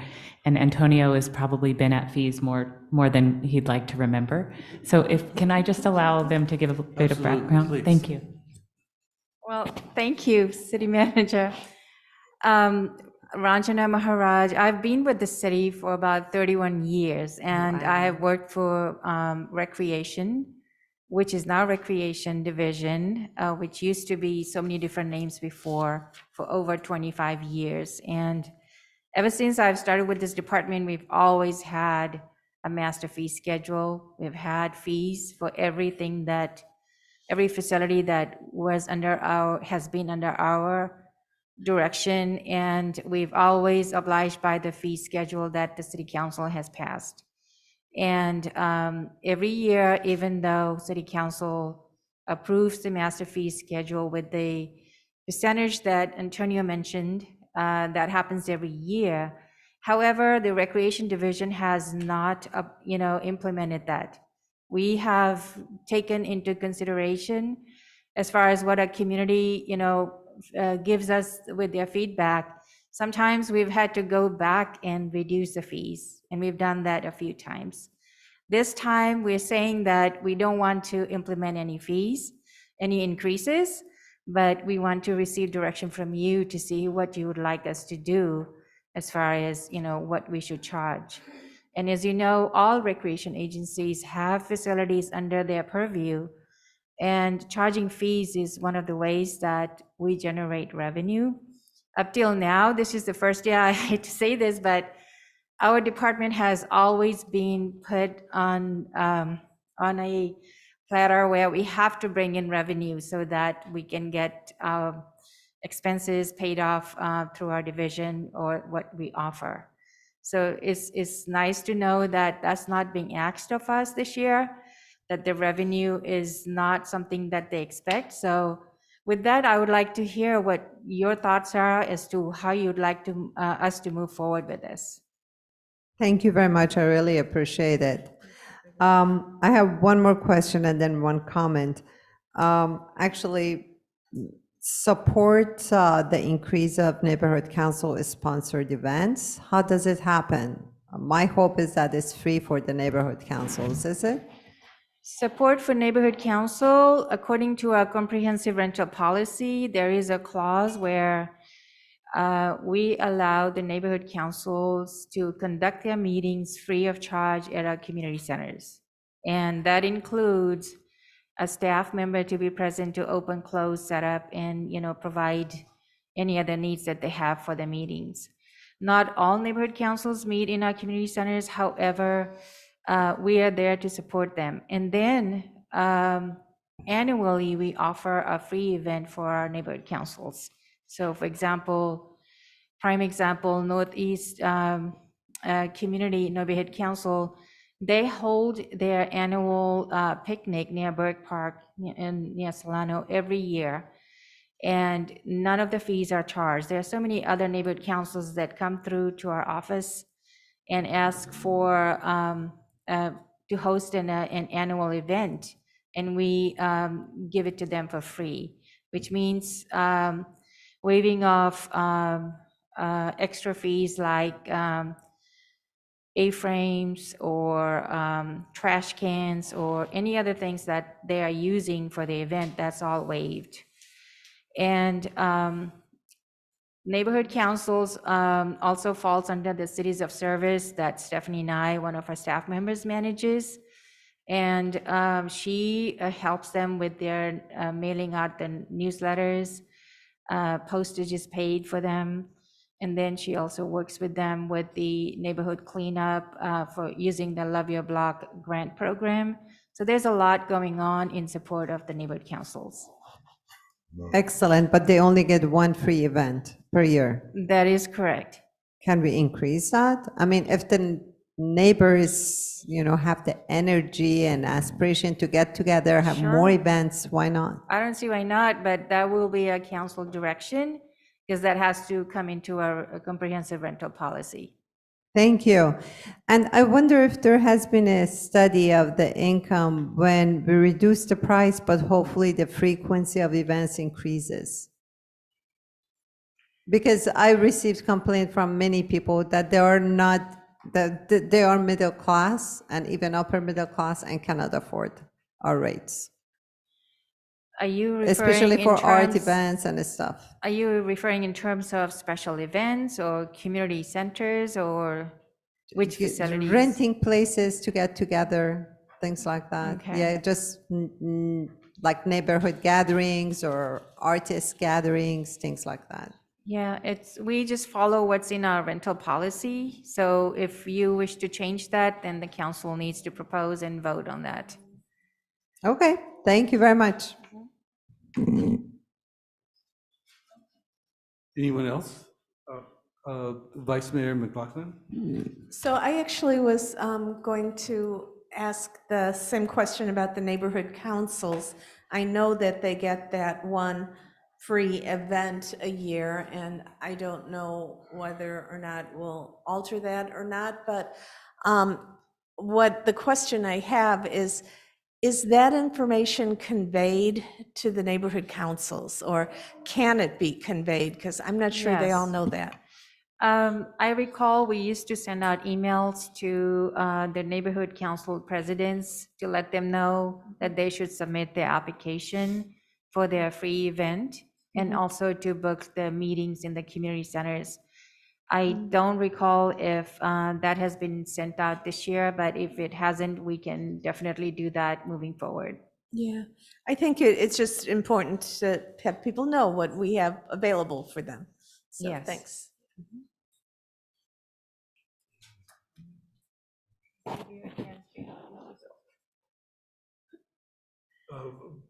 Councilmember Jimenez?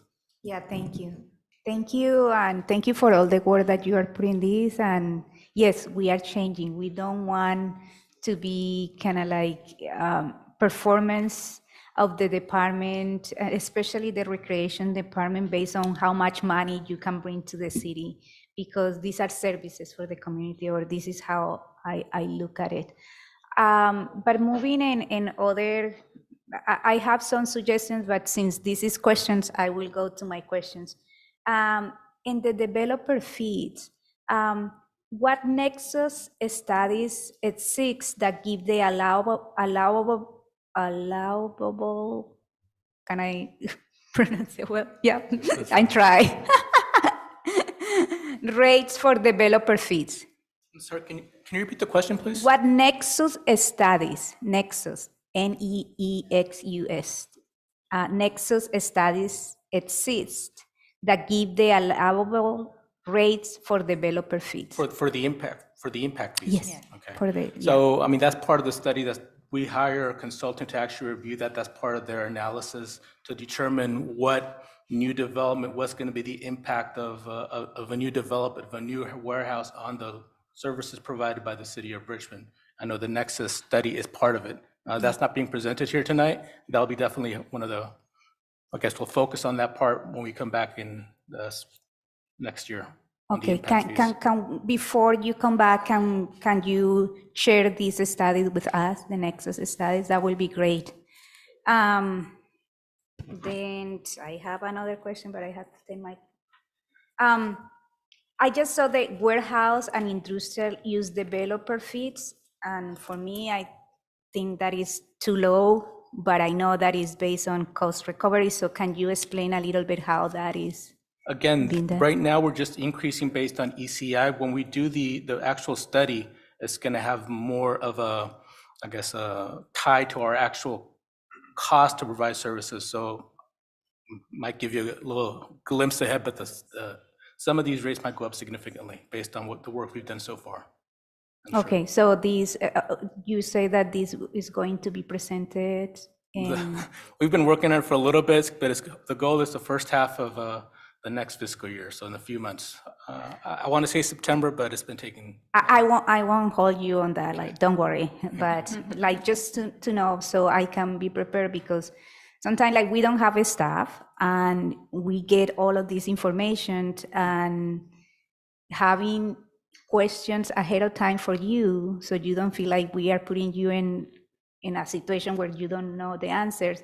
It's important for us to know a schedule when these are coming, so we are prepared and maybe meeting with you, and so we can have these answers or more information before it comes to the city council will be great. And actually, for the impact fee, the goal is to have a public forum, a meeting outside of city council before we bring the item. The impact fees, that's what we're planning on doing. Okay, so if you can share that with us, that will be great. So we put it on the calendar, and whoever wants to. So I think like I will let this come in, but there is some also building permit fees. And I just wanted to say how these also are going up, or this is part also of the study and they will come up. For most of the building fees, there was a study done a few years back. Okay. And that, that established the cost for the city to provide those particular services. And after that, then we update it on a regular basis by the ECI. We'll do a fee study. The goal is to do it every 3 to 5 years for most fees, including recreation, even if we don't adopt the full cost. But the key is to provide council with information, what it actually provides us, provide information what it costs the city to provide the services across the board, just for transparency. So you make a decision, okay, we don't want to charge this fee for 100%, we'll only do 50%. At least you will have the information of how we got to the fees, even if we don't decide to charge 100% for that fee. Okay, and my last question is about zoning compliance review. What is the city charging 1,186 for an accessory dwelling unit zoning review? I think like for me is if we want people to be able to build more ADUs, which will help with affordable housing or more housing spaces, we shouldn't have these high fees, but I just wondering how that come out. What page are you looking at? I don't have the page here, but it's zoning compliance review and it's the ADU zoning review. Chris Castillo, he was here, he left. I mean, I wouldn't be able to provide a response on an individual fee. I have the master fee schedule if you'd like me to hand it to you, Councilmember Jimenez, so then if you want to Yeah, direct I staff. have it here, so maybe I come back and tell you the page. So go ahead.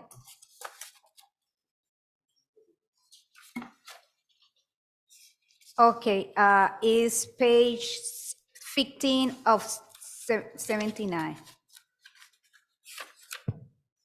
And it's at the bottom saying zoning compliance review, and the first is accessory dwelling unit. I think I have a different version. I have 81 pages on mine. Sorry about that. 17 of 81. 17. On the agenda item, it's page 17 of 81. Okay, I'm not sure when they came aboard. They've been in place for a while, and we're just increasing it by ECI. I wouldn't have any more information besides that. I didn't hear. Sorry. These apparently have been in place for a while. We're just increasing by ECI, so it's probably part of a fee study done a while back. Can we have these fit studies so we know about it? I'd have to research that. Thank you. We can provide it.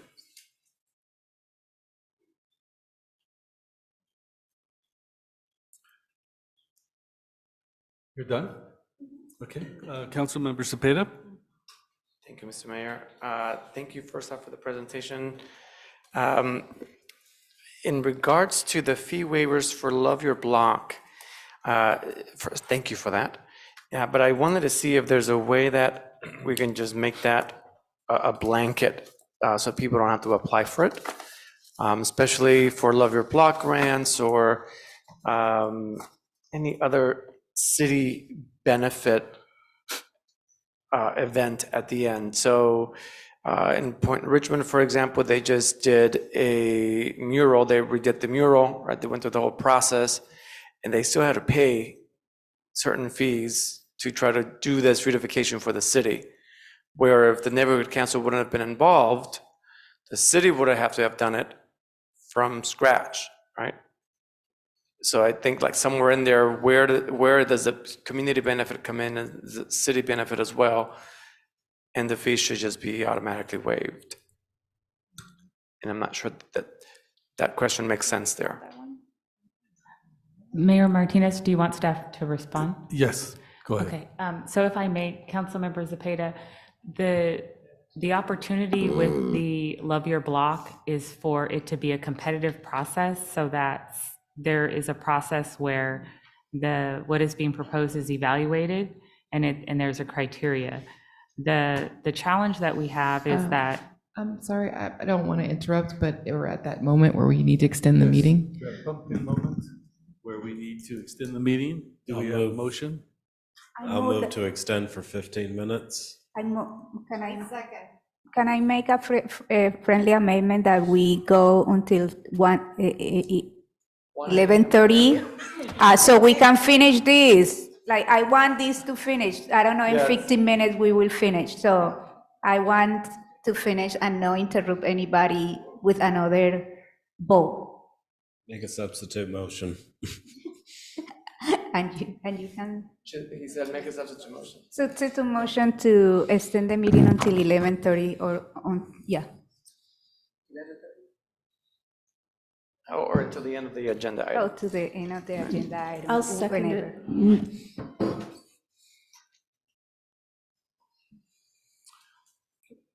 Roll call. Okay, Councilmember Bonner, Yes. Councilmember Jimenez, Yes. Vice Mayor McLaughlin, Yes. Councilmember Robinson, Yes. Councilmember Willis, Yes. Councilmember Zepeda, Yes. and Mayor Martinez.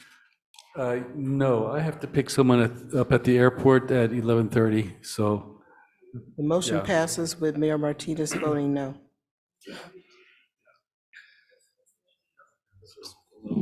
So Councilmember Cepeda, if it would be helpful for the good of the order, maybe we should, there's, I think, two ways, if the council was so inclined, you could deal with Love Your Block.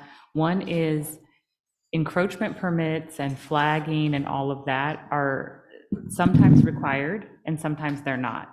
And so I think that the concept with Love Your Block is that the neighborhood is initiating it and the neighborhood is like facilitating it, and that staff is providing resources in terms of the fiscal contribution, but that staff is not as heavily engaged because it's not staff-led. It's like led by the neighborhood, right? So I think the challenge is that we've had some other items that were discussed here this evening where there's, that maybe there wasn't an encroachment permit obtained.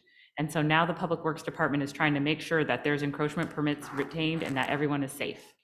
So what we could do is we could, if the council is so inclined, we could modify the Love Your Block application so that it says that if an encroachment permit is required, that those fees would be waived, or if there's a flag person that's required, or I'm sure that there's a litany of other things that could be accompanied. But right now, this process is still new and evolving. And I think it's important for the council to understand if we keep having Love Your Block and we want to expand the breadth of it, then we also need to expand staff. So right now we added 13 positions for community services, but I would have to check with staff to see if we have the capacity to add other dimensions to Love Your Block. But we could do it if that's the council directive. And I'm not sure, and I think you got the breadth of what I'm saying. I'm not asking to add more. I'm just saying as part of the process already, if they do need flaggers or if they need whoever, that the community doesn't have to pay for it, especially if it's out of the grant, or I'm not sure how that process might work. Right, so that would need to be policy direction, like Rajana was stating, from the council on this item, and then we would facilitate that. Okay, thank you. And then I wasn't able to find the disposal fee, and I'm not sure if it's on here or it might be somewhere else. So if I want to go to the Richmond dump, instead of throwing my trash out in the middle of the street, those fees there. Yeah, those aren't city fees. They would be Richmond Republic Service fees. Yeah, Republic Services sets those fees So as part of our collection agreement. Thank you. Wasn't sure if it was on here as well. Thank you. That's all. But if you would like to have them on there, and you made a motion to include this, we could coordinate with Republic Services to do so. Thank you. Vice Mayor McLaughlin? Yeah, I just have a question about, and I don't know if this is part of the fee schedule or not, you tell me. So for our community centers, I know we have programs, and if I recall, I know this was the case in the past, I don't know if we still have it, but we often would partner with nonprofits, and there was some sort of financial arrangement that I think we split the whatever they charge for, like, let's say it's Zumba classes or whatever, then the city gets part of the proceeds and the nonprofit gets the other half. It's 50-50 or something like that. Is that under the fee schedule? That is not. We have not had that arrangement with nonprofits, but we do have that arrangement with contractors generally. For example, we have a Zumba instructor who provides Zumba programs for our division, and it's a 60-40 split where the contractor gets 60 and we get 40. And we used to have more arrangements previously, but the pandemic basically took a lot of those out of our schedule. What currently we have with nonprofits is we are trying to reestablish the partnership, relationships so that we can offer programs through them where we give them the facility to program. And if they charge fees, then it's a case-by-case basis. And if they do charge fees, then we may have a discussion, but it's not like a general rule as far as how we work with each nonprofit. Okay, thank you. Councilmember Robinson. Okay, thank you for this time. I actually would just love to hear from you, from Recreation, about what you would recommend in terms of the fees when it comes to, for me, the goal would be having more residents being able to participate, use our centers, use our resources, use our facilities. And I wonder if you have you have so much experience in recreation, if you know what kinds of things you would change in terms of fees being a barrier to make that happen. We have had a little bit of discussions within our management staff, and we thought about reinstating the resident, non-resident fees like we used to have for our facility rentals. The program fees, we do have that, the resident, non-resident rate.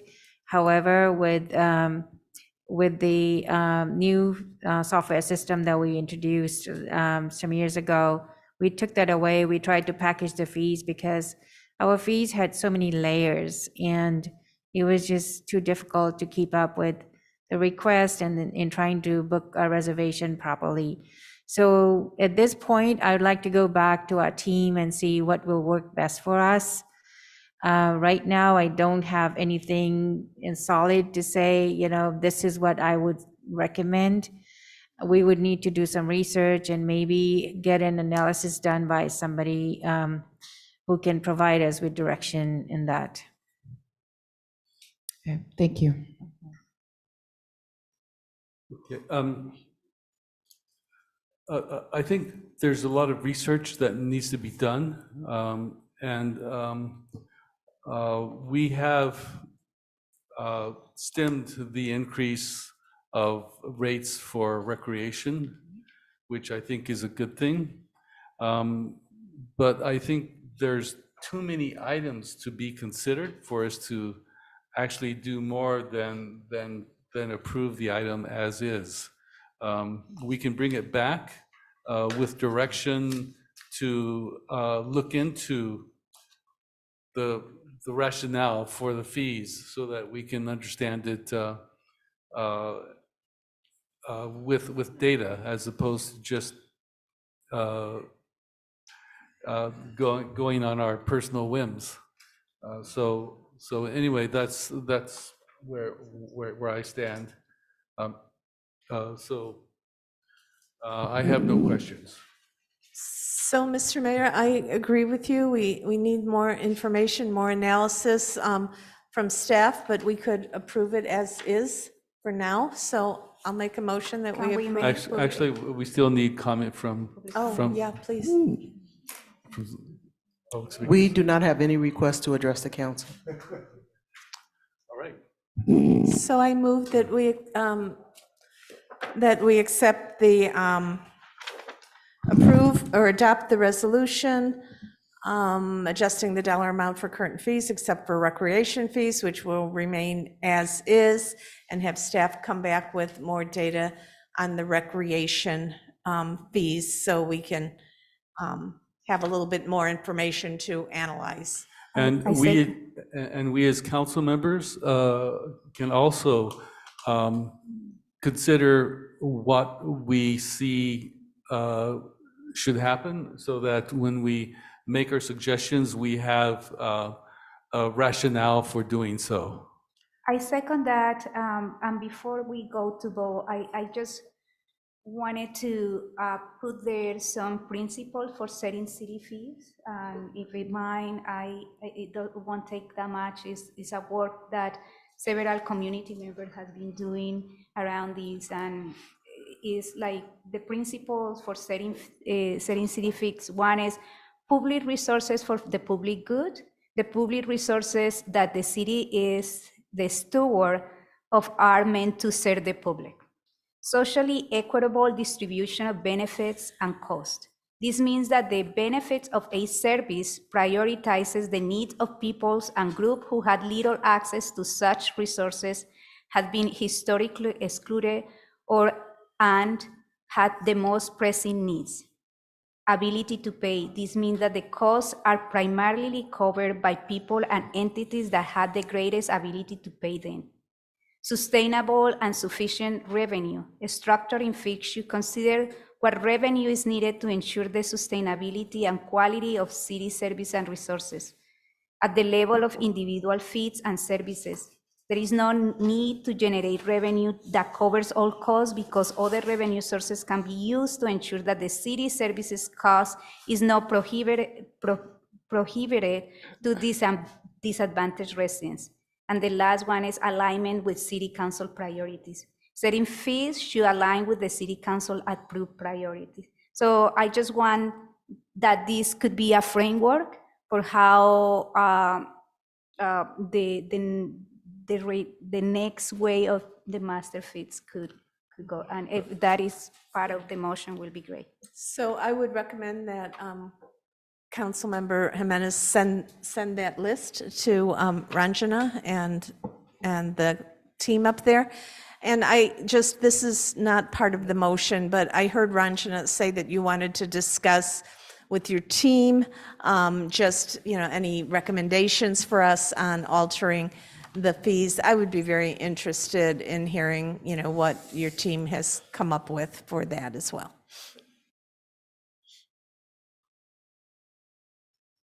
So we have a motion and we have a second, so. Yes. Are those policies included in the motion? Are these this principle for setting city fees? Right. Yes. Okay. Yes, I will send it to you. Okay. So may we have a roll call? Yes. Councilmember Vana, Yes. Councilmember Jimenez, Yes. Vice Mayor McLaughlin, Yes. Councilmember Robinson, Yes. Councilmember Willis, Yes. Councilmember Zepeda, Yes. and Mayor Martinez. Yes. The vote is unanimous.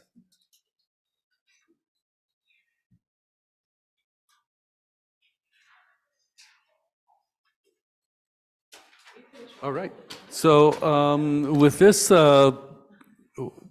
session is closed. Thanks so much to Good everyone. night, everybody.